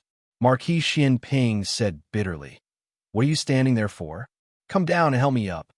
Tang Yueshan pursed his lips and was about to jump down from the chariot when he saw Chu Feiping, who was lying in a pool of blood, pick up the sword on the ground, and thrust it at Marquis Xianping's back. Marquis Xianping was tormented by his waist injury and was caught off guard. It was too late for Tang Yueshan to react. The long sword had already stabbed out. He turned pale with fright and shouted, "Old Xiao!" Below the city wall, the Liang army and the Black Wind cavalry were still engaged in an intense battle. The left wing of the Black Wind cavalry suffered the heaviest casualties. Cavalry and war horses constantly fell, but new war horses and cavalry were constantly replenished. After Tong Zhong escorted Gu Jiao to the rear of the Liang Kingdom's army, he immediately rushed back, but he was still unable to turn the tide. He had been stabbed 3 times, twice in his left leg and once in his abdomen. Even his armor had been pierced through. Judging from the situation of the battle between the two armies, the Liang Kingdom's army had suffered more losses. However, the Liang Kingdom's army also had more people. Even if the ratio was 3-to-1, the Liang Kingdom's army would still be the last to survive. Tong Zhong swung his sword at another Liang soldier. Unfortunately, he had used up all his strength, and this sword strike did not cause any damage to his opponent. The other party only staggered for a moment before immediately charging at Tong Zhong. Tong Zhong did not have the strength to dodge this sword. He was very clear that he could not even pick up the sword. He was going to die. "Junior Commander, I may have to go first. I have misunderstood you in the past. Please don't blame me. You have to live well and lead the Black Wind cavalry to win this battle. In the next life, we will fight side by side." Tong Zhong fell to the ground. However, the Liang Kingdom's soldier did not stab him. Mu Qingshun killed him with a single strike. Mu Qingshun helped Tong Zhong to his feet, and while protecting Tong Zhong, he fought his way out. The once spotless first young master of Chengdu was now covered in the blood of the enemy. Every move he made was a killing move. He did not give the enemy any chance to survive. In just a few days, the cruel battlefield had taught him a profound truth. Mercy to the enemy was cruelty to the companions. Cheng Fugue and Li Jin's situation wasn't very good either. Cheng Fugue had been injured before, and although he had recovered, the strength in his left arm was still a lot weaker than before after 100 days of recovery. The middle army had already been fighting with the right wing. Cheng Fugue and Li Jin regarding each other. Cheng Fugue gasped, "The vanguard can't hold on much longer." Li Jin swallowed his saliva and said with difficulty, "The vanguard can't hold on much longer. If the Liang Kingdom's army did not retreat, the Black Wind cavalry would really be finished." Li Jin said, "Junior Commander went to assassinate the Liang Kingdom's general. I hope she can succeed," Cheng Fugue said, "but it has been so long." Cheng Fugue did not finish his words, but the two of them knew. They saw with their own eyes that Tong Zhong escorted Gu Jiao to the back of the Liang Kingdom's army. It had been half an hour since then. It would not take that long to assassinate a person, unless Junior Commander was in trouble. Or even worse, the Junior Commander had been killed instead. The two of them clenched the spears in their hands, thinking that the fierce and cute Junior Commander might die in the hands of the Liang Kingdom's bastards. Their hearts burned with a raging fire. Kill! Kill these fucking bastards! While the two of them were fighting, a low bugle sounded from the back of the Liang Kingdom's army. This was the bugle call to attack? The Liang Kingdom's army was going to attack. Junior Commander was killed. Woo! Another bugle call sounded. Wait, no, this was not an attack. It was a retreat. The Liang Kingdom's army was retreating. Ha ha ha! Accompanied by a wild laughter, a man wearing the Yin Kingdom's armor rushed out from the Liang Kingdom's army with a bloody head in his hand. Chu Feiping's head is here. Your Liang Kingdom's general was killed. The Yin Kingdom's reinforcements are here. Bastards from the Liang Kingdom. Give me your life. It was Tang Yueshan. The Liang Kingdom's army was in chaos. They even panicked when they retreated. The Black Wind cavalry, who were already at the end of their rope, suddenly became energetic. The Imperial Court's reinforcements were finally here. The Liang Kingdom's general was finally dead. The Liang Kingdom's army was leaderless. If they did not kill now, when would they? Chung Fugue shouted at the top of his lungs. He raised the spear in his hand and shouted, "Bastard from the Liang Kingdom killed so many of our Black Wind cavalry. You want to escape? Not so easy. Brothers, charge for me. Kill them all." Since the Imperial Court's army was here, the garrison camp did not need to be a reserve force anymore. Li Jin ordered his subordinates, "Go and tell General Zhou and General Zhang that the garrison camp will join the battle. Kill the bastards from the Liang Kingdom." Yes. What followed was a full-scale revenge by the Black Wind cavalry. Of the 80,000 Liang Kingdom's army that attacked the city, less than 30,000 managed to escape safely. However, when the Black Wind cavalry reached the rear, they did not find any trace of the Imperial Court's army. There was only a chariot that was destroyed by the fleeing Liang Kingdom's army, and 3 dusty men sitting cross-legged on the roadside, old, middle-aged, and young. Next to the old man was their young commander, and next to the young man was a Liang Kingdom soldier of unknown identity. The Black Wind King was next to the young commander, sniffing the young commander's breath from time to time. The young commander was still alive, but unconscious. Along the way, the young commander was alert and vigilant. He did not even relax when he was sleeping. However, they did not know if it was an illusion, but at this moment, the young commander seemed to be sleeping very soundly beside these people. They did not have the heart to disturb him. After a while, one of the cavalrymen said weakly, What's going on? Aren't they Great Yan's reinforcements?" Don't tell me the Great Yan's reinforcements that the lunatic was talking about are these guys? Ha! It's so fun to kill them. Liang bastards. Don't run away. Keep fighting with your grandfather. Everyone was speechless. Ugh, that lunatic is here. Tang Yueshan jumped off his horse. He was riding a Black Wind cavalry, and he felt so good. He looked at Marquis Xian Ping Ho and the other two in confusion. Old Xiao, Old Gu, Chong Jing, what happened to you guys? The 3 of them were expressionless and spat out a mouthful of dust. The Liang Kingdom's army had scattered and fled. There was a lot of dust on the roadside. The Liang soldier lying on the ground was Chu Feiping. The head in Tang Yueshan's hand was not Chu Feiping's head, but a Liang soldier's. It was so bloody that it could not be recognized. In addition, he was the one who blew the horn to retreat. Just now, Chu Feiping faked his death and attacked Marquis Xian Ping Ho. To be honest, even Tang Yueshan thought that Marquis Xian Ping Ho would not survive. No one expected that Marquis Xian Ping Ho would strike Chu Feiping's sword with a frenzied saber. Marquis Xian Ping Ho's murderous aura was like a rainbow. He stepped on Chu Feiping's bleeding chest. He looked at Chu Feiping coldly. His unfathomable eyes were like a bottomless abyss. Chu Feiping, you're not enough to sneak attack me. Tang Yueshan was sure that Marquis Xian Ping Ho's waist injury was not faked. He was also sure that Marquis Xian Ping Ho had let down his guard. He could only say that Marquis Xian Ping Ho's reaction was so fast that it was beyond the limit of ordinary masters. He was able to fight his way from the underground arena of Zhao Kingdom to Yin Kingdom. He was the number 1 of the lower kingdoms and defeated the number 1 of the higher kingdoms. He did not rely on luck, but on his strength.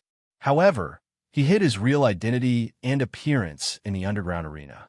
The only time he lost his mask on the street was when the artist upstairs saw him. Since then, he set a precedent for men to be on the beauty list of the 6 kingdoms. Lim, think. Who knocked off old Zhao's mask? It seemed to be a woman called something Yin.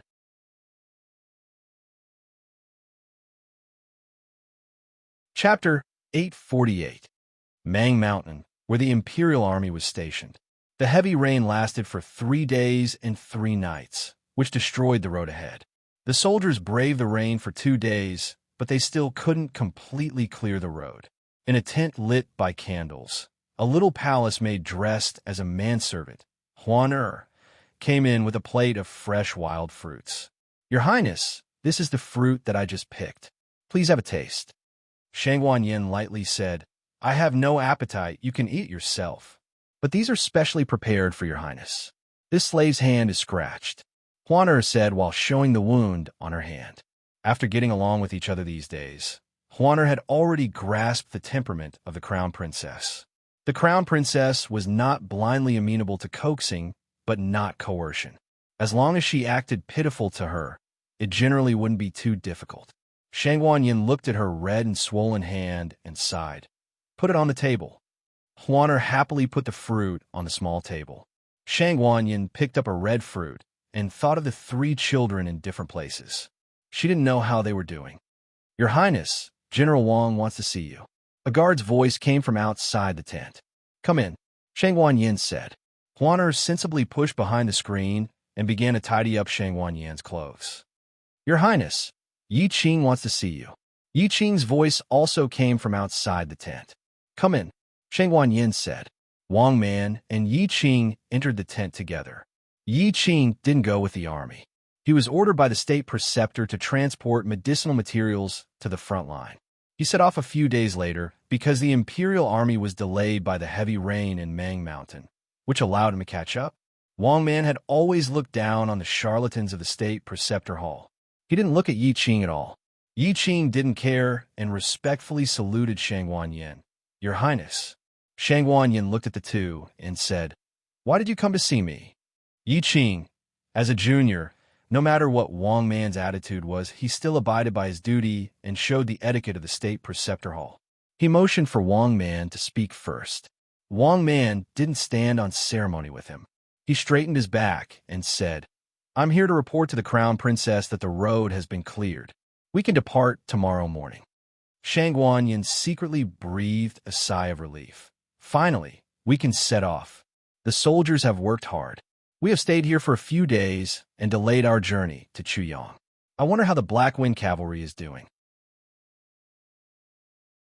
Before the heavy rain washed away the roads, the scouts sent back the news that the Black Wind Cavalry had taken back Chuyang City. However, what followed was the news that the Liang Kingdom's army was going to attack Chuyang City. Wang Man coldly snorted and said, The Black Wind Cavalry is not good at defending a city. Moreover, we still have to defend against the tens of thousands of rebels in the city. In my humble opinion, Chuyang City will most likely fall. A child is a child, too soft-hearted. He should have killed all of the rebels when he captured them to prevent future troubles. What was the point of seizing it? If the Nangong family were to raise their arms, the rebels in the city would definitely cooperate with the Liang Kingdom's army. What a waste of the Black Wind Cavalry's military strength. They're all going to die in that brat's hands. Yi Qing coldly glanced at Wang Man. General Wang, did you personally go to Chuyang City to see, but did you go to the battlefield? What you said is clear and logical. If Chuyang City is successfully defended, will you kneel down and call the Black Wind Cavalry's commander big brother? Yi Qing has always had the image of a gentle senior brother. He treated people gently and politely, and rarely showed such a thorny side. In Shang Qing's words, I can give you face, but you can't not know it in your heart. Wang Man opened his arms. If he can defend it, then why not let him be the great general of the West? Under normal circumstances, when the crown princess heard this, she should have come forward to stop it. General Wang, what are you talking about? You are the most senior elder, and your experience in leading troops is unparalleled. The position of the great general is yours. How can you give it to a fledgling brat? The reality is, the crown princess looked at Wang Man in surprise and helplessly said, Since the great general said so, then this one will be the witness. Wang Man? Shang Wanyin looked at Yi Qing again. Yi Qing, why are you looking for me? Yi Qing cupped his hands and said, Originally, I want to say that if the road is blocked tomorrow, I will take a detour first, but it's okay now. Shang Wanyin nodded and looked at the rainy night outside the tent. I really want to reach Chuyang City soon. Chuyang City. After a big battle, the North Gate was full of devastation. The city's defenders were cleaning up the mess at the scene. The medical officers and soldiers evacuated the wounded soldiers from the scene. At the city gate, a medical officer and a city's defender were carrying a wounded soldier covered with blood on a stretcher. Suddenly, the medical officer's footsteps stepped on the corpse on the ground. He staggered and the stretcher was tilted. The medical officer was shocked. This was a patient with a serious fracture. He couldn't fall again, otherwise he would die. A large and powerful hand held the stretcher firmly. The defender looked up and respectfully said, "General Ji Pingchuan, the North Gate's defender." Thank you, General Ji." The medical officer from Chengdu heard the defender call him General Ji, so he also called him General Ji. General Ji slightly nodded. "Are you okay?" "It's okay." The medical officer lifted the stretcher again and entered the North Gate with the soldiers. Not long after, another group of people came to the scene. Ji Pingchuan turned around and bowed to the leader, Lord Chong. Although they were both generals, the ranks of the two were not the same. Sun Takashi was the leader of all the defenders and the commander of the border. Sun Takashi dismounted from his horse and looked at the bloody scene. He frowned and asked, "What's the situation? How did the Liang kingdom retreat?" Ji Pingchuan said, "The imperial court sent for reinforcements." "For?" Sun Takashi was shocked.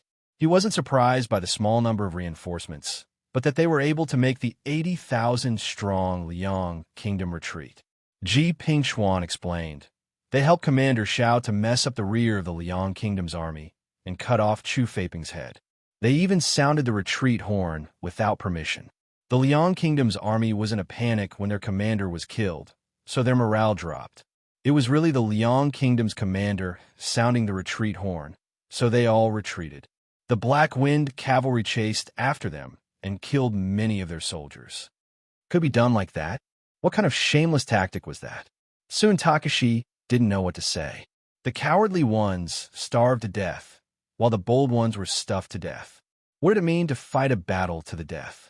This was it. The success rate of this plan was less than 10%. If it was Sun Takashi, he definitely wouldn't be able to do it. Firstly, he couldn't kill Chu Feiping. Secondly, how did he come up with the idea of sounding the retreat horn? "How's Commander Xiao?" Sun Takashi asked. Ji Pingchuan said, "He's injured, so he went back to the camp for treatment." In the commander's tent, Gu Jiao was lying unconscious on the cold and hard bed. The old duke and a medical officer were also in the tent. The medical officer didn't know the old duke. He only heard from his soldiers that he was a reinforcement sent by the imperial court. The medical officer went to remove Gu Jiao's armor. The old duke frowned. "Wait." The medical officer was shocked by the stern voice. He quickly retracted his hand and asked in a daze, "Sir, what's the matter?" The old duke looked at Gu Jiao indifferently and asked in a deep voice, "Is there a female medical officer?" The medical officer said, "Yes." The old duke didn't allow any refusal. "Call the female medical officer to apply medicine on him." The medical officer was stunned. Why would a male medical officer need a female medical officer to treat him? The old duke's expression was frighteningly cold. The medical officer didn't know that he wasn't an official of the imperial court and thought that he was a trusted aide of the crown princess. He didn't dare to offend him, so he hurriedly called a female medical officer over. The female medical officer was also very puzzled as to why she was sent to take care of the young commander. Her medical skills weren't bad, but she had little experience and was a woman. It was very difficult for her to be put in an important position. When she entered the tent, the old duke came out. The female medical officer made a terrible assumption. But when she saw that the young commander was indeed unconscious and couldn't have done anything to any woman, she became even more puzzled. "So why did you call me?" The female medical officer was puzzled as she removed the young commander's armor. When she used a pair of scissors to cut open his blood-soaked clothes, she was completely stunned. Gu Jiao slept soundly and didn't wake up until the evening of the third day. When she opened her eyes, the female medical officer was changing the dressing on her arm. Her eyes subconsciously flashed a trace of cold vigilance. The female medical officer was so frightened that her hands trembled and the medicine fell. "I've seen you before. You're the accompanying female medical officer." The vigilance in Gu Jiao's eyes dissipated. She sat up and said, "How long have I been asleep?" The female medical officer picked up the medicine and said in a frightened voice, 3 days. Gu Jiao said, "It's been so long. How's the battle situation?" "The army of the Liang kingdom has retreated. They suffered heavy casualties. They shouldn't attack the city in the short term. The female medical officer said and glanced at Gu Jiao's clothes. Young commander. Gu Jiao followed her gaze and looked down. Oh, her clothes were open. The wound on her chest had been treated and wrapped with thick gauze. It seemed that her identity as a female had been exposed. As if guessing Gu Jiao's thoughts, the female medical officer hurriedly said, I didn't tell anyone. The dignified old general forbade her to spread the news. He even said that if she dared to leak a word, he would kill her with a knife.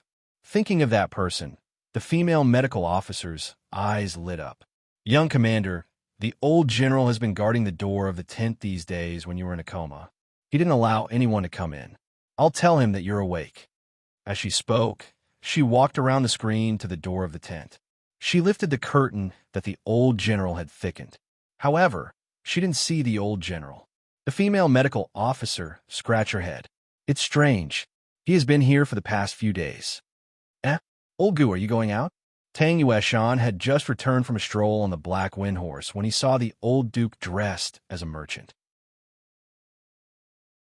It seemed that he was going out.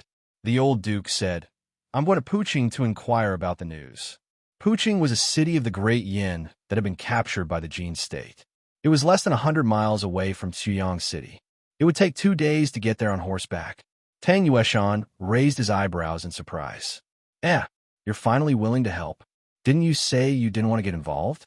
Don't blame me and old Xiao for dragging you here by force. The old duke took a few steps forward and looked at the bright moon in the gray sky.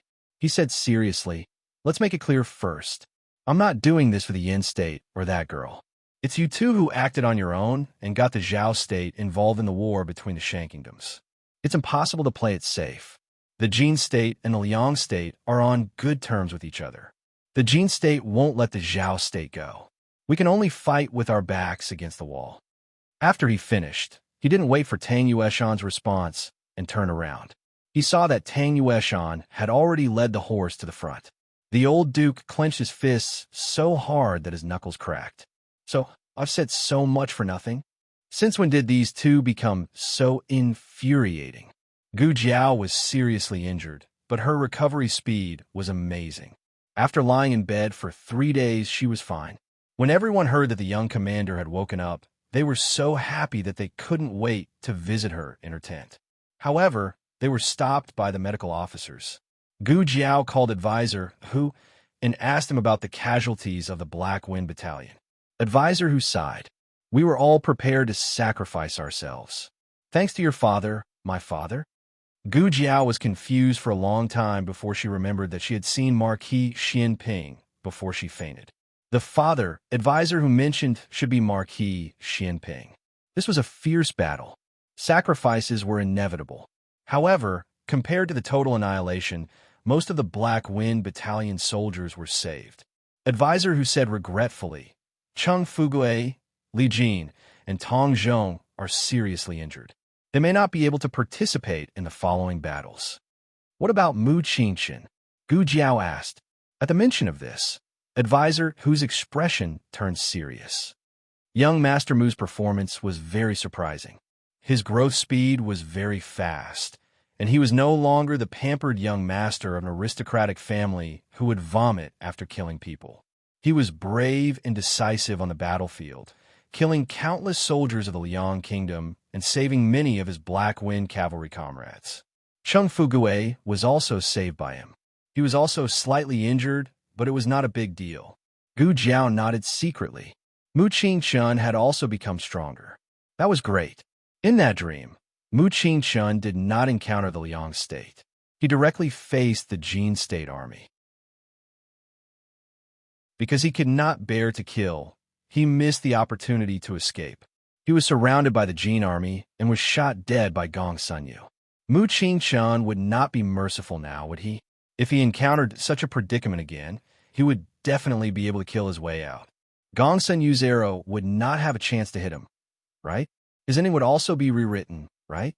Gu Jiao washed up and dressed neatly. She wanted to see the Black Wind King first. The Black Wind King had been guarding outside her tent for the past few days. The horse trainer had treated the Black Wind King's injuries. Its head was wrapped in white gauze, making it look very pitiful. Gu Jiao touched its neck. The Black Wind King sniffed Gu Jiao's breath. Horses were very sensitive. They could tell whether a person's injuries were serious from their breath. "I'm fine," Gu Jiao said. The Black Wind King was probably relieved. It slowly lay down on the ground. It was also very tired. However, it did not dare to rest until Gu Jiao woke up. It was just like how it did not dare to grow old before the battle was over. Gu Jiao stayed by its side and gently stroked its mane. She waited until it fell asleep before going to the tent next door.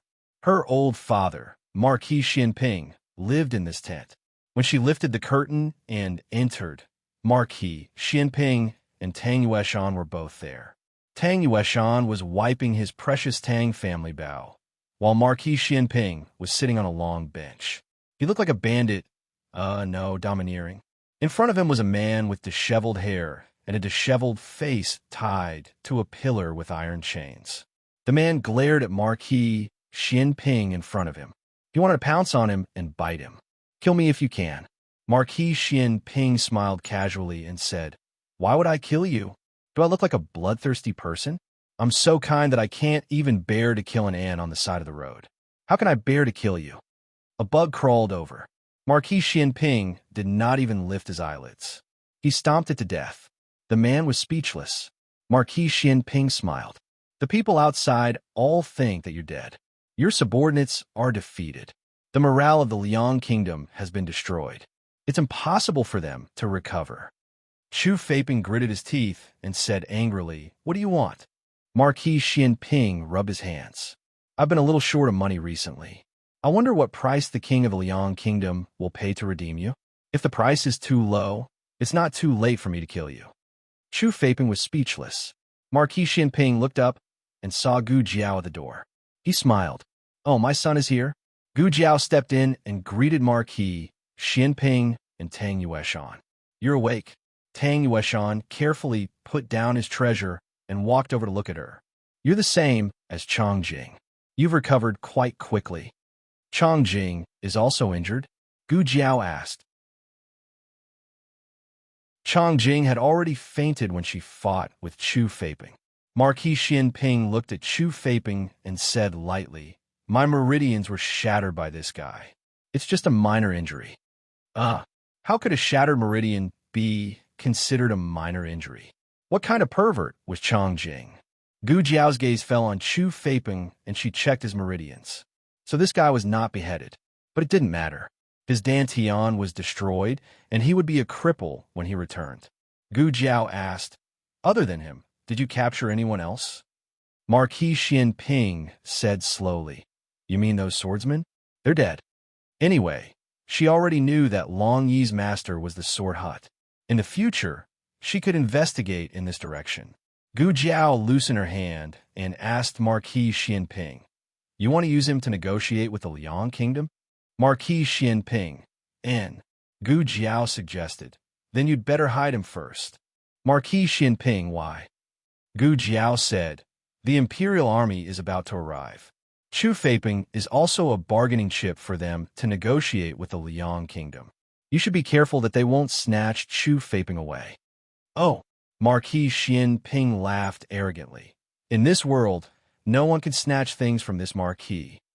Outside the East City Gate, the Imperial Army arrived. Chong Wei led his subordinates out of the city to welcome them. The group of people knelt on one knee and saluted. "Welcome, Your Highness the Crown Princess." The dusty curtain of the carriage was lifted. Shangguan Yin, dressed in a crown princess robe, came down from the carriage with a dignified look.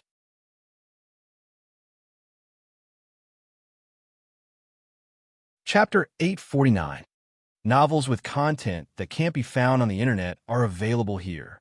It was late, and there was only a thin moonlight at the city gate, but it was enough for Shangguan Yin to recognize that the people who came to pick her up were not Gu Jiao and the Black Wind Cavalry. She took 2 steps forward, stared at the man at the front of the line, and said, "Raise your head." "Yes." Soon Takashi raised his head and looked at the noblest woman in Great Yin. Shangguan Yin was tired, but there was no sign of tiredness between her brows. Her beautiful face was calm and dignified. and her behavior was dignified and decent. She exuded the aura of royalty. Soon Takashi only took a glance and quickly lowered his eyes. Shangguan Yin said unhurriedly, "You are General Tsun Takashi. When I was young, I saw you in the military camp of Xinyuan family." Tsun Takashi didn't know if he should be flattered or feel guilty. He was now clear about the crimes of Nangong family, and as a confidant of Nangong family, even if he didn't directly participate in the persecution of Xinyuan family, he had indirectly helped the tyrant and committed a lot of crimes. Especially not long ago, he led his troops to fight Black Wind cavalry, which was tantamount to a blatant betrayal of the imperial court. He didn't know how the crown princess would deal with him. He had thought it over. No matter what, he deserved to be punished, but his subordinates were just following orders. They were innocent. If necessary, he would use his life to atone for his crime. He only hoped that the crown princess would not vent her anger on the Tsuyan garrison. Shangguan Yin took 2 more steps forward, reached out her hand, and bent down slightly to help him up. "General Tsun Takashi, you have worked hard to defend the city. Please get up." Tsun Takashi was stunned. He looked at Shangguan Yin in disbelief. Her beautiful face didn't have the slightest cunning of playing politics. She was sincerely praising him. Although Shangguan Yin didn't know what happened in the city, but looking at Tsun Takashi's attitude, he didn't seem to be in cahoots with Nangong family. In other words, Tsun Takashi was very likely to have been taken in by her daughter-in-law. It would be best if they could make peace. Her dear daughter-in-law would be the one to suffer if she was attacked from both sides. Moreover, the war was imminent. No matter how serious Tsun Takashi and the rebel army's crimes were, it was not appropriate to punish them just like that. It was better to let them redeem themselves and serve the imperial court well. The generosity of the crown princess made the ugliness of the Nangong family even more apparent. Tsun Takashi felt even more guilty. He did not dare to stand up and knelt down on one knee again. "Your Highness, I'm guilty," Shangguan Yin said softly. "Whether it's a crime or not, let's talk about it later. The ground is cold. You get up first, let your soldiers get up too." The words "the ground is cold" made the eyes of the soldiers turn sour. The officers and soldiers did not expect that the crown princess would still care about them. A strong emotion welled up in their hearts. This was not an era where people were judged by their appearance, but Shangguan Yin, as a woman, had a beauty that could cause the downfall of a country. Men who did not know how to be brave would be willing to go through water and tread on fire for her. In addition, she had a noble status, a broad mind, and a heart that cherished the world. At this moment, everyone felt that the person they were waiting for was not Great Yan's crown princess, but their god. They were willing to fight for their god. Even if the war was difficult, even if there were tens of thousands of people, they would still go forward. Wang Man dismounted from his horse and walked toward the city gate. His gaze fell on Tsun Takashi and the others, and he could not help but frown. "Aren't you the rebels of the Nangong family? We're the Black Wind cavalry. Did they all die in the battle?" These words were very unpleasant. "What do you mean by rebels?" The crown princess said that they were meritorious officials. They were the regular army of the imperial court. Tsun Takashi said in a neither servile nor overbearing tone, "So it's General Wang. The Black Wind cavalry has set up camp in the city. Because we just won a battle a few days ago and inflicted heavy losses on the Liang family, this general boldly asked my brothers to rest in the camp. I will go out of the city to welcome the crown princess." His words were very clear. First, not only did the Black Wind cavalry not die in the battle, but they also won a beautiful battle. Second, the Black Wind cavalry had a very good relationship with the defending army. They could even call each other brothers. Third, he did not like people looking down on the Black Wind cavalry. Although they were enemies in the beginning, the Black Wind cavalry used their blood to win the respect of the defending army. This was the strongest military force of the Yan Kingdom, and they would not accept any rebuttal. Wang Man did not pay attention to the defense of the Black Wind cavalry in his words for the time being. He was extremely shocked. "Who did you say won the battle? What battle did they win?" Tsun Takashi puffed up his chest and said solemnly and proudly, The North Gate was deliberately destroyed. The Black Wind cavalry used their flesh and blood to build the city. 20,000 of them fought the 80,000 soldiers of the Liang family. Not only did they behead the Liang family's General Chu Feipeng, but they also lost 50,000 soldiers of the Liang family. Wang Man's jaw almost dropped to the ground. Well, what did you say? Chu Feipeng is dead? Chu Feipeng was the Liang family's divine general, the spiritual leader of the Liang family. With him around, there was no battle that they could not win. When Wang Man first heard that Chu Feipeng was the commander of the army, even he felt that it was very troublesome. On the way here, Wang Man racked his brains to think of a way to deal with Chu Feipeng, who knew that before he could even use his fist, Chu Feipeng's head fell to the ground. Impossible. No one can kill Chu Feipeng. Shang Guanyin thought in her heart. Could it be Jiao Jiao? Except for her, no one should have the courage to behead Chu Feipeng. But thinking of Chu Feipeng's strength, Shang Guanyin broke into a cold sweat for Gu Jiao. She didn't know if she was injured. In the presence of outsiders, Shang Guanyin restrained her worry about Gu Jiao. She revealed a gratified smile. When I first came to Xuyang, I heard the good news. I'm very happy. If Imperial Father knows about it, he will definitely be very happy. This time, we were able to repel the Liang army, not only because of the Black Wind cavalry, but also because of General Chang's help in defending the city. Soon Takashi cupped his fist and said, "This humble subject is ashamed." This humble subject didn't help much in the battle against the Liang family's army at the North Gate. This humble subject doesn't dare to claim credit. However, the 4 experts sent by Her Highness the Crown Princess played an outstanding role in the battle. Our army is like a god. Shang Guanyin was slightly startled. I didn't send any experts to Xuyang.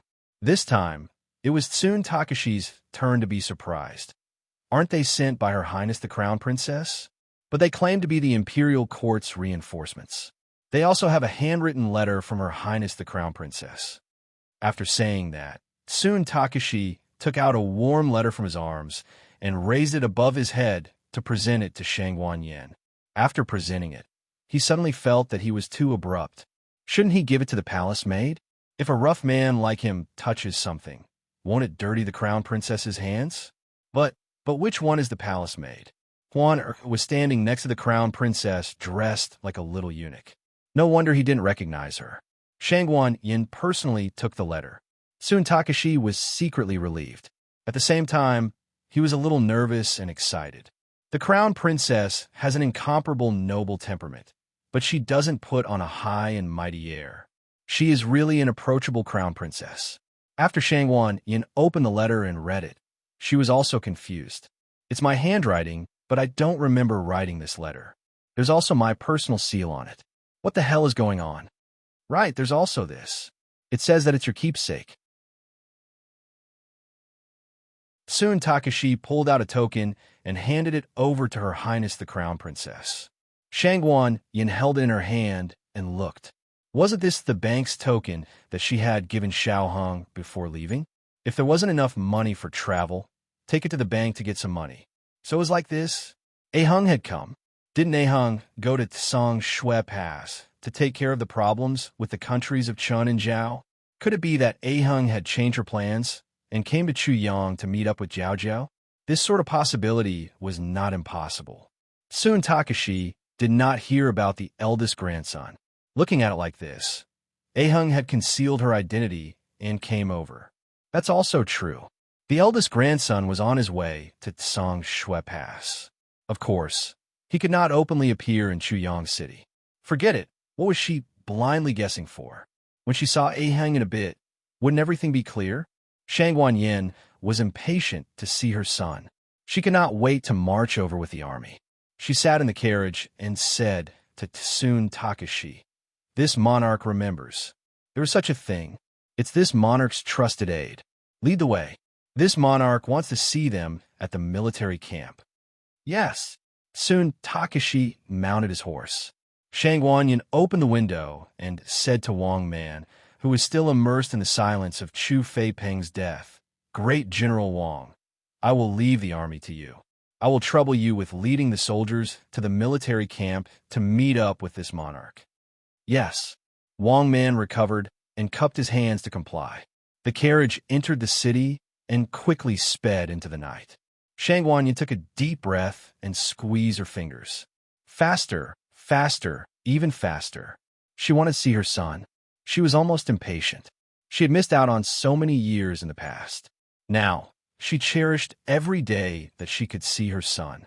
The carriage stopped at the military camp. This subordinate. Soon Takashi spoke. There's no need to report. Shangwan Yin got off her horse. She wanted to give her son a pleasant surprise. Which tent are they living in? They're all living next to the young commander. As soon Takashi led the way, he pointed at the tents in the middle and said, There are 3 over there. There are 2 people living in the tent on the left. One of them is extremely handsome, while the other is an extremely powerful expert. Handsome? A very powerful expert? Were they not Ahung and Long? An oil lamp was lit inside the tent, and the silhouette of a man could be seen from the tent. It seemed that he was reading at night.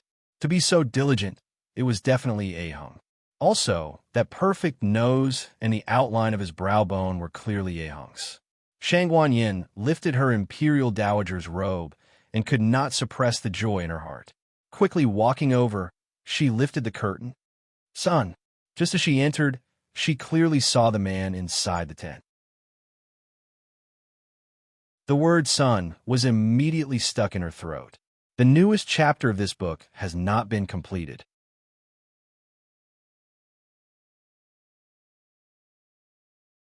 Chapter 850. Shangwan Yin blinked. Her first reaction was that she was mistaken. Her second reaction confirmed that the scene in front of her was real. She never expected to see this man in the Black Wind Cavalry's camp. Her son became her son's father. This was a bit shocking. Marquis Xian Ping's reaction was not much better than Shangwan Yan's. He also didn't think that after 20 years, he could see the woman he buried with his own hands again. The main reason was that Empress Dowager Zhuang didn't say anything before coming.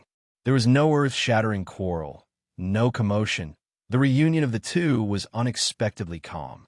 Shangwan Yin looked at him in a daze and forgot to speak for a while. Marquis Xianping held the military deployment map in his hand, his thin lips tightly pursed. He didn't know what to say first. It was impossible to not recognize the other party. They had been together for so long, and they had a child. But with the passage of time, they were no longer young and inexperienced. He was no longer young and frivolous, but he was more restrained and calm of an adult man. She was no longer the slave girl who was locked in a cage and struggled like a little beast. She changed into a noble crown princess robe. Yes, she was Ahung's mother. Ahung was the eldest grandson of the great Yin emperor. Wasn't she the great Yin crown princess?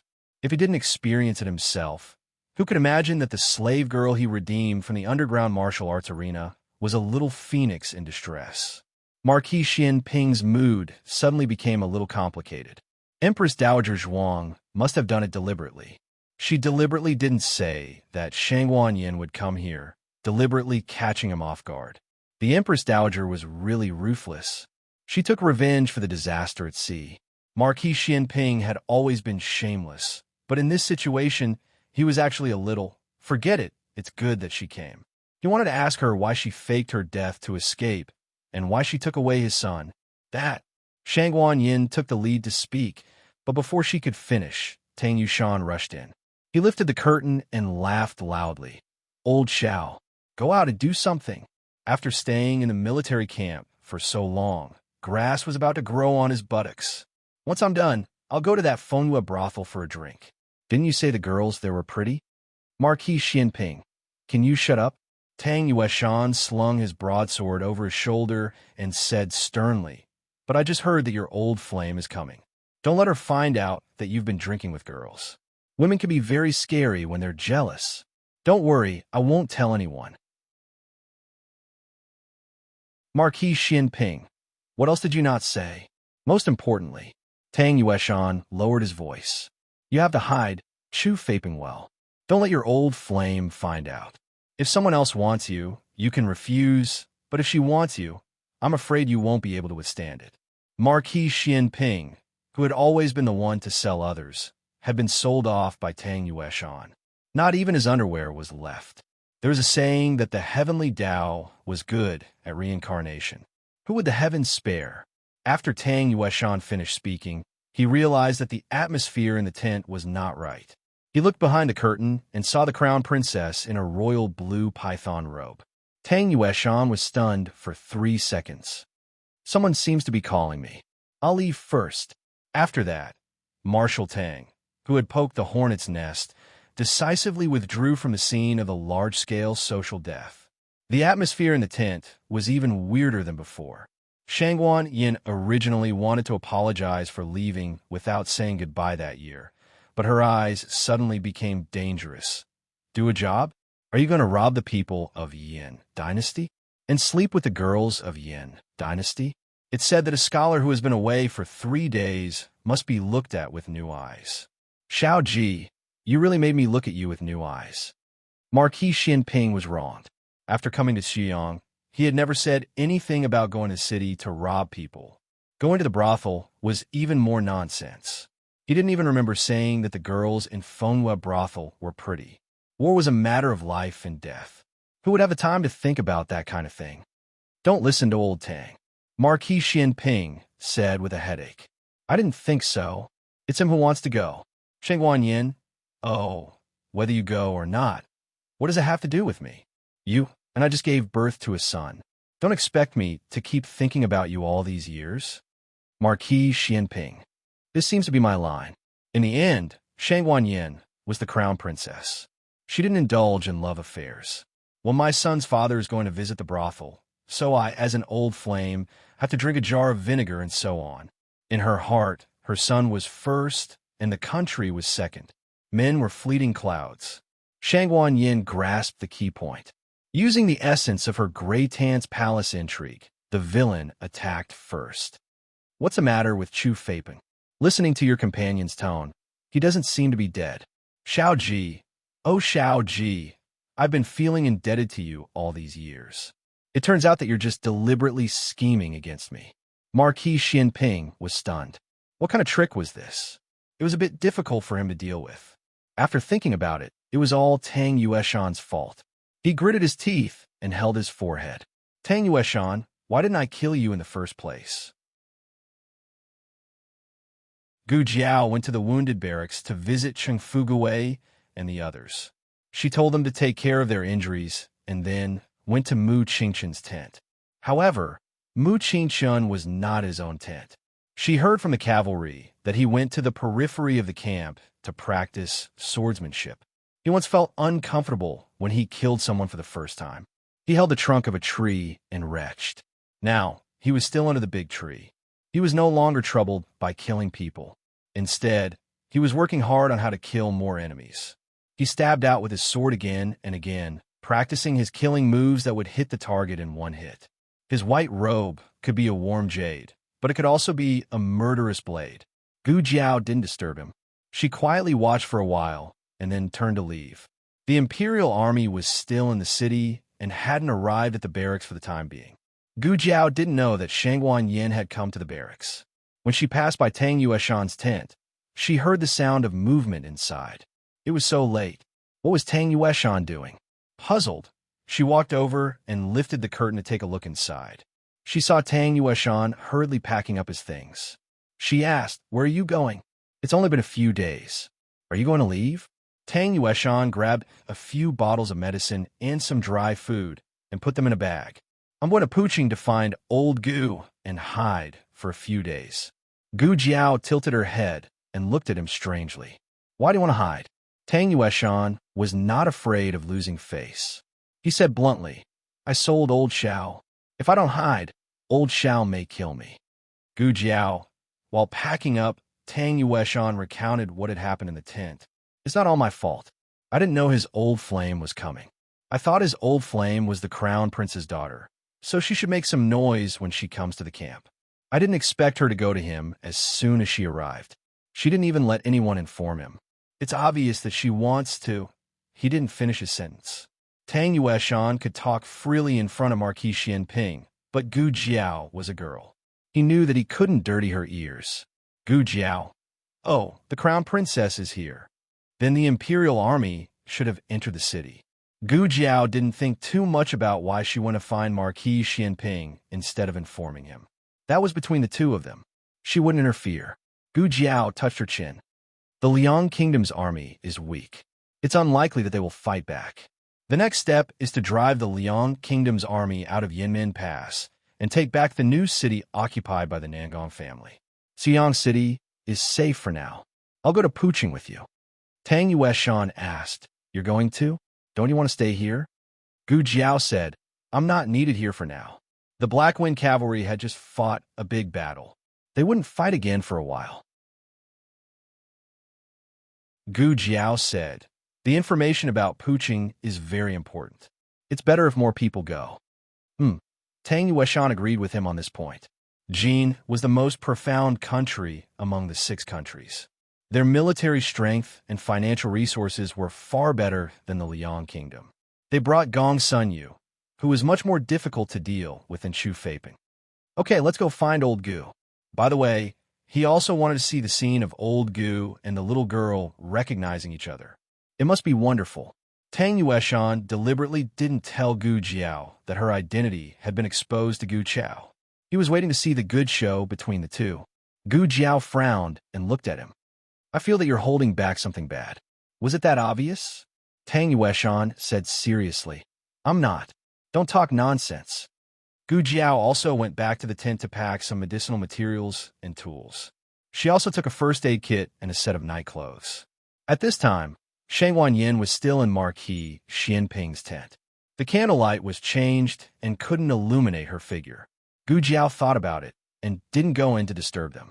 She went to tell advisor and asked him to tell the crown princess and her father that she and old Tang were going to Puqing to spy on the military situation.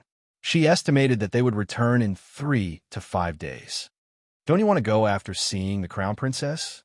Advisor who was thinking for Gu Jiao. This was a good opportunity to show her face in front of the crown princess. The crown princess would definitely remember his lord's merit. However, if his lord left Xiyang and the imperial army or the border guards also made military contributions, his lord's glory might be taken away. Advisor who was thinking too much. Commander Xiao was the crown princess's daughter-in-law. What merit could there be? Who could surpass Gu Jiao? No, I'm leaving. Gu Jiao went to the tent. The Black Wind King had already woken up and was waiting for her energetically. In fact, Gu Jiao didn't intend to take the Black Wind King with her. She wanted it to rest for a few more days. However, the Black Wind King had already recovered and was ready for battle. It was determined to go with Gu Jiao. Gu Jiao patted its neck and said, Okay, let's go together. Tang Yueshan came over on his Black Wind horse. The Black Wind horse was the most powerful war horse in the 6 countries. After riding it, no other war horse could be compared to it. The Black Wind horse was so powerful. She wondered how the Black Wind King would feel when riding it. Tang Yueshan coughed softly and said, Girl, let's make a deal. Let me ride your horse. Gu Jiao said, Can you let me use your bow? Tang Yueshan hurriedly protected the Tang bow on his back and said vigilantly, Only the heir of the Tang family is qualified to touch the Tang bow. You can't. Gu Jiao ignored him and mounted her horse. The Black Wind King suddenly attacked Tang Yueshan's horse. It raised its front hooves, which scared the Black Wind horse so much that its hair stood on end. Hey! Tang Yueshan hurriedly bent down to tighten the reins and calm the frightened Black Wind horse. Gu Jiao elegantly raised her hand and touched the Tang bow on his back. Here, I touched it. Tang Yueshan was speechless. One big and one small galloped into the night. They left Xiyang City in the middle of the night and headed in the direction of Pu City. Gu Jiao knew a shortcut that would take them to Puqing before dawn. However, Puqing was occupied by the Jin army. It was not easy to sneak in. The two of them had to disguise themselves, and so did the 2 horses. At least, they couldn't let people know that they were the powerful Black Wind King and Black Wind Horse. Girl, will this really work? In a forest near the city gate, Tang Yueshan was smearing mud on the two horses under Gu Jiao's command. Gu Jiao was busy combing the Black Wind King's mane. Of course, the messier the mane, the better. They had to look like they had escaped from a nearby city. Gu Jiao then disguised herself and Tang Yueshan. Are they father and daughter? Tang Yueshan asked. Gu Jiao glanced at him and said, they are young master and mute slave. Tang Yueshan was speechless. When everything was ready, the sun had risen. The battered and exhausted duo rode on the dirty and bleeding horses to the entrance of Pu City. Unlike Marquis Xianping, Tang Yueshan did not have a lover from the Yin Kingdom. He could not speak the language of the Yin Kingdom. Therefore, the mute slave was very suitable for him. There were already many people waiting in line at the city gate. Some of them were strong men captured by the Jin army from the surrounding areas. Some were villagers who sold vegetables and fodder for the Jin army. They were all selling the crops they had worked hard to grow at a very low price. There were also Jianghu, people who were not afraid of death and returned to the city. Tang Yueshan whispered, isn't it a bit unbelievable that we escaped from another city? Who would escape to the Jin army's territory? Traitors, Gu Jiao said. How could this work? I am here to join the Jin army. My father is from the Yin Kingdom, and my mother is from the Liang Kingdom. Just because the two countries were at war, they killed my mother cruelly. They want to kill me. They say I am a bastard of the Liang Kingdom. I am not convinced. Why? At the city gate, a young man who was about to enter the city broke down and cried. Tang Yueshan's mouth twitched. Was this really true? When it was Gu Jiao and Tang Yueshan's turn, Gu Jiao's purse suddenly fell. She was about to dismount from the horse to pick it up when a fair and clean hand picked up her purse and handed it to her. Young man, you dropped something. It was a handsome young man. Gu Jiao took the purse. Thank you. It was a birthday gift from her great-aunt before she left. She had been carrying it with her. The young man smiled. Among the group of people entering the city, the young man's clothes were so clean that people could not help but take a second look at him. Gu Jiao's eyes followed him. He came to a carriage and said through the window, Young master, I didn't buy the candied haws you wanted to eat. The old lady didn't come out today. That was true. It meant that it was not the first time he came to buy candied haws. With the war going on, the old lady probably did not dare to come. However, this young man still insisted on waiting for her every day. The young man got into the carriage. The carriage slowly drove through the city gate. This person had nothing to do with her. Gu Jiao was about to look away. However, at this moment, a gust of wind blew and the curtain of the carriage window was lifted. Gu Jiao saw the incomparably handsome face in the carriage. Her eyes widened at once. Husband? No. Xiao Heng went to Sangshua Pass. It was impossible for him to be here. That person was.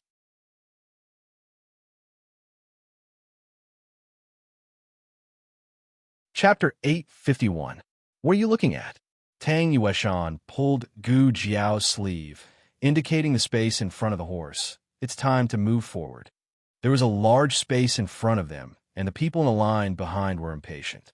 Although they didn't want to enter the city, they can't earn more money if they enter later. It's better to finish early and go home to rest.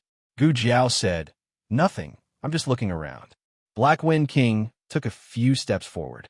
At this time, the carriage had successfully passed the checkpoint at the city gate. The reason why it was smooth was because Gu Jiao found that the guards seemed to know the owner of the carriage and let him in without checking. There is only one person in the world who looks like my husband. But wasn't he arranged by Shangguan Yin to take refuge in a safe place? In order to not let him slip out, Shangguan Yin gave the guards a strict order. Of course, Gu Jiao felt that Shangguan Yin may not know her son's character very well. Even Wang Su could be fooled like that. The strange thing was, why was he at the border? And he looked like he was doing well in Pu City. What's going on? She didn't think she was wrong. But she also didn't think that guy had a reason to appear in the Jin army's territory. Both situations were unreasonable. What are you muttering about? Tang Yueshan whispered. You're so weird this early in the morning. Is it because the crown princess came and reminded you of your little husband? The crown princess was Xiao Heng's mother. It was normal to think of her when seeing her. Gu Jiao turned to look at him. How do you know that the crown princess is Xiao Heng's mother? Tang Yueshan didn't hide it. Empress Dowager Zhuang and the old chancellor said it. Otherwise, who would dare to think about such a big secret? Speaking of which, old Xiao is really lucky. I also know that he saved the female slave from Yin country. Gu Jiao asked curiously. How do you know? Tang Yueshan blurted out. I was there. Gu Jiao. Tang Yueshan's expression changed. Oh no, I'll let it slip. Sigh, forget it. Since I've already leaked it, there's no harm in leaking more. Tang Yueshan heaved a long sigh. It's a little complicated. Do you think it was old Xiao who brought the crown princess back from the barracks? There are a few military prostitutes in the barracks, and one of them is an outstanding beauty.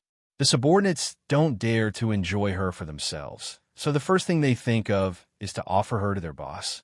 Needless to say, Gu Jiao did make such a guess. Actually, no. Tang Yueshan waved his hand. In fact, Xiao Ji did not bring her back from the military camp. He brought her back from the underground dojo. At that time, the experts from the underground dojo from the Six Nations had gathered. Xiao Ji was not the number one of the Six Nations. The number one of the Six Nations had taken a fancy to that female slave and wanted to snatch her away. The female slave asked for help from Xiao Ji. Xiao Ji was a hero who could not resist the charms of a beautiful woman, so he challenged the number one. The result was as one could imagine. The number one was beaten badly. At that time, Xiao Ji was not as strong as he was later. The price he had to pay to defeat the number one of the Six Nations was huge. He always thought that Xiao Ji had sent her away after playing with her. After all, Xiao Ji had always been a man who walked among thousands of flowers, but not a single leaf stuck to him. Who would have thought that the two of them had a child?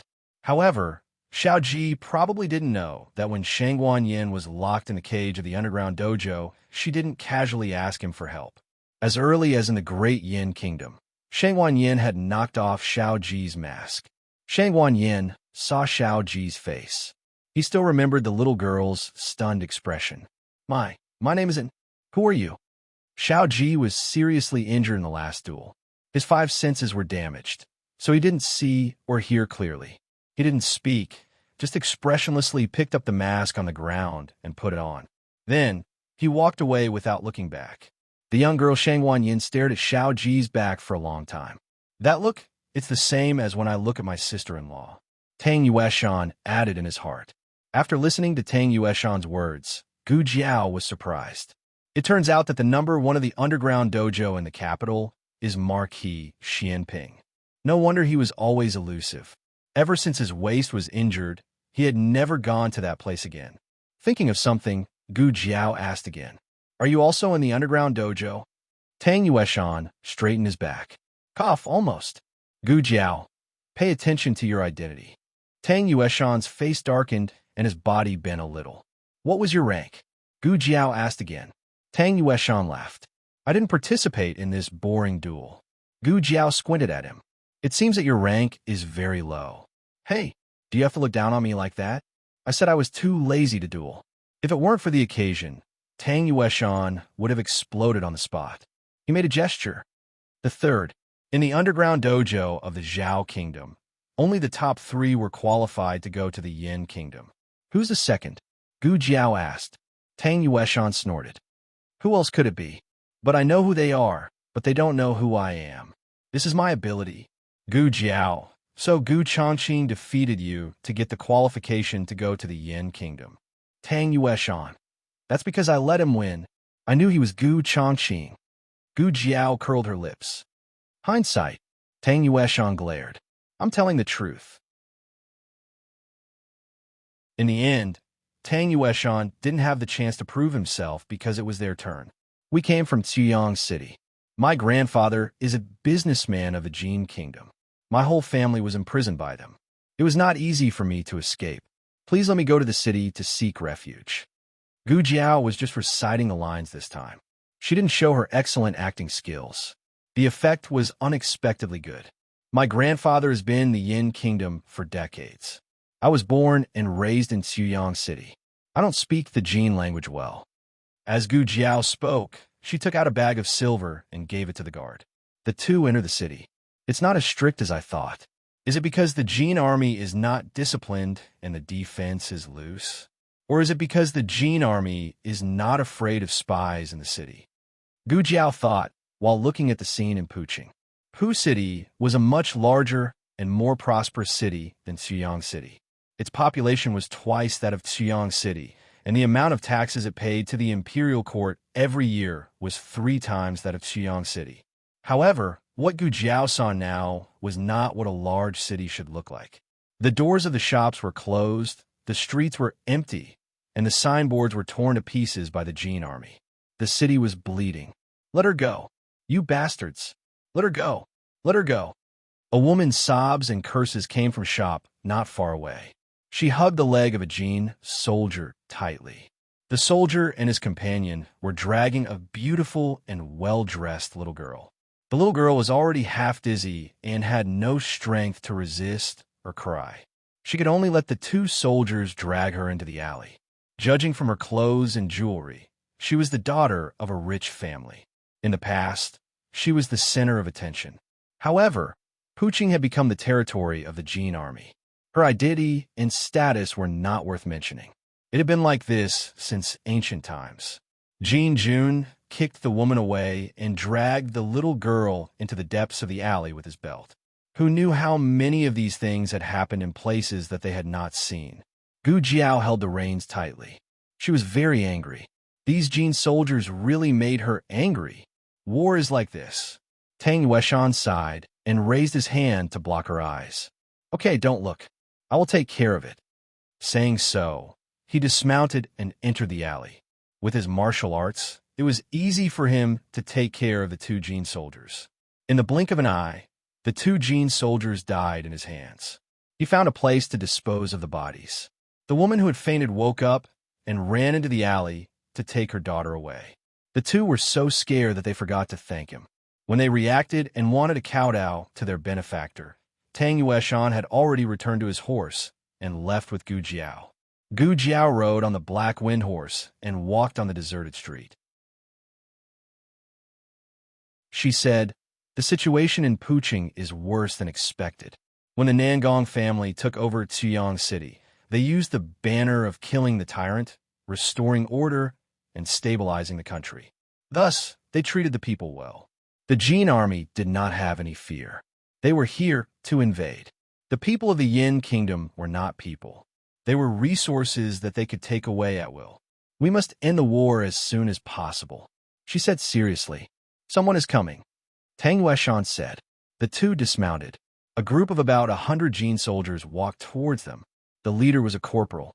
When the 2 passed by, the corporal just glanced at them. A poor young master and a servant. There was nothing to be concerned about. The corporal left with his men. After making sure they were far away, Tang Yueshan said, "I have been here for so long, and I still don't know where old Gu is. If I knew I would come, I would have asked him to give me a signal."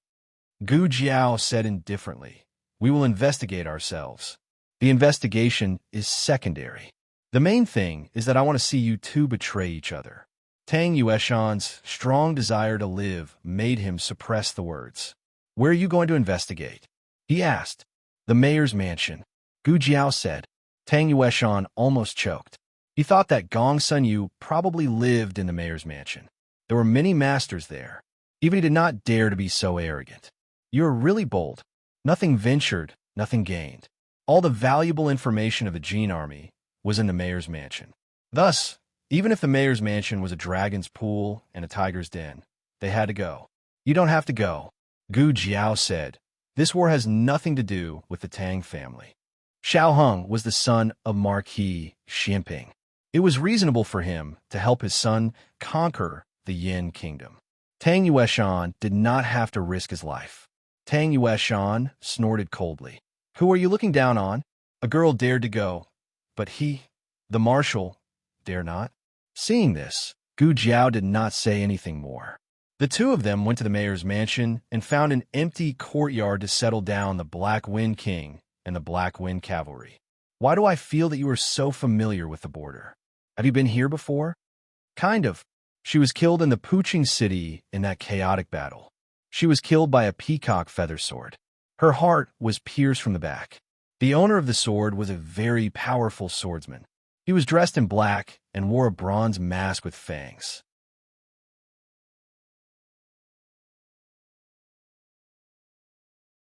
Chapter 852.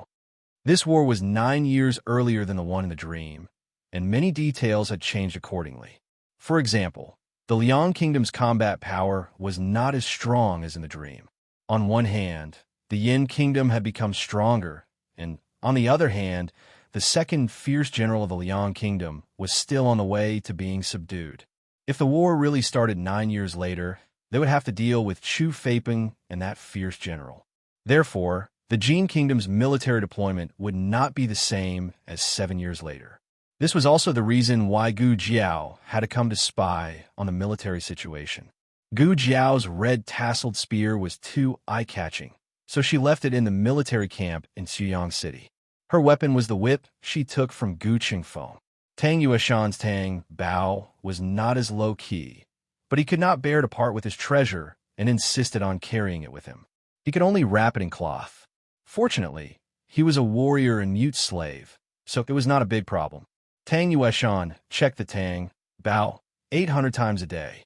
After checking it again, he clapped his hands in satisfaction and said, "Okay, let's go to the mayor's mansion and lie in ambush. We'll move when it's dark." When they were at the border of the Zhao Kingdom, the mayor's mansion was heavily guarded, but it was different here. Either Gong Sun Yu did not live in the mayor's mansion, or Gong Sun Yu had absolute confidence that no one could break in. The first point was quickly rejected, because when they were lying in ambush in an empty grain store near the mayor's mansion, they saw a group of people coming out of the mansion's gate. There was a carriage and 20 guards on horseback accompanying them. Gu Jiao recognized the leader of the guards at a glance. Gong Sun Yu had 4 fierce generals under his command. They were Min Hongyi, the solitary swordsman, Jie Xingzhou, the iron fist, Zhu Zhangquang, and Lu Yi, who was good at hidden weapons and formations. This man was Min Hongyi, the solitary swordsman. Gu Jiao thought to herself. She did not expect Min Hongyi to be by Gong Sun Yu's side so early. She wondered if the other 3 had also been recruited by Gong Sun Yu. Aside from Gong Sun Yu, there was no one else who could make Min Hongyi willingly escort him. Gu Jiao used her fingertip to write on the dusty table, Gong Sun Yu. Although Tang Yueshan was surprised at how Gu Jiao came to this conclusion, he still held his breath. The person in the carriage did not emit any aura. If not for Gu Jiao's reminder, he would have thought that the person sitting inside was an ordinary person. This meant that Gong Sun Yu was already strong enough to restrain his aura. It was always harder to collect than to let go.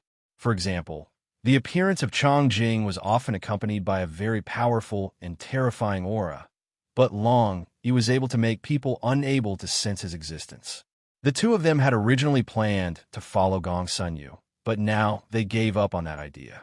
Tang Yueshan clearly understood how monstrous a person at this level was, and Gu Jiao had seen Gong Sun Yu in action before. Adding Min Hongyi to the mix, their chances of winning were not high. After Gong Sun Yu and his group left, the 2 of them waited for a while. When it was time to change shifts, they sneaked into the mansion. Before the 2 of them could get a firm footing, Gu Jiao discovered the second expert, the mighty King Kong, Jie Xingzhou. No wonder he didn't send a large number of guards. Gong Sun Yu himself was a peerless expert. With Min Hongyi and Jie Xingzhou, there was no assassin who could harm Gong Sun Yu in the mansion. The 2 of them stuck close to the fake mountain wall. Tang Yueshan asked with his eyes, "With that expert around, it's not easy for us to move. We'll be discovered." Gu Jiao frowned. If only he went out. Tang Yueshan, forgive me for being blunt, but you're too naive. Then, Jie Xingzhou heard a servant report something. It was probably something that happened in the military camp. He led a few of his personal guards and rode out of the mansion. Tang Yueshan was speechless. "Little girl, what kind of luck do you have?" There was no other freakishly strong expert in the mansion. The 2 of them carefully sneaked into Gong Sun Yu's study. "Wow, this Gong Sun Yu really likes to collect weapons." Tang Yueshan looked at the room full of weapons and couldn't help but exclaim. Gu Jiao said calmly, "Every time Gong Sun Yu kills an expert, he takes away their weapon. To others, these weapons were evidence of his crimes. But to Gong Sun Yu, these weapons were medals that symbolized his path to becoming a powerful expert. Tang Yueshan felt a chill run down his spine. Killing people was one thing, but collecting the weapons of the dead? What was wrong with him? Found it, Gu Jiao said. What? Tang Yueshan put down the weapon in his hand and came over. He saw that Gu Jiao had already dug out the Jin Nation's military deployment map and a thick file. This should be the army's marching record. Gu Jiao said thoughtfully, all the information about the Jin Nation's army is here. This was a very valuable clue. Tang Yueshan thought for a moment. Then should we take it away? It was possible to take it away, but Gong Sun, you would discover that someone had been here. Then the contents of the file and the military deployment map would be changed. There wouldn't be enough time to copy it. She could only memorize it. If she could read the Jin Nation's language, it would be much easier. Unfortunately, she didn't. She could only use her memory to memorize their shapes. In her previous life, she had trained in this skill in the organization. Her speed and accuracy were second only to the Godfather. However, she had never memorized such a large number of unfamiliar characters. Gu Jiao closed her eyes and focused all her attention on engraving the contents of the dossier into her mind. Tang Yueshan was dumbfounded. No way. You're capable of this? How could a person who had fought so many wars still have such a good brain? Was she trying to kill him? After memorizing the last character, Gu Jiao's head started to hurt like it was about to explode. Tang Yueshan saw that her face was pale and quickly asked, "Are you okay?" Gu Jiao supported herself with one hand on the table and the other hand on her forehead. "I overused my brain. I'll be fine after some rest." Tang Yueshan was an uneducated person. He thought that Gu Jiao was impressive for being able to memorize the contents of the file, but he didn't know how impressive she was.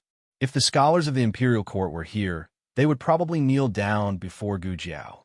Her brain power had long surpassed the limits of a normal person. Let's go. There's no more useful information here. Gu Jiao had just taken a step when her head started to hurt so badly that she almost fainted. Fortunately, Tang Yueshan was quick enough to catch her. So it's true that scholars are weak. Look at you. You haven't even finished 2 pages of the book. You're even weaker than if you had just fought a war. Tang Yueshan complained about Gu Jiao in disdain, but his actions were honest. He turned the bow in front of him and carried Gu Jiao on his back. At this moment, Gu Jiao was enduring the pain in her head, deepening the memory of those characters in her mind over and over again.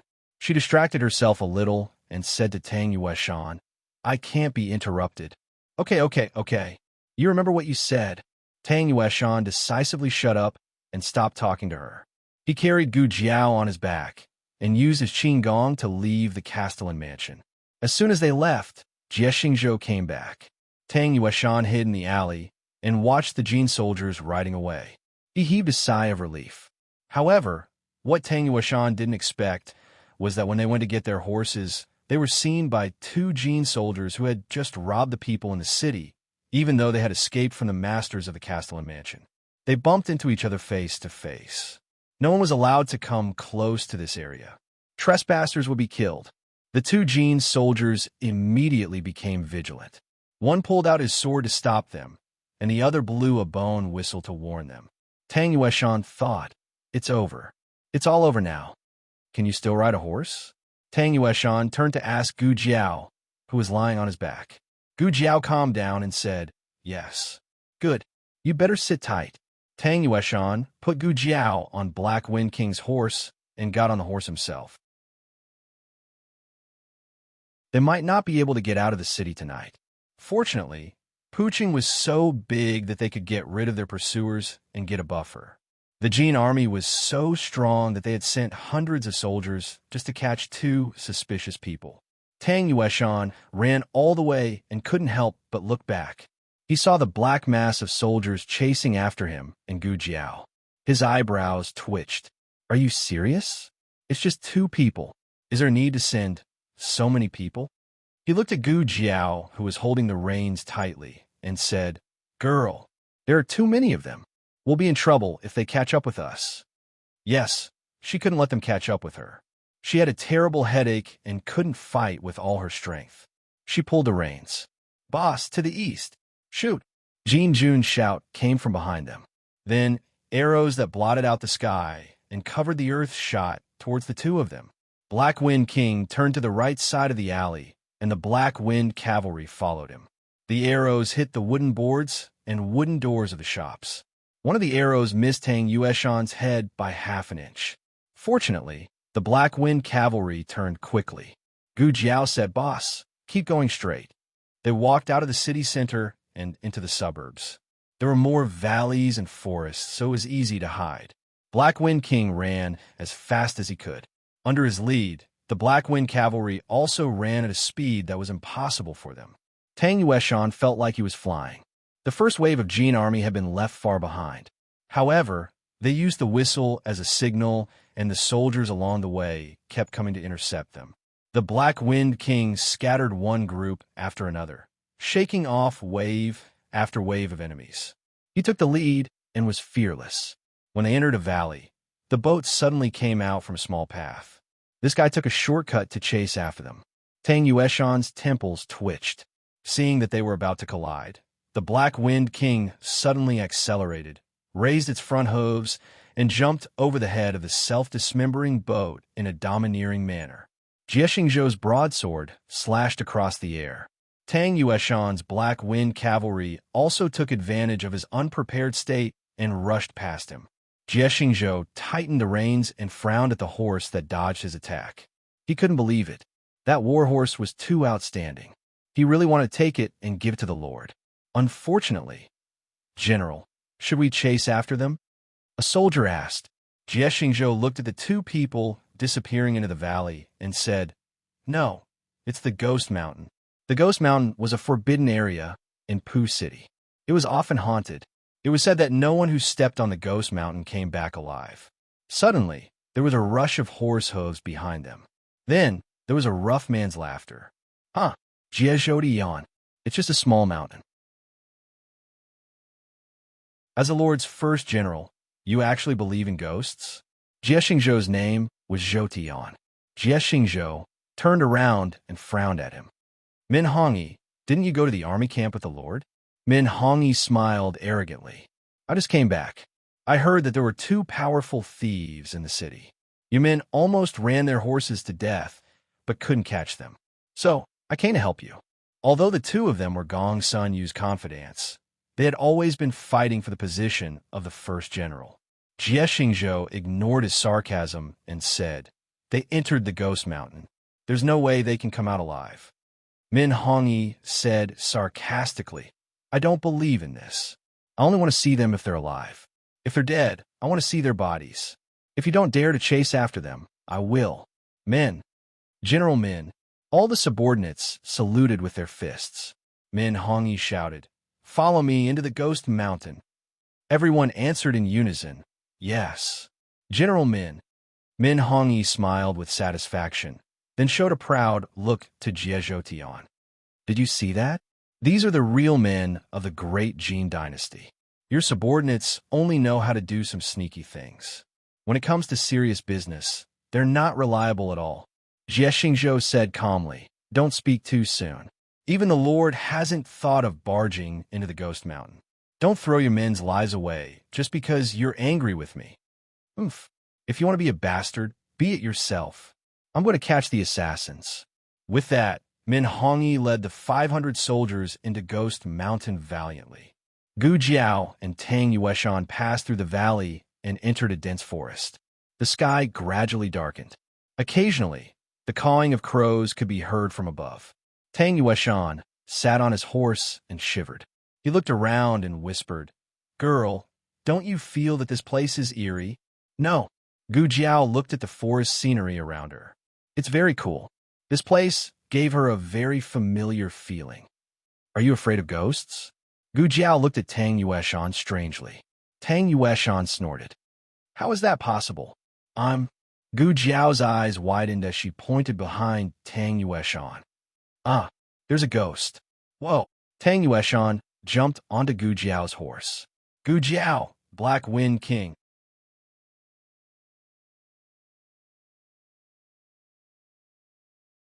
Chapter 853.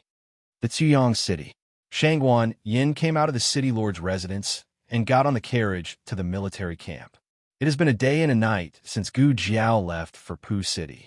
She wanted to see if Gu Jiao had come back. In addition, the day after tomorrow, the Imperial Army will attack the remnants of the Liang Kingdom's army. She wanted to go to the military camp to boost the morale of the army. Tuyong City has restored order. Although the panic of the war still shrouded the people's heads, when they thought of the great Yan's crown princess going to war on behalf of the emperor, the people were full of faith in the imperial family and the imperial court. The wheels of the carriage turned and the body of the carriage swayed. Shangguan Yin sat quietly in the carriage without saying a word. Huaner, it was enjoying the local customs of the border with interest. She had never been far away, so everything she saw was novel. Your Highness, the biscuits they sell are very strange, Huan said while looking at Shangguan Yin on the carriage seat. Shangguan Yin didn't hear her words and was still in a daze. Huan slowly put down the curtain, leaving only a narrow gap for the light of the thousands of lights to come in. She hesitated for a moment and asked softly, Your Highness, are you thinking about that man? Huh? Shangguan Yan's consciousness returned. What? That man? The father of His Highness Zhang's son. Huaner said. As the crown princess's trusted maid, Huaner gradually won Shangguan Yan's trust. She knew the identity of Xiao Heng and Shangguan Qing, and also knew that the handsome man was the biological father of the two little princes. Shangguan Yin said, What do I think of him for? Huaner said, You came out so fast that night like you fled in panic. Huan held back these few words. Shangguan Yin murmured, Fast? I feel like I talked to him a lot. Huan said bluntly, That's because you were avoiding him, so you felt that every sentence was very long. But in fact, you didn't even ask each other how they were doing these years. Huan was simple, not stupid. As an outsider, she could see things more clearly than Shangguan Yin. That night, the two of them didn't know how to face each other. They were both dumbfounded. The crown princess was originally going to live in the barracks. The reason she moved into the city lord's mansion was to avoid that lord. Shangguan Yin lowered her eyes, lightly straightened her wide sleeves, and said, What's there to ask? It's already like this. Huan was silent for a while, and then asked, Then, do you still like him? Shangguan Yin sat up straight, as if she was talking to Huan, but also as if she was talking to herself. I am the crown princess of Great Yin. I will not fall in love with any man.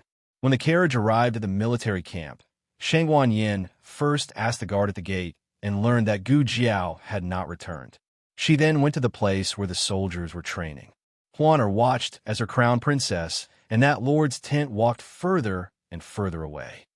Shangguan Yin, but in the end he couldn't avoid it. Marquis Xian Ping strode over. Shangguan Yan's expression paused, as if she was a little hesitant. Then, she continued to walk forward expressionlessly. Marquis Xian Ping caught up with her and blocked her way. He looked at her and narrowed his eyes. Shangguan Yin, are you hiding from this marquis? Shangguan Yin looked at the soldiers who were training in the night and calmly said, Hiding from you? Don't think too highly of yourself. What do you have that makes this lord hide from you? Marquis Xian Ping's face was full of disbelief. Then why did you run away so fast that night? Shangguan Yin lightly said, Who told you to be so annoying? Good, this marquis is annoying. Marquis Xian Ping put his hands behind his back and looked at her casually. As long as you tell this marquis where this marquis' son is, this marquis will never bother you again. Shangguan Yin snorted and said, Didn't your son go to Tsangxue Pass to negotiate with the Chun country's army? Marquis Xian Ping said, You know this marquis is not talking about this son. Shangguan Yin sneered and said, That's right. Your Xiao Ji is a romantic by nature. You have more than one son, Aheng. Marquis Xian Ping looked at her deeply and meaningfully said, Shangguan Yin, you aren't jealous, right? Shangguan Yin sternly said, This one is the crown princess. This one has a harem of 3,000 men. Would this one be jealous of you? That's good. Shang Wanyin coldly glared at him and walked forward with a cold expression. Marquis Xian Ping stepped to the side and stopped her. His eyes were a little solemn. It was very different from his previous unruly appearance. Where is Xiao Qing? Shang Wanyin turned her face and looked at the army in front of her. If you want to know the whereabouts of your son, use Chu Fei Peng in exchange. Marquis Xian Ping laughed. Chu Fei Peng, right? Okay, I'll give it to you. After that, his smile disappeared. Where is this Marquis' son? Shang Wanyin clenched her fingers and said with a dignified expression, Qing, is in a villa near Xingdu. When the situation stabilizes, I will bring him back. Son of a bitch. On the other side, in Pu City's Ghost Mountain, Min Hong led his men to search in the forest. As a result, a group of men got lost. A soldier pointed to the knife mark on the big tree next to him. General Min, there is a mark we just made here. We went back to the original road. Min Hong frowned. People who lead troops to war have a good sense of direction, but they don't know what's wrong with this forest. The trees grow the same, the sun in the sky has set, and the moon and the stars haven't come out yet. It's really hard to tell the direction. Just by relying on their experience, it's reasonable to say that they can go out. But after walking for a while, they unexpectedly return to the original place. Damn it, it's really strange. Whoosh! A soldier suddenly felt a shadow flashing by from the side. He quickly turned his head. Who is it? However, only a dark and quiet forest came into view. "Oh, Five, what's wrong with you?" His companion patted his arm in amusement. "You're so nervous. Your courage can't be that small, right?" Another companion also smiled and said, "Yes, this place is called Ghost Mountain. Is there really a ghost? Even if there is such a thing, why should we be afraid of ghosts if we follow Min Darren?" These words touched the bottom of Min Hongyi's heart. That's right, Min Hong, is not afraid of anything. He can kill the heavens and expel evil spirits. What bullshit Ghost Mountain? It's just a rumor made up by a group of cowardly rats. What is there to be afraid of? The strange feeling in Min Hongyi's heart was dispelled. He didn't know if his courage scared the world, but even the dark clouds above his head were blown away by the cold wind. The moment the moon came out, everyone secretly breathed a sigh of relief. They are back in the world of the living. Who would have thought that before they could finish their sigh of relief, a soldier behind the team screamed, "Xiao Luo is gone. He was talking to me just now." Suddenly disappeared. Everyone's hearts sank. Min Hongyi's eyes were cold as he gripped the saber at his waist. 5 people in a group, go together. The Jin soldiers put away their weapons and held each other's arms. This way they would be safe. After all, 5 of them can't disappear at the same time. "Hey girl, how much longer do we have to walk?" Tang Yueshan, who was scared half to death by the ghosts, calmly sat back on his horse. He said that he did that to protect her, not because he was scared. Soon, Gu Jiao said, "There should be a cave up ahead. Let's take shelter there for the night." Gu Jiao's familiarity with the terrain of the border was outrageous. Tang Yueshan only thought that she had done her homework in advance and memorized all the maps. Tang Yueshan tightened his grip on the reins and sighed. "Speaking of which, we've been in Puching for a day, but we haven't seen old Gu. Where do you think he went? Could he have gone to the army camp?" "Gongsun, you also went to the army camp today. Old Gu can't be so unlucky as to run in a Gongsun, you right? Hey girl, why aren't you saying anything? Can't you at least say something?" Tang Yueshan turned his head to look at Gu Jiao bitterly, but all he saw was the empty forest. His voice was stuck in his throat. The forest began to fog. The moonlight above their heads could not be seen. Without a reference, one sense of direction would weaken. Black Wind King was a brave horse, but it did not grow up in the forest. This was a very strange environment for Black Wind King. Gu Jiao found that they were separated earlier than Tang Yueshan, but she couldn't shout. Otherwise, it would be hard to tell whether Tang Yueshan or the Jin soldiers would come first. This place is a bit unusual. Gu Jiao looked around. She had no basis. It was just an intuition that she had trained in danger. Whoosh! A black shadow flashed behind her. Gu Jiao's ears twitched, but her expression did not change. She signaled Black Wind King to keep moving forward. Whoosh! Another shadow flashed behind her. Gu Jiao did not stop. One person and one horse walked forward calmly. Whoosh! Whoosh! Whoosh! The shadows seemed to be irritated. They flashed here and there, trying to make Gu Jiao fearful. Gu Jiao did not even lift her eyelids. Ah, the living people who came to our ghost mountain are so powerful. Look, he's not afraid. His horse is not afraid. I want to eat his horse. Silly. How can a horse taste good? I haven't smelled a living person in the netherworld for a long time. It's so fragrant. Tonight, the gates of hell will open, and the king of hell will come. We little ghosts can taste a living person. Huh, little ghosts? Indeed. Gu Jiao did not seem to hear their conversation. She continued to walk deeper into the forest with Black Wind King. She hadn't even taken 2 steps when a large net suddenly fell from above her head. Gu Jiao pulled out the whip from her waist and lashed it in a certain direction in the night. The whip made a cracking sound in the air. Almost at the same time, a pale little figure was caught by Gu Jiao's whip. Gu Jiao tied him to the horse's back. When the net fell, Gu Jiao raised her hand and grabbed it, throwing it far away. This kind of small trick was barely enough to deal with Tang Yueshan, who was afraid of ghosts. She was not afraid of ghosts. Gu Jiao looked at the little black impermanence on her horse. She asked, "Who are you?" Whoosh! The other shadows in the forest scattered and disappeared without a trace. Little black impermanence had a long tongue in his mouth. He struggled to say, "I'm Black Impermanence. Don't you dare offend me. His Highness Ghost King will eat you." He was really called Black Impermanence. Gu Jiao flicked his forehead. Little Black Impermanence cried out, "Ouch!" Gu Jiao chuckled. "Are ghosts afraid of pain?" Little Black Impermanence was speechless for a moment. He spat out his long tongue and said, "I'm still young. You're an adult. Your young energy is too strong. If you touch me, you'll burn my body. That's why I'm screaming." After he finished, he stuffed his tongue back in again. It was quite logical. Gu Jiao gave him a thumbs up in her heart.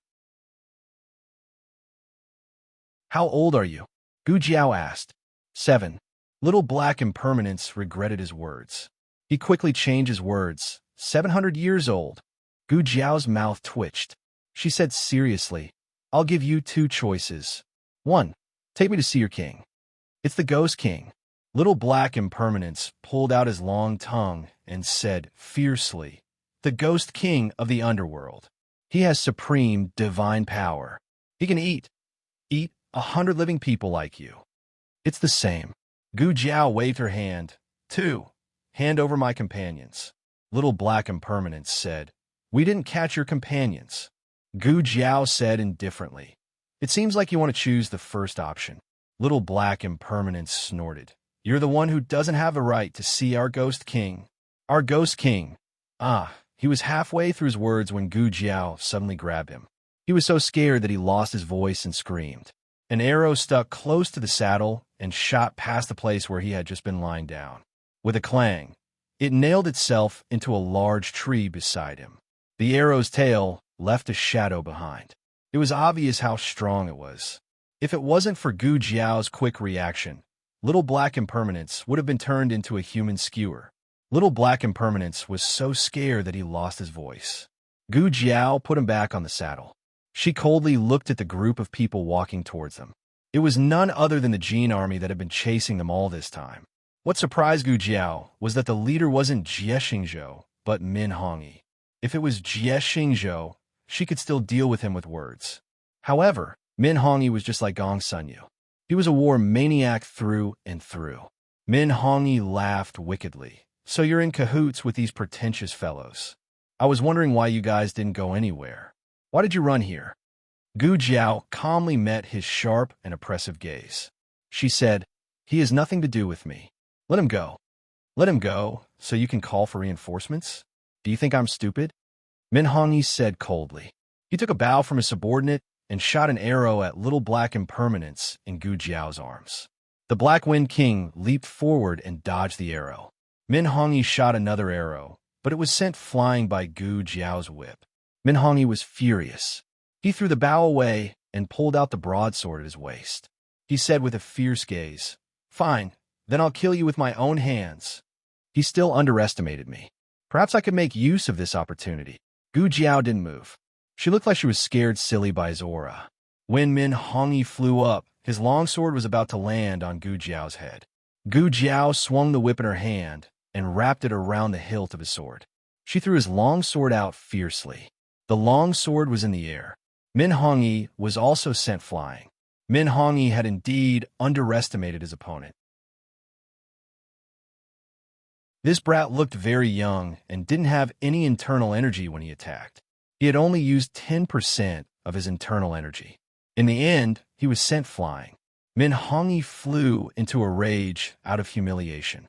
He tapped the ground with the tip of his foot and used the tree trunk as a stepping stone to stabilize himself. He once again slashed at Gu Jiao with his longsword. This time, he didn't underestimate his opponent. Gu Jiao had to dodge. Otherwise, the force from their fight would hurt this child and Black Wind King. Sit tight. Gu Jiao jumped off her horse and took a few big steps forward. She wrapped her whip around Min Hongyi's waist. This brat's strength actually managed to tie me down. Min Hongyi frowned. He was surprised by the strength of Gu Jiao's arms. At the same time, he was very excited. Killing an opponent like this was more interesting, wasn't it? Min Hongyi smiled coldly. He changed the direction of his long sword and slashed at Gu Jiao's whip. The whip was cut in half. Gu Jiao took a few steps back due to inertia. 9 years later, she had the strength to kill Min Hongyi. But now, Min Hongyi was a big problem. Min Hongyi looked up to the sky and laughed. "Brat, what else do you have?" Gu Jiao said, "I'm so powerful. Can you really bear to kill me?" Min Hongyi was stunned. Gu Jiao said patiently, "Why don't you bring me back and give me to your Gong Sun Yu? With my help, you can definitely compete with Jie Xingzhou." This brat was a rare talent. If he really whoosh. Gu Jiao waved her hand and shot out the Tanghua needle in her hand. Min Hongyi was skilled in martial arts. Unfortunately, his brain wasn't as good as Jie Xingzhou's. No wonder he was always suppressed by Jie Xingzhou. Min Hongyi blocked with his longsword. Unfortunately, he was still a step too late. A Tanghua needle hit his abdomen. There was poison on the needle. Min Hongyi hurriedly sealed the major acupoints on the wound to prevent the poison from spreading. "Brat, you've really angered me. I originally wanted to give you a quick death, but now I've changed my mind. I'm going to cut off your arms and break all the bones in your body. Then, I'm going to chop off your head." Wah! Little Black Impermanence started crying. Min Hongyi was in a fit of anger. The child's crying annoyed him. He swung his long sword at Little Black Impermanence's head. He was attacking head-on. No matter if Black Wind King attacked or retreated, Little Black Impermanence would still be hit. How despicable. He didn't even let off a child. It was no wonder that Jing Kong chopped off his arms and legs. Gu Jiao's eyes flashed. She jumped and threw Little Black Impermanence off the horse. She hugged Little Black Impermanence and rolled on the ground a few times. Min Hongyi took the opportunity to swing his long sword a second time. His speed was so fast that Gu Jiao couldn't dodge at all. Was she going to die here? If Gu Jiao wanted to live, there was only one way. She had to throw the child out to block the attack. Gu Jiao didn't do that. Clang! Something hit Min Hongyi's longsword. Min Hongyi's longsword was knocked aside. His entire arm went numb. "Who's there?" He turned his head and angrily stared into the darkness. In the fog, a man dressed in a black robe and wearing a ghost mask was sitting on a carriage carried by 18 wraiths. He was slowly approaching them. The gauze on the carriage danced in the night wind. In the eerie forest, there was an inexplicable aura of 100 ghosts walking at night. A slender hand was exposed under his wide sleeves. It rested lightly on the armrest. The joints were distinct and exquisite. However, it was too white, which added to the ghostly aura. At the front of the carriage stood 2 people dressed as Black Impermanence and White Impermanence. A sudden gust of wind blew in the night, making the entire forest eerie. The Jin soldiers looked at each other and almost involuntarily took 2 steps back. Min Hongyi scolded disdainfully. "Who are you?" Stop pretending to be a ghost in front of me. Pretending to be a ghost? The man's thin lips curled up. He held onto the armrest and stood up with a smile. It was just a simple stand-up, but the branches around him moved without any wind. It was as if the malicious ghosts on the trees were responding to him with fear and devotion. The Jean soldiers felt even more scared. They looked up at the dark branches above them. Was there really a ghost on the tree? It's bleeding. The tree is bleeding.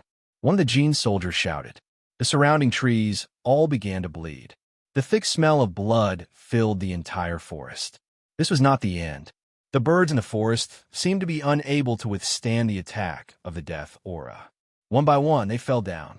In an instant, the ground was covered with bird corpses. One of the Jean soldiers fell to the ground in fright. Little black impermanence poked his head out of Gu Jiao's arms and pointed at Min Hongyi. He cried loudly, "Your Highness, Ghost King, he's a bad person. He wants to kill me." He did not dare to run over. He was worried that Min Hongyi would kill him halfway. After he finished speaking, he shrank back into Gu Jiao's arms. What a cowardly little black impermanence. The man's dangerous gaze fell on Min Hongyi. Then he stepped forward and casually stepped on the guardrail of the carriage. A fierce and domineering aura suddenly erupted from his body. "Gu Jiao, why does this little aura seem a bit familiar? It reminds me of someone." The man said indifferently, "You dare to come to my territory and kill my subordinates. You got guts. Trespassing on Ghost Mountain is already a capital offense. Now that you've committed an additional crime, why don't I skin you alive and make you into a human skin lantern?" The Jean army shuddered at the same time. This guy was too good at shaking the morale of the soldiers. They could not let him continue acting like a ghost. Otherwise, before the battle even started, his subordinates would be scared off. Min Hongyi shouted, "Don't you try to bluff here. With just the few of you, do you think you can stop my 500-strong army?" "How many?" The man curled his lips and waved his wide sleeves. "Little ghosts, come out. Tonight, the gates of hell will open. All the living people are yours." As soon as he finished speaking, Min Hongyi sensed that something was wrong. He looked around and saw a large group of armored ghost soldiers on the trees, on the hills, and in the woods. Min Hongyi's expression changed. "This is," the man said coldly, 3,000 ghost soldiers. Kill them all. Leave none alive."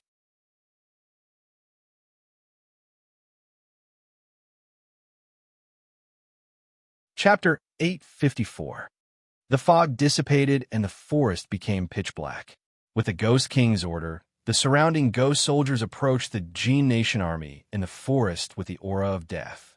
The Jean army was not weak, and could even be said to be very brave and good at fighting. The Jean dynasty was related to the Turks in history. The largest tribe took over the imperial power and exiled the other tribes that refused to submit. This was how the Turks came to be. The reason why the Turks were not recognized by the Six States was more or less related to the Jean dynasty. The people of Jean Nation had a warlike bloodline in their bones.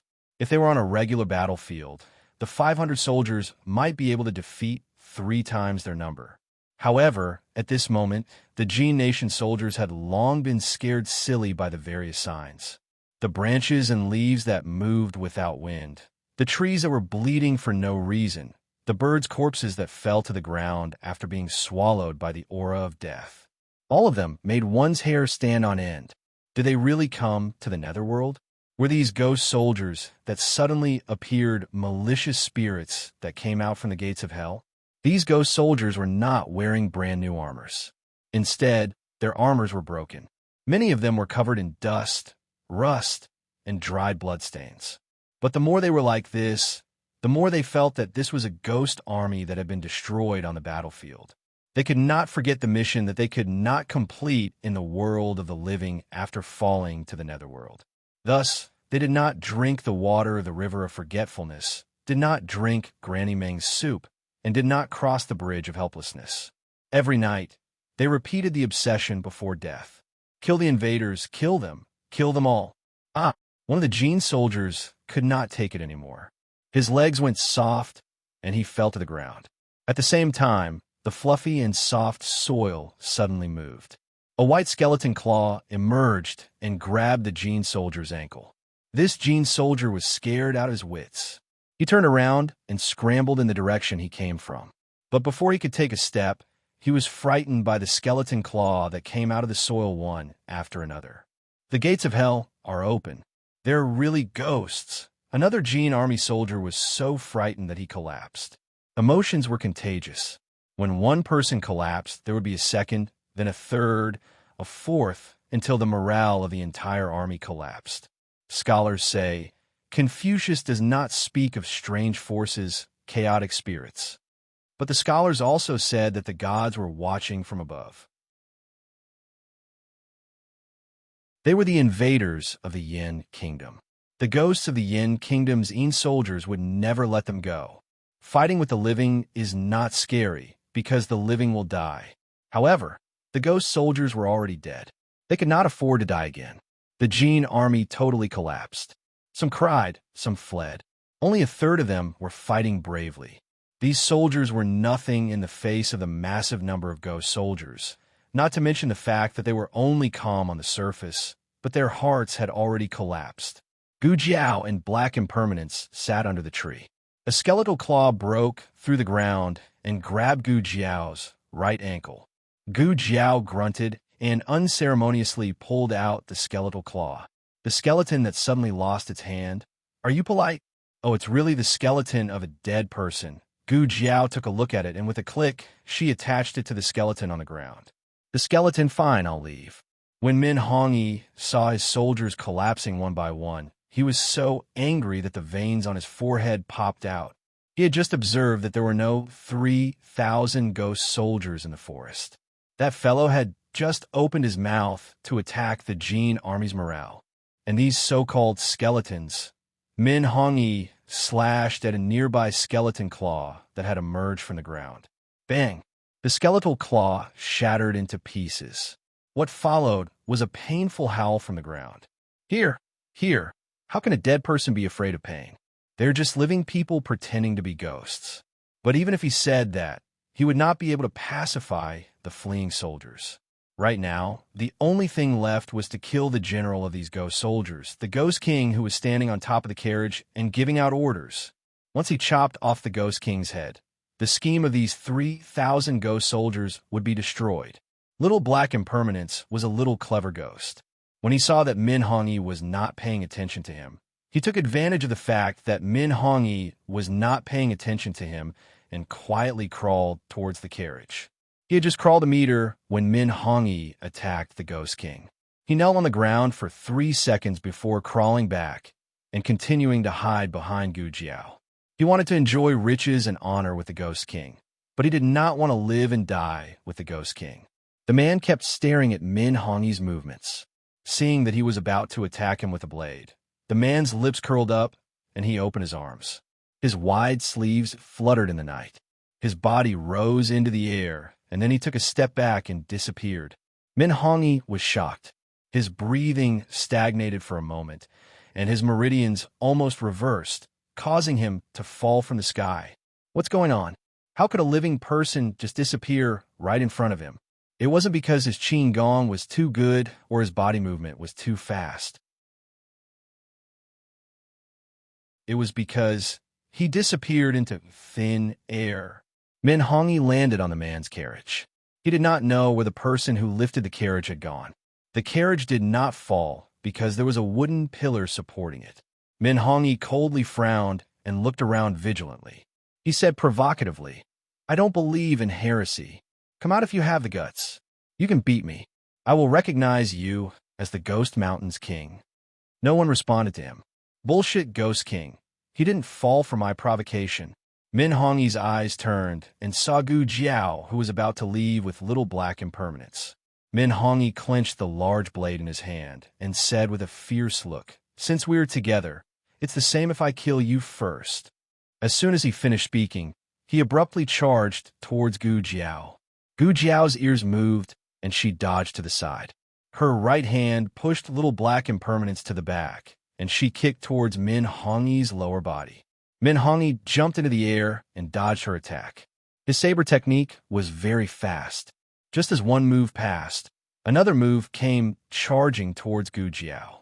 Damn it, he didn't have a weapon. Gu Jiao was forced to retreat. Little brother, here. Little Black Impermanence got a long sword from somewhere and threw it to Gu Jiao. Gu Jiao caught it and blocked the blade. She said to him, I don't know how to use a sword. Oh, then this. Little Black Impermanence threw another long blade to Gu Jiao. Gu Jiao said, I don't know either. Meteor hammer. Mace. Dog beating stick. Little brother, catch it. Gu Jiao caught the last weapon that was thrown at her. She turned her head and shot down, smashing Min Hongyi's long blade into the dusty ground. Min Hongyi was caught off guard by this sudden attack. His forearm was slightly numb.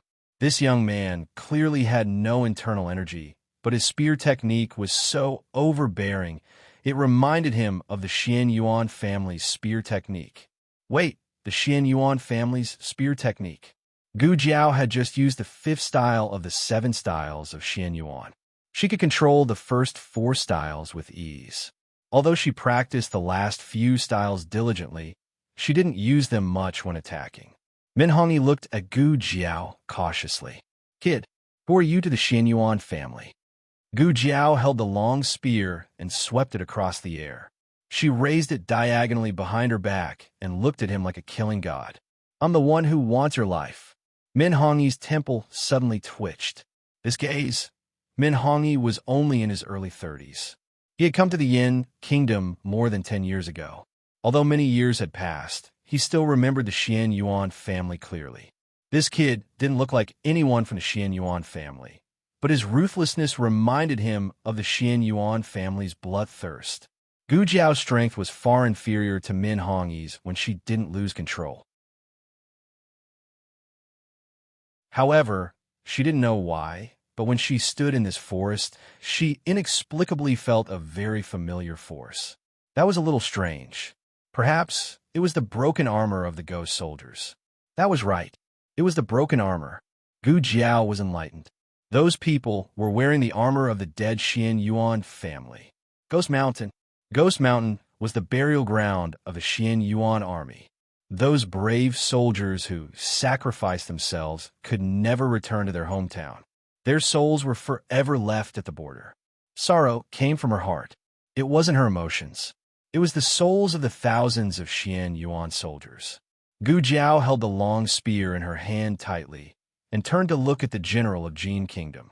Min Hongyi, give me your life. I'll use your life as a sacrifice to the thousands of Xian Yuan soldiers. Min Hongyi felt an inexplicable sense of foreboding in his heart. My martial arts are obviously better than this kid's, but why do I feel uneasy? What's wrong with this kid's eyes? They seem calm, but there's an indescribable murderous aura in them. It must be an illusion. How can this kid have the confidence to kill me? Min Hongyi cleared his mind and once again swung his sword at Gu Jiao. Gu Jiao used the last 2 moves and finally stabbed his right thigh at the 7th move. Min Hongyi couldn't believe that this kid actually broke through his attack and really stabbed his thigh with the long spear. Not only did Gu Jiao stab his thigh, but she also spun it for free. This kind of thing was new to him the first time, but he got used to it the second time. Min Hongyi was a warrior with great strength, and most of his strength came from his legs. With his legs injured, it meant that he couldn't use at least half of his moves and skills. However, his luck didn't seem to have run out. Just as Gu Jiao was about to quickly finish him off with another spear, a swordsman suddenly appeared in the forest. The swordsman was skilled in martial arts and had a strong sword aura. While Gu Jiao was focused on dealing with Min Hongyi, he suddenly jumped out and attacked. Little brother, be careful. Little Black Impermanence clenched her fists and shouted. Oh no, her long spear had already pierced out. It was too late. The swordsman had chosen the moment when Gu Jiao couldn't split herself.